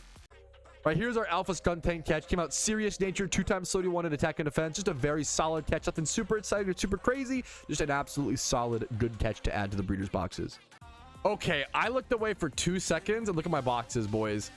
It's time to. We have a small lull in terms of swarms. They've been way faster recently. Look at all of the dude. They're leaking over into this box dramatically. Okay, we got a lot of Pokemon to turn in. Let's like move these over back to like the comps box as well. Let's go ahead and get to consuming. Okay, the PvP vanity reward just reset. I haven't checked it yet. Let's see what it is. It's the red tassel hair clips again. Are they just doing the set? What? I mean, I guess I have no excuse. I can just skip PvP still, but I'm shocked by that. I feel like they did origin hair 2 days in a row and then red tassel 2 days in a row. It seems like they're doing like every vanity 2 days in a row and then moving on. Interesting. I mean, it's kind of an organized way to do it, to be fair. I just didn't expect that. I'm excited to break the 50 bar, the 50 mark for Cherish Balls. That'll be a pretty cool milestone. Let's go see the spread. So there's still 7 days left in the event. We got 115 during the Halloween event, and those were like way more easy to grind. These are a bit harder to grind, even though it's like the same shiny rates, but there's different alpha Pokemon and things like that. And then Great Ball, all these, like this feels like this should be the event. I think this should be the event where we get the least amount of Cherish Balls, but we're doing pretty damn good. It's also the activity that I'm enjoying the most, so I'm kind of just going hard on it and enjoying it. I'm feeling a little guilty. I feel like I should be doing Abundant Shrine. Obviously, it'd be a great way to get more red envelopes, and that would work me towards vanities on the Iron Man account, which I do really care about drip, and I do really care about vanities on the Iron Man accounts. But this has been an event where like efficiency is great and all, and I love efficiency, and I think going for goals even when you don't want to is important in games. I'm loving the swarms so much, and you know what, I don't love grinding Abundant Shrine. I love it as an activity, and I love that it exists. It's not my favorite thing to grind. I'm trying to basically tell myself, don't feel guilty, don't feel bad. You're playing the game that way that you enjoy. There's nothing wrong with that. And it's like it's a very interesting mental thing a lot of gamers fall into, even myself, you know. So I'm trying to I'm loving this swarm grind. I'm just gonna keep it up. I'm not gonna worry about it too much. No fucking way, dude. My chat is blowing me out of the water at how many mysterious Cherish Balls. Are you sure you haven't bought any? Someone in chat said they had 103, and I was like, dude, that's so impressive. That's amazing. Nice job. It's literally like arguably my job to play PokeMMO. Now, to be fair, I have focused way more on like content this event versus the previous ones. I was more Iron Man. I was Iron Man grind first, content second. This event I was content first, Iron Man grind second. Someone had 103 mysterious. That's really impressive. Oso said that he had 204. That's insane. I have 49, and I play this game like 8 hours a day. Now, very inefficiently and poorly, but a lot of hours. Dude, what? He said, now, hey, Oso, to be fair, did clarify some of it was from an alt account, but he said 80% from one account. Dude, that's insane. That's so impressive. That's what a grind. Today I got 20. That's a lot. What's the math on that? You catch, I guess if you play efficiently, you should be getting like 40 swarm mons an hour. You should get, I think you get what, like 5? You get 5 Cherish Balls an hour if you play efficiently. So 20 is like 4 hours. Yeah, I'm just realizing maybe that I suck at this game. I'm just like really. You know what? I will take the hit that I prefer talking to chat. I love yapping, dude. I'm a chat first stream, and efficiency third or fourth at this point. You know what? I'm having a blast though. I can't complain, dude. All right, I finally finished turning in all this. It took like 10 minutes or 12 minutes. It took a while to turn all those swarmons. Let's see how many Cherish Balls. We should be over the 50 bar. We're at 55 mysterious Cherish Balls. I don't know, what did I start with today? Like 44, 42, something like that. Got a good chunk today, boys. A good chunk. All right, I've been popping repels like crazy during this event. I'm actually out of baby repels. I have 119 max and 95 supers. I've used all of my baby ones, so I'm gonna go ahead and buy 100 more. That's going to cost me, was it 40k? We're literally down to about 1 mil, but it's worth it, boys. 100 pelts. We still have half the event left, so we need the resources. Okay, I think I finally am. I think I'm done flexing the hair. This just looks so much better. Like with the origin hair, it's just not it ruins the whole fit. It's not a fit. It's not drip, bro. Like, I think flexing is less important than having an actually good fit. I think it's very, very important to talk about, you know, important stuff when it comes to PokeMMO drippiness. That's like kind of fine, but I think that the pirate hat's the best. I love the peace apple hat, but it doesn't. There's no red matching. There's nothing to match. The red is too strong. You've got to rock the pirate hat. So this is the best fit we have access to, in my opinion, right now. Alrighty, we are loading up PokeMMO for day 7 of the Lunar New Year event. We are a little bit over / now officially halfway through the event. There is 6 days and 6 hours left. We are currently sitting at 55 mysterious cherish balls. That is our big number, our big item that we've been grinding a ton. I don't see myself doing any more abundant shrine today. I would like to do some raids. There is a new raid out in the slacking raid. I would really like to at least get Grumpig done today, and potentially get Grumpig, Steelix, and slacking all done if I'm feeling very, very brave. We have those 55 mysterious cherish balls, and I have a few more Swarmons in the boxes. Yep, everything is self-grinded. We are an Ironman account. There is no trading, no GTL usage. There is also a Poochyena swarm right now over in Lost Lore, so I'm gonna head over to that and continue the grind going. We just had to restock up on quick balls and ultra balls and all sorts of our Pokeballs, which are now fully stocked up. We spent 1 million Pokeyen already in the event on our resources, which is why we did so many gym runs and stocked up prior to the event itself actually starting. All right, yo, what's up? My name is Petralis here. Welcome to my quick guide for the Grumpig raid within PokeMMO for the Lunar New Year event in 2026. This is raid number 5, I believe, out of all 12 raids, plus the Shaman, of course. Raid number 5 out of the raids this year. It's a pretty easy raid. You do need to set up Tailwind and Defog on turn 1, so make sure you have 2 people with those designated slots ready to go. Make sure you have someone with Prankster Murkrow, of course, with Tailwind lead, and then also a Prankster Murkrow with Defog. Keep in mind, you cannot both use Honchkrow and Murkrow on your same team. That is species clause. So if you have someone with Honchkrow and Murkrow on your team, make sure to let them know you need to switch out that Honchkrow for a different Sucker Punch user or some sort of different Pokemon that has access to either a good Bug type attack or Sucker Punch. The team for this, the strategy is really, really simple. This information is thanks to the Raid Den Discord. Turn 1, you go for Tailwind, Defog, and then 2 Bug type attacks, making sure you do KO Slowking. That's very relevant. Then turn 2, you just go for 4 Bug type attacks. I'll show you my team here in a quick sec. Turn 3, 4 Bug type attacks. Turn 4, 5, and 6, 4 Sucker Punches. It is just a DPS raid. It is checking to make sure you have the Pokemon built. You can see the locations for this raid up in the top left-hand corner of your screen. In Johto, it'll be in the Ruins of Alpha. In Hoenn, it'll be at Mount Chimney. In Unova, Giant Chasm. That's where I'm at, although it was a pretty long hike. I'd recommend going somewhere else. Sinnoh, Route 225, but you need Surf, and then Kanto, Mount Ember, but you need a handful of HM, so I don't recommend those entirely. And then let's go through my team. I've got Specs Volcarona with the Bug Buzz, Pin Missile, Silver Powder, Cloyster is a good shout. The Pin Missile Cloyster with Skill Link. You have to have that Skill Link ability, but it will do a ton of damage even though it's not stab. You got Choice Scarf, Patrick Ricard, aka our Mega Horn Heracross. There's our 3 Bug type attackers, and then 3 Sucker Punch users. I am rocking with Honchkrow, Absol, and Bisharp, but there's a bunch of options you can rock with here. Anything with high attack, high damage, dark type, and have access to Sucker Punch. I'll see you guys when we jump into this raid. All right, here we are jumping into the Grumpig raid. We do see Slowking, and Slowking does have to die. I'm going to go ahead and click Bug Buzz into Slowking. If one of my teammates also clicked into it, that's okay. It should auto default back to Grumpig, so it should be okay if that's the case, but want to make sure to kill this Slowking. I don't know why it needs to be killed, but I just follow the guide. I know it needs to be killed. So we're going to put our damage into the Slowking. 1 Bug Buzz should do it. Beautiful. That's going to let our, we got our Defog up. We got our, what's it called? Our Defog, our Tailwind is going to fix our speed. Pin Missile did 7.5% huge damage into Grumpig. Beautiful. And now we're just going into turn 2. My Cloyster goes down, but that's okay. Or not my Cloyster. Wait, why am I'm not Cloyster. I'm Volcarona. My friend, okay. We're going into next turn. Now we have our turn 1 setup. My Volcarona goes down. There we go. We have our turn 1 setup. We'll be going into turn 2, just pure damage. From now, I think until the end of the raid, it's just pure damage. All right, once again, prioritize bug attacks in the first half of the raid. So we're going to be going over to my cloister now and going for my pin missile. Just prioritize your 2 to 3 bug tip attackers in the start, then switch to sucker punchers in the second half. Just getting good damage off. Here's our turn 2. Just throwing off all of our bug tip attacks. One of our Murkrows lives, so if you can get off a foul play damage, it's decent chip while it's alive.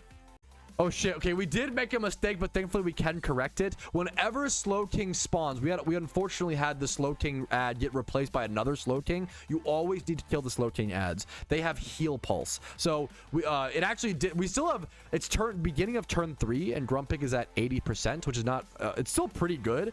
It was at 70% and it got heal pulse for 10%. So definitely I'm gonna Mega Horn into the Slowking, and then if it gets killed, I think it should auto relocate back to the Grumpig. So there's no reason to like not want to target it. You got to make sure you kill that Slowking, and there goes down the Slowking. Beautiful. Now we can just focus our damage back on that Grumpig, but always target Slowking first if it spawns, and then pump all damage into Grumpig, of course. All right, as with all my raid guides, we made a mistake, so I'm hoping it would be good to see. I like showing you guys, like, even if you make a mistake and don't kill that Slowking immediately, he only got off 10% of heal. I'm curious to see if it can still kill, and if we don't kill, we know the strategy. We can just reattempt. It's really easy. So it's turn 4, I believe. Yep, turn 4 is starting right now.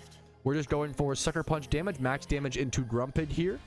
All right, we're heading into turn 6 here. I'm on my last Pokemon. I know a lot of my teammates are not on their last mon, thankfully, so we have a bunch of extra damage coming in. We're heading into turn 6. No Slowking spawn there, down to 25% HP. I'm guessing if we killed that one Slowking without any mistakes, we probably could have beaten the raid this turn exactly. A lot of us, like, my Bisharp also only did like 5.5% damage. I have a hasty Bisharp. Like, the point of my raid guides are often to show you guys you don't need to play perfectly. You don't need to play perfectly. You don't need to have perfect Pokemon. You can beat most of these raids with multiple mistakes in the raid. Like, it's often to show you guys, like, don't worry, like, it's possible. If I can do these on an Ironman account, I believe you can do them too. It's not that they're easy. They're not easy. I think raids are inherently difficult and require a lot of resources. I think I in my previous videos, like the Lopunny, I threw around the word easy a lot, and I kind of want to stop doing that, because, like, for the average, they're easy for me because I've played the game for so long and I have the resources. For the average PokeMMO player, it's not easy, man. They're hard. It's difficult. It's a challenging thing. And our Grumpig is down to 0.5% damage heading into turn 7. Did my Honchkrow also lived. We have Sucker Punch. It'll be dead on turn 7. This will be the Grumpig catch here in a quick sec. So this raid is effectively over. Really easy raid once again. Really wide. Move away from the word easy. Decently easy raid in comparison to some other raids, but all raids are difficult. How about that, fellas? I hope you guys enjoyed. I hope you found some of this helpful. Like it if you did, dislike if not, I understand. Leave a comment how I could do better. Subscribe, follow me on Twitch for live streams like this. See this kind of content live, all that jazz. If my content has helped you enough in your Pokemon journey during the event, YouTube memberships, Twitch primes, Twitch subs, and PayPal and Venmo donations can really help content like this to exist. So thanks for watching. Have a great day, and good luck on your raid catches. All right, fellas, here it is, the Grumpig catch on the Ironman account. This could be, I know it's cheesy, but it could be a Shalfa. It's one of those, like, you've got to factor in. Raid catches could always be a Shalfa. It could always be a nice breeder. I love Grumpig as a Pokemon. I don't know if I pragmatically need a good Grumpig, but I love it as a Pokemon. And it's 31 attack, which is unfortunately a waste of an dude, it's okay. It's not a big deal. It's just some raid mons. They can always be bred. I'll need some alpha dittos. At least, you know what? For this one, I don't need an alpha ditto since it came out female. I'll take the win where I can get it. My raid Pokemon rolls so far have been pretty god-awful. But you know what? Take the positives where you can. I don't really need a good Grumpig, so it's fine. And it's female, so it can be bred up for, like, cheaper than other resources in the future. So we'll take it. That is raid 6 out of 12 done. I'm going to try to see if I can do slacking today. Wait, can I learn Blast Burn for free, like, in the first time? Wait, that would be amazing. For reference, I'm putting Blast Burn on my Charizard. I'm trying to. 2 green shards. I have 2 green shards exactly. Wait. Wait, this is actually a huge upgrade. This is a massive upgrade. Now, should I go it over... why is Crunch here? I'm going to go it over Crunch, I think. We have 3 fire type attacks, but I think it's worth it. So Blast Burn, we're prepping for the Steelix raid, which is apparently very difficult. There's literally not even a strategy in the raid den Discord. That's how, like, tough and hard and, like, undeveloped it is. We're gonna try to do the fire team and see if it works. And Blast Burn is apparently very important against the Steelix because it does hit through its like little mechanic that it pops up. So that'll be very, very, very relevant. All right, fellas, it is time to take on the Slacking raid, or rather attempt to take on the Slacking raid. This raid is considered to be pretty decently difficult from what I've seen. There's not a perfectly laid out strategy or even recommended strategy over in the Raid Den Discord yet. That's how fresh this is and early, and how few people have defeated it so far, it seems like. It seems like the two strategies, you can either go Drizzle and do water spam, or go Sun, as you typically would, and spam fire type attacks. Did I say Slacking? Yeah, sorry, Steelix. Sorry, Steelix. I keep misspeaking those. Steelix is the raid for this video. Thank you.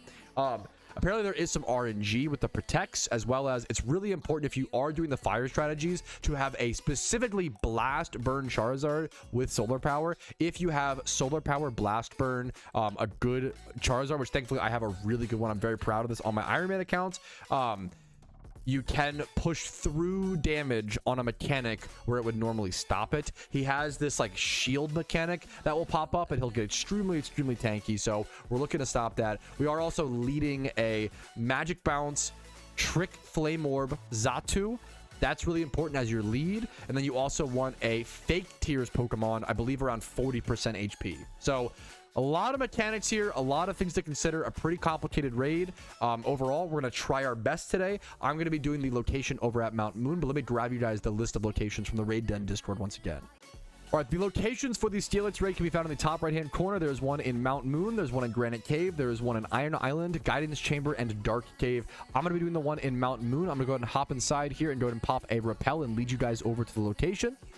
Go ahead and start from the entrance within Mount Moon. Make sure to pop a Repel. You don't want to waste any sort of like XP or waste any sort of like HP, potentially like getting hurt by a Mount Moon mon. Just don't risk it. Pop a Repel. Head down that first ladder there, then head over here, and it's right here. Alrighty, fellas, I think we're ready for the first 4-star raid that is Steelix. It should be a pretty tough one. We really did take our time. It's worth to take our time here to just like, this is a raid where like damage is gonna matter. Like the previous 3 raids, we made mistakes, we goofed around, we still beat them, right? This is probably the first raid where it's like, all right, lock in. Every bit of damage matters. Like really thinking through having a choice band on the right mon, having an expert belt, life orb, like having the right items on the right mons is very important to think through. We had like triple Ninetales in our party, and we had to like make sure, wait a minute, we only actually need 1 Ninetales lead, guys. Let's replace the other Ninetales for like better damage. Like every little bit of damage is going to matter here. This is definitely our first raid we want to kind of lock in on and take seriously. It wouldn't surprise me if this takes multiple attempts. Okay. But there is our Xatu. So Xatu led Magic Bounce, which bounced back the rocks, which is beautiful. So now we don't have rocks on our field. And now Xatu can go for the trick and get the Flame Orb and specifically take the leftovers off of the Steelix. I am just going for a Flare Blitz here. We're just doing damage. I don't think there are any ads that we need to watch out for. We immediately miss our first. I think we just reset there, hilariously. Let's reset. This raid is going to get multiple attempts, and that's okay. We already missed 1 Fire Blast. I'd rather just reset now. We also missed a Heat Wave. Do we miss Heat Wave as well? The Heat Wave hit. I think the Heat Wave missed like Melodic or some shit. Anyways, if you guys don't mind, I'd love to go ahead and reset. I do have Fire Gem. I'm using Fire Gems as an Iron Man account for this raid. So any like, I really don't want to waste these. It's kind of an important resource if possible. It might be. It's kind of a little. You don't need to. If you're a main account, you may not need to reset here. But I'd rather be safe than sorry, and I'd love to reset here if you guys don't mind and just reattempt and make sure we can get that Fire Blast damage off on the first turn. All right, just kidding. I forgot that I had a Twitch Gamba on it. I can't let the doubters win that easy. I gotta fight for my believers. Okay, so we're gonna keep going. I don't know if Sweet Scent or Gravity turn 1 is worth it. I'm not sure. We might need the damage. I'm just gonna go into, I guess whatever here is fine. We're all just using special attacking memers. I could save the fastest mons in the back. That's probably relevant. I don't know if we have. We don't really need Tailwind for this raid since it's Steelix. He's so slow. But here is our turn 2. We're just trying to get off as much damage as possible. We do need to keep an eye out for, at a certain HP percentage, he will throw up that shield, and that's when I do want to bring in my.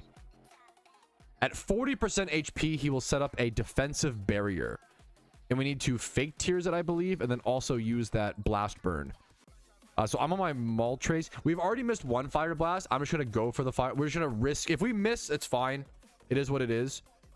It's this, I think this raid is going to be RNG dependent no matter what. Let's just try our best. So Flare Blitz here. Darmanitan doing max damage, even though Steelix's base defense is like 200, is ridiculous. That's it. The power of Darmanitan is ludicrous. He's just so disgusting, dude. Fire Blast hit. Okay, we're doing good damage. All three of our DPS just did 6%. That was huge damage. We're ending turn 2 with Steelix at 70% HP. It's really, really good. We do want the Xatu to go... Well, Reflect. We love a Reflect being set up. We'd love Xatu to go down here if possible, which is getting targeted by the Melodic, which is perfect. Do another...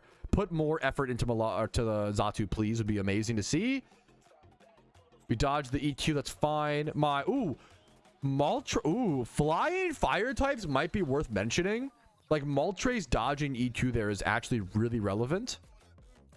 If Moltres can get... Moltres might be really good against this.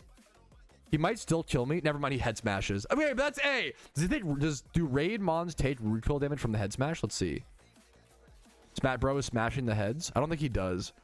They just get to cheat. They do take burn damage, but they just get unfair advantage. It is what it is. All right.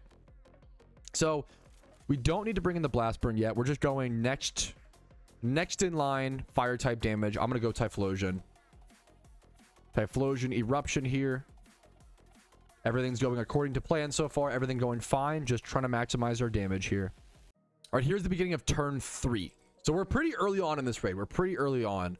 Doing good damage so far. It's honestly been easier than I've expected, but also partially probably because we prepared so heavily and focused on like really min-maxing this raid before we even queued up.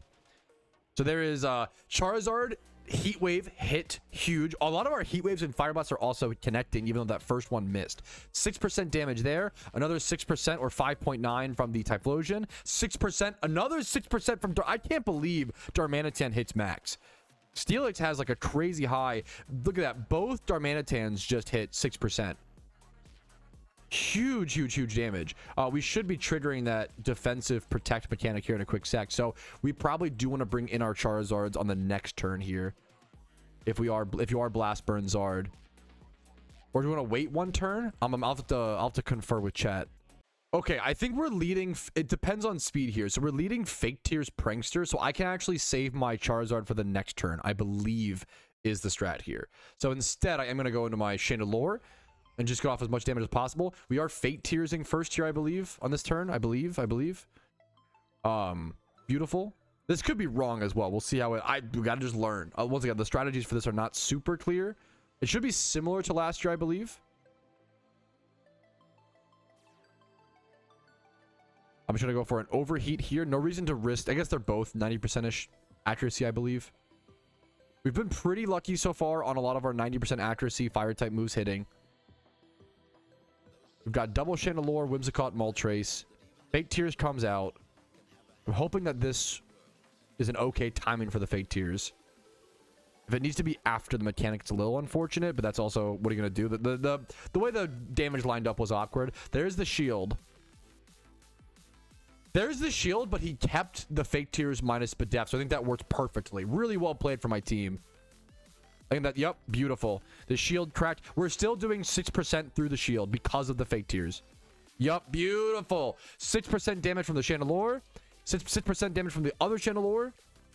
6% from Fire Blast Moltres. That was a perfect. We got 18% damage up there, which is perfect damage because of our Fake Tears Whimsicott as well through the shield. Really well played by my team. All right, here comes turn 5. We got a few Blast Burn Charizards. This raid is looking very winnable. We could, if we got really unlucky, a few misses here might cook us. Not to, I should knock on wood. I don't want to risk it, but also Whimsicott did live hilariously, so now it's kind of in a little bit of an awkward. I mean, you can just double Fake Tears. Thank you, Whimsicott. Why not? Minus -4 Spadef. We hit our Blast Burn. Huge. Okay, first Blast Burn, 6% damage. If we can all do 6%, it's 18% damage, which would bring it down. Well, after 21 would bring it down to... There's a Protect, which is unfortunate, but you can't do a whole lot about it. Blast Burn. Yup. Okay, the Blast Burn eats the Protect. Did Volcarona's Heat Wave miss? That's honestly, we deserve that. Oh, the Protect just stops it. Gotcha. The protect is RNG focus from my understanding. There is a chance that these Steelix will just protect and you can't really do a whole lot about it. We dodge a head smash though. Okay, we're back in. The Rage Steelix just missed a head smash, so that might buy us an extra attack. I really hope it goes for Whimsicott though. If it just goes into both Charizards and kills them both, that would be really, really sad. Please miss one more head smash. Please miss one more head smash. We don't deserve it. That's fair. We might lose this raid now. We played perfectly. Really good job to my team. We did great. It might just be an RNG thing here. We did 6% like every time. It does shrug off the Spadef drop. We can redo that pretty easily, thankfully. We'll just same strategy here. We just try our best, boys. Good luck to my team. Really well played for my team. It's at 20% HP. I think that one Fire Blast missing at the start, if we had like one more attack hit, to be fair, we threw off a lot of 90% accuracy moves and a lot of them hit. So like, I think there's just some RNG at the end of the day. I almost wonder if it's worth flamethrowing here. Oh, our sun ended. Are we not Heat Rock? We should be Heat Rock, but that's okay. And we can learn. Next time we can be Heat Rock. I mean, honestly, it worked out because Whimsicott can set it up, but that's okay. We should have extra. I'm going to go Heat Wave here. We should have extra. Our Whimsicott users should have extra Mons in the back. How many do they have out? They have Blaziken, Charizard. We potentially have 12% damage in the back. I don't know if it'll work out like that, but that would be amazing.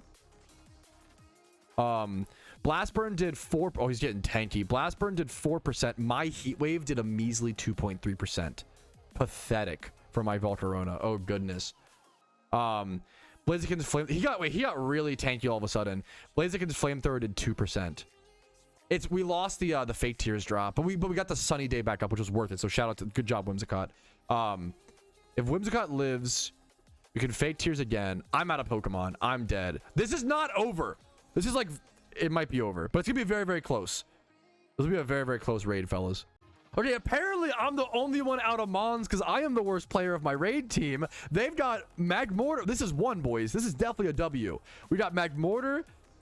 Wait, he's faster. Shut up. Chill out, Superior. Bro, relax, Superior. We've got Magmortar, Blaziken going down, Fate Tears. Whimsicott got a lot of value this fight.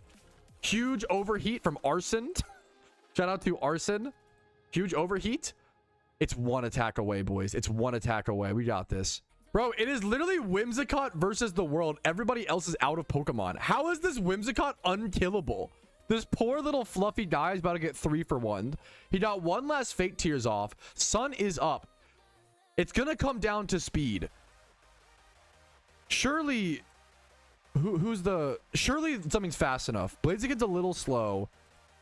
I think you bring in Zard first. As long as it's fast. No, this is a W. This has got to be a W. As long as the final few Mons can outspeed Superior. Oh, it shrugged off the Spadef drop. That could be a little bit of a problem. But there's no protective shield up. There's no shield up. We have Sun up. As long as Superior is not like HP Rock with Spatak +6, we're fine. We're also faster. I believe in you, Charizard. Deliver us the victory, Dr. Doom. Do it to us, Vincer. Come on. It all comes down to this. This is a tough raid, man. If he's Blast Burn, it could miss. If you have Flamethrower, I'd probably go for it. He has it. Beautiful. That would have been really scary if he didn't do enough damage. Thank you, Vincer, for the carry. Delivering the final blow. I almost FF'd this run. There is Steelix subdued in the catch coming up. Thank you guys for watching this guide. I hope it was helpful. Like it if you did, dislike if not. Subscribe to the channel for daily videos. Follow me on Twitch for streams like this live. Fuck this shit. I hope you enjoyed. Have a great day and good luck in the PokeMMO raids. All right, here is the potential raid Shalfa and catch and good stats on the Steelix for the Iron Man account. Let's see. I would love to have a nice, there's not really a huge reason to, but I'd love to have a nice Steelix. I have not really had good luck on my raid catches so far. Obviously, the Iron Man account has been very lucky overall, but I've been missing that luck during the events. Impish is already good. Impish is very, very good. Impish is one of the best natures. That's pretty good. Is it female? It's male. Why are they always male? Female, so that's quite good. I'm not hyped up enough about this. Impish, this is one breed away from being done. It needs 31 defense, 25 plus attack. This is amazing. This is actually the best raid catch so far by far, in my opinion. This for the LUNAR at least. Hell yeah, Magnet Rise. Hell yeah, happy to have it. Beautiful Steelix added to the collection. All right, I am not doing slacking today. I've heard this one is the hardest one so far, and also slacking has been the most notorious raid to get nerfed in the past. So I'm gonna wait on it, let it sit, let it chill, and see if the devs want to nerf it. If it is too hard this year, I'm instead gonna go back to my comfy wumpy swarm farming, get myself some mysterious cherish balls. I do have a bunch of swarmons to turn in really quick. So we started at 55 cherish balls today. Let's go turn in a big heaping helping and see what we end up with. Oh, good shout, Red Perry. Red Perry said PvP rewards refreshed. Let me go check what those are. If it's a good vanity, it could matter for the Ironman account. Good call. It matters for other people as well. That's probably worth to go for. Do we start the PvP grind now, boys? The panda hat? I mean, dude, I'm gonna get so few vanities. I have so few red envelopes from this event. That's probably worth to go for, man. Pat doing PvP. Oh no, I'm not doing too bad. I'm 20. The haters can hate, but I'm 20 and 15. I'm fine with that. It's not good, but it's not bad. It's in the middle. It's fine. I think we started, boys. Then we start that grind. All right, I just turned in a bunch of swarmons. We are now, that's a lot more than I even expected. Wow, from 55 cherish balls up to 67. The stacks are growing, boys. Okay, I did forget that the PvP vanity reset, and I do actually super want to go for that. So we're going to turn in one of our swarmons, get our 68th to get off of 67, 68th mysterious cherish ball, and let's go ahead and queue up. Try to play some PvP. I'm feeling kind of tuckered out today, so I can't imagine I'll be performing that well or doing that well, but we're going to do the best we can, have some fun, and make some progress towards that panda hat if possible. I don't know if I'll have time over the next 24 hours to grow. Well, maybe we're going to try. We're going to lock in. We're going to try, boys. You know what? I don't know if it's just chat's influence on me or what it is. I think this is worth it. I was not planning to do this until the end of the event, but I honestly haven't really been enjoying grinding Abundant Shrine anyway, so I don't really see myself doing that much more of it. I might do some, but whatever. I think I'm going to go ahead and open my red envelopes, boys, because if I get a panda hat in these envelopes, it means I don't have to play PvP. So, and I wouldn't mind playing PvP, but it'd be a lot of work for nothing if I get a panda in this anyway, so I might as well double check, right? You guys ready? You won't get anything from these, fair warning. Yeah, my RNG on the Iron Man has been really rough for this stuff. So we'll see though, fellas. Let's jump into it. Unexpected opening, boys. 3, 2, 1. Dragon Pulse TM. Super Calcium. The gems are good. Pearls for Pokeyen. Fireworks are nice. My only way to get fireworks is during this event. I'll take fireworks. Like a main account, fireworks are probably the worst drop. Light clay is also not bad. These are fine. For how quick it took to get these, maybe I should do more Abundant Shrine. No vanities so far. XP charm 50%. I'll take it. I will take it. We love XP charms here. Dude, honestly, these openings, this rewards have felt quite good. No vanity, but like, I'll take it, man. That was legit not bad. I feel like those drops were like legit for like how little. Maybe I should grind Abundant Shrine, because that was not that hard to get that many. Like, it was like what, I think it was 3 runs for those. That might have taken like 40 minutes a run, but that's not. I don't know. That's interesting. I'll have to consider it more. But we do have to play PvP though, boys. So let's go ahead and get queued up. Oh shit, my opponent's on a 4 win streak here. Can we break it? I'm doubtful. I don't love this team. We have double screens though. I also don't feel super confident in Regirock usage. I do like the Custap Berry. Let's see, man. Heatran. Okay. Terrakion is very powerful. That's true. Terrakion with screen set is actually so good. Good point. Terrakion is, we're 273 speed, 247, 157. Terrakion could go bonkers this game. I think I set light screen first into this team. He has no, okay, I might actually go bonkers. I can do light screen. He has no T-Wave stopper either. That's fine. It's a little scary. His Celebi could, well, it's gonna be low. He's probably Trick Room. I need to respect that. He 1000 million% expects expects me to go reflect here and set up double screen. And I think instead I just go X Scizor and try to obliterate this out of the water. Oh, he's so smart. That's a really smart play. Okay, he barely did much. He didn't do much to me. Man, if he stayed the Celebi in there, we just like the game's like we like win. If the Celebi stays in, we win. Yeah, yeah, exactly. Now I go. I'm not worried about Reflect right now. I'm gonna go T-Wave on potentially Celebi or Anymon here. T-Wave's just good. Beautiful. We love Paralyze spreading. Unfortunately, it's really powerful. Also, our Terrakion not being Scarf. A lot of times Scarf is really nice on this team specifically. I either double para like if I'm a menace. But he can just surf into me. I don't think I'd do double para. Usually I would, because I'm an absolute loser. I could reflect. Is there even a reason to? Or just go like my Regirock. This is ice type in the back. This Palkia is definitely the hardest thing for me to beat down. I could go Regirock. I'm sturdy. I'm gonna go Regirock and like Stone Edge into Explosion. Have Custap Explosion. That did way more than I expected. That crit? That's gross, actually. 51% there is kind of gnarly. Now I have Custap proc, so now I can explode. The question becomes, does he stay in? Watch his timer. His timer, he clicked so fast, he stayed in. He's surfing here. Now we know. We read him off the timer. Do we know he's surfing? Do we just... I think we just explode. Yep, got him. Cooked. Okay. Palkia being down is really important for our path to victory. For our like win con here. Flying on ice. Oh, I'm super dumb. Thank you. It is not ice type. It's... Thank you. It's flying. I don't know why I saw this and this and... Yeah. Thank you.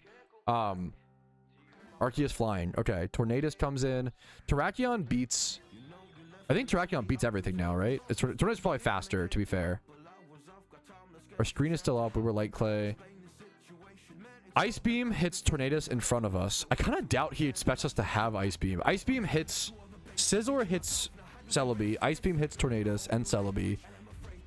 Heatran tanks it. I could just click T-Wave if he switches off Tornadus. Just so dumb. But it's so good, man. I hate how good like the cheese stuff is. Sacred Sword hits and Earthquake hits Heatran, but not Celebi or Tornadus. What do I think he's going here? What's the easiest pick for him? He's already seen X Scizor from my Terrakion. Does he go Celebi here and like... I wonder if he goes Celebi here in Trick Rooms? Or plots.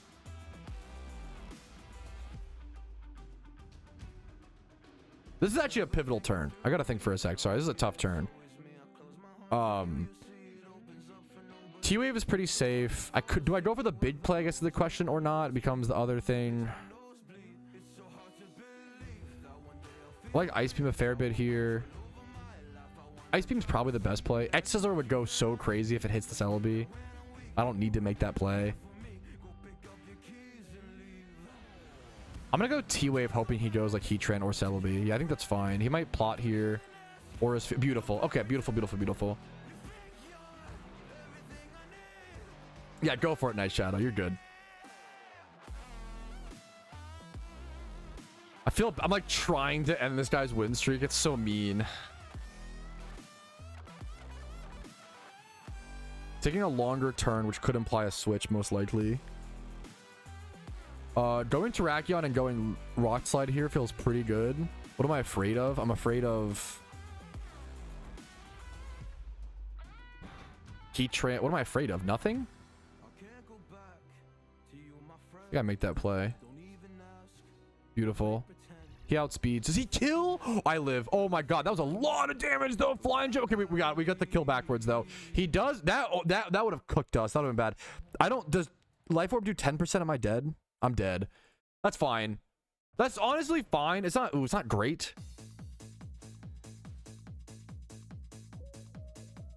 He has no T-Wave resist. Now Heatran won't die. I can foul. Oh, you're probably right. Oh man, that was a smart play. That might have lost it to me. That's Heatran's locked to Power Gem. Is he Starp, you think? Starp. Hurricane spam. Light Screen is still up for one more turn.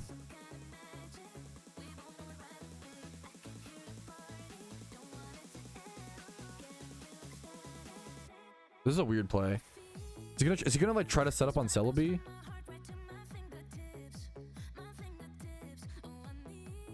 I don't mind just like foul playing here. Do we care about Reflect at all? I don't think so. Go for like Hurricane chance. I like Hurricane here, honestly. Let me just go for it. Yeah, oh my god. Okay, bye Celebi. Sorry, buddy. Sorry. I feel like my team was pretty decently positioned into my opponent. Not like a super free win. Well, I don't know. It was pretty good. I had advantage here, I think.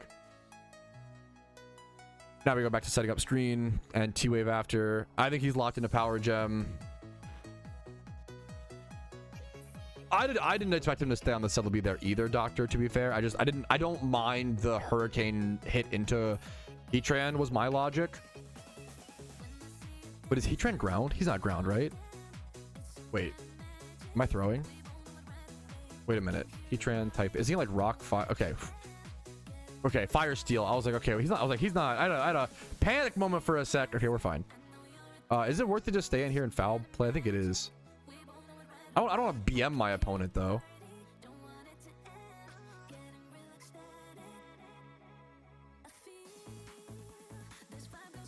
I could still lose, by the way. I'm pretty sure I have to hit Hurricanes to beat him.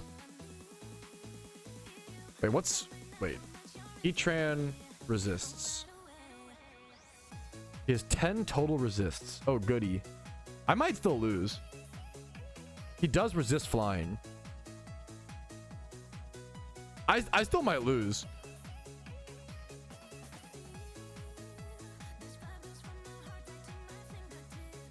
Foul play did nothing. Oh, yikes. Wait, also he's power. Wait, Power Gem's gonna hit my Arceus. Wait, I might fucking lose. Wait, I'm gonna crash out. Wait a minute. I think I lose. Yeah, we have to like Hurricane for confusion chance. Power Gem just like kills me though. Like, this is a great. No, it's not my opponent's fault. I do think this is a great example of like, I'm pretty sure that I played, and I'm not the PvP expert, maybe I'm wrong. I feel like I played like way better than my opponent, right? Like I feel like I played way better than my opponent like all game. Now losing Terrakion, there is a just element of like playing towards endgame. Like losing Terrakion was tough. We hit the Hurricane. And I always say there are tons of games where I play worse and I still win. And I try to call those games out. Okay, to be fair, Power Gen did way less than I expected. Maybe we're fine. We have to hit a lot of Hurricanes, though. My opponent taking... I don't know what my opponent... Okay. We're so lucky that we're hitting the Hurricanes. Okay, we're pretty lucky. Okay, miss a Hurricane to even it out. Miss a Hurricane, then have him crit Power Gem. Don't predict the future. It was close. He didn't crit. That would have been really funny. Petrowski used his dev powers. Okay, I said miss one Hurricane, not two. Okay, that's fine. That's fine. We traded bad RNG. It's not even bad RNG. Did I crit my Hurricane? No, I didn't say crit my Hurricane. That's too good of RNG. Okay, that's fucked up. I'm sorry, my opponent. You don't deserve that. You deserve better. Now I can just Ice Beam, right? Is it 4 times? It is 4 times resist to Ice. I have to go Light Screen. This feels so BM. I'm not trying to BM. I'm so sorry, but this is legitimately my best path to victory. It actually matters. And now I can like foul play. All right, GG's. I feel like that was not. I think I have to. Yeah, that was GG's. That was a close game, man. GG's my opponent. We did end his win streak. Much love to him. GG's. It was a close game. That was really like, I feel like he played really smart around playing for that end game and like being willing to take the trip with Terrakion. I feel like that was a little bit greedy for me. Maybe I should have kept my Terrakion in the back longer. Heatran was like almost unkillable there. That was a good game. GG's to my opponent. I wish I would have advertised this in the title now, boys, but I think I actually am going to be opening sealed products today. I was planning to save everything until the end of the event, but I think I'm going to end up splitting my Iron Man Lunar Progress into 2 videos. I think it ended up being a lot longer than I expected, which I mean is a good thing. It's more progress, right? But I think it's worth it. Are you guys ready? Okay, let's get some proper... I need some proper hype music for this. I spent... Now, these 31 boxes took me a lot longer to grind than just those red envelopes. These took me like, I want to say 6 to 8 hours. I'm really slow and bad at PvP. But we had some decent wins along the way. This might be one of our only openings. This might be one of our only chances towards getting vanities from sealed product during the event season as an Iron Man account. It is the final event season. My luck so far has been pretty piss poor when it comes to opening these sealed products. People are saying you can get Rapier from these. I literally called Rapier like one of the worst ultra rares I've ever... That'd be really funny if I get like an ultra rare from this event that I don't really prefer them, but we'll see. It's time to open, boys. Moment of truth. Here's our chance. Let's go for it.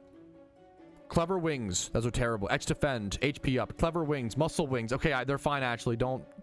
Oh, man. Oh, wait. Is that... Do I have that? No, no, no. Yeah, it's new. New vanity. Okay, okay, okay. That's... Oh, it's cute too. I actually really wanted this. It's nothing like crazy rare or crazy... But that's good. Nothing crazy rare, nothing crazy exciting. But like, dude, for an Iron Man account, that's actually already one vanity. Already one vanity. New vanity. It is the seasonal, which is unfortunate. I could get that next year as well, or future years, but that's something. We take those. Swiftwing, Stardust, X Speed, XP Charm 100%. Very good drop. Oh, back to back XP Charm 100%. Come on, give me like one more vanity. One more vanity. One more, and I'm happy. Or 3 XP Charm 100%. Sure. That's actually really good. Full restores. 7 left. 4 XP Charm 100%. Comet Shard. New vanity. Not the one that I love, but no, that... Wait, that might go with some stuff though. 2 new vanities.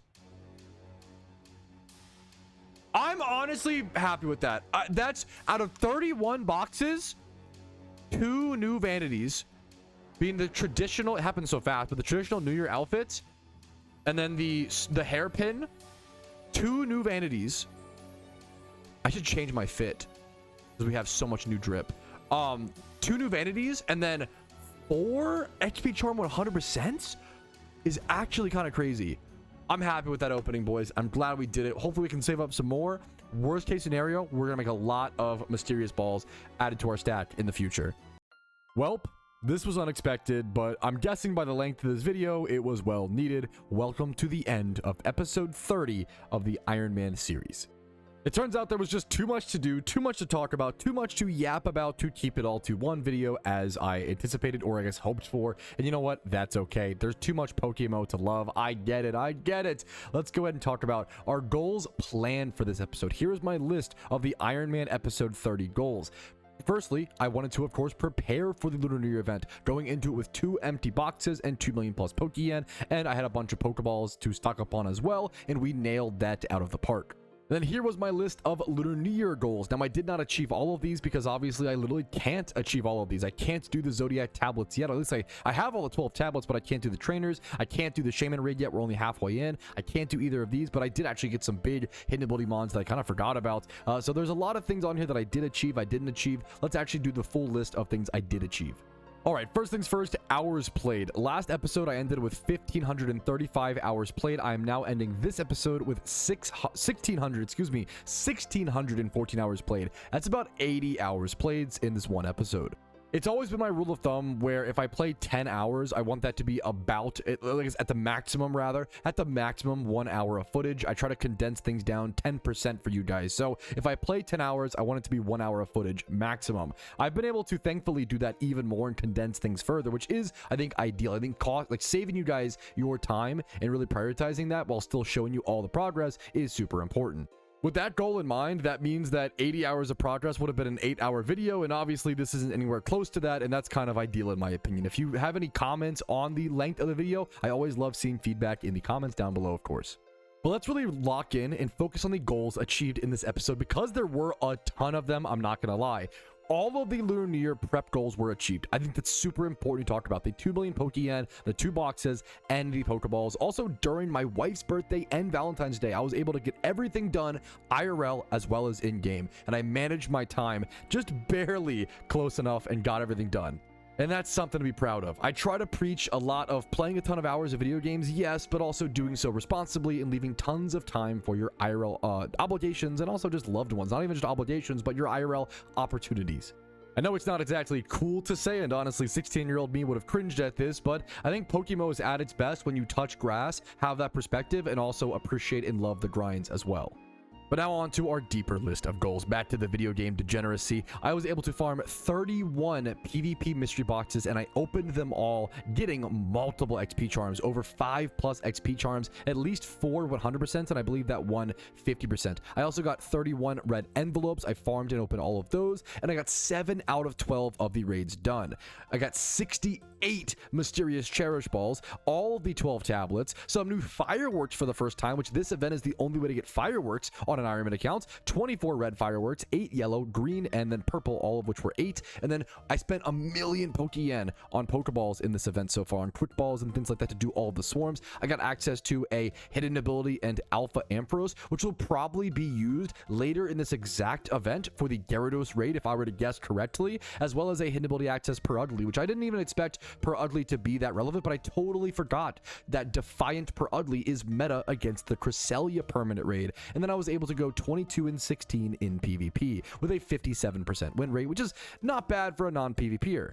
And we also got 3 new vanities. The first ever hairstyle ever on the Iron Man account with the Origin hair, which I had to fight tooth and nail for playing PvP. And then a spring flower hairpin. The spring flower hairpin and the traditional New Year outfit. The only unfortunate thing is they are both seasonal vanities, but they're really cute. I actually really like this vanity. It's very cute looking, which I think I really enjoy. And the traditional one, they're both seasonal once again, which means they will return in future years, which makes them less special to get on the Iron Man account in this first ever event season cycle. But hey man, the event's not over. Surely our bad luck when it comes to vanities from sealed product won't last, right? We did get the Origin hair wasn't from sealed product though. It was from playing PvP, to be fair. And I don't really know if I'll be grinding more Abundant Shrine in the future. It's just not really my favorite activity, unfortunately, but I have loved maybe all the RNG. All of our luck is in our mysterious balls. And you know what? I wouldn't complain about that one bit, because we're gonna need all the help we can get. Once again, shooting for that Shiny Wars endgame goal on the Iron Man in like July and August. We're pretty far from it, but it is the endgame goal on the Iron Man account for me. And we are ending this episode at 3,563 encounters, which is about 1,500 or so, or maybe 1,800 or so encounters gained. Actually, sorry, it's about 2,000 encounters gained since the previous episode. And almost all of that was from single encounters and swarms. There must have been some hordes weaved in there somewhere, because that just sounds too crazy to be true, which I guess probably some EV training, XP training along the way. But a lot of progress and pretty much every aspect of PokeMMO in this episode, which just makes sense for an event season episode. And believe it or not, that is it for me. The next episode you will watch of the Iron Man series will be the final episode for a very, very, very long time. I'm talking months and months. I know it's a lot of you guys are upset about that. I'm seeing hearts broken, but I think it's important. I think I've loved the series, and good things must come to an end at some point, or else the whole journey was meaningless. I think it's really beautiful to take this pause upcoming and focus on preparing for Johnny Wars, and then also allow myself to split my time a bit more evenly between my Iron Man account and my main account, and get back to making some money-making guides for you guys as well. That's been the big sacrifice here, is I haven't really been able to keep up to date on the market and focus on making money-making guides for you guys, and I feel like that is something that the community really needs right now. But thank you one last time for watching. Like this video if you enjoyed it and you enjoyed the Iron Man series. Dislike if not. Subscribe to the channel for daily PokeMMO videos every single day. I do upload every single day about this game that I still love 13 years later. Discord's down below if you're interested in that. You can follow me on Twitch for streams, usually Monday through Thursday at 12 p.m. ET. And if you want to go above and beyond and support the channel, if you've watched enough hours of the Iron Man series to warrant it, and it's entertained you on your second monitor while you grind PokeMMO, thinking about YouTube memberships, Twitch Primes, Twitch subs, and PayPal and Venmo donations are what allow me to be here in the first place. So shout out to anybody who goes above and beyond and supports the channel. But for now, I will see you guys in the next and arguably final episode of the Iron Man series. Yo, what's up? Outro Petrowski here. I wanted to take this second to say thank you so much for watching the entire video. It is thanks to people like you I'm able to make the content that I do, as well as everybody whose name is listed here. That's it for me. Have a fantastic day.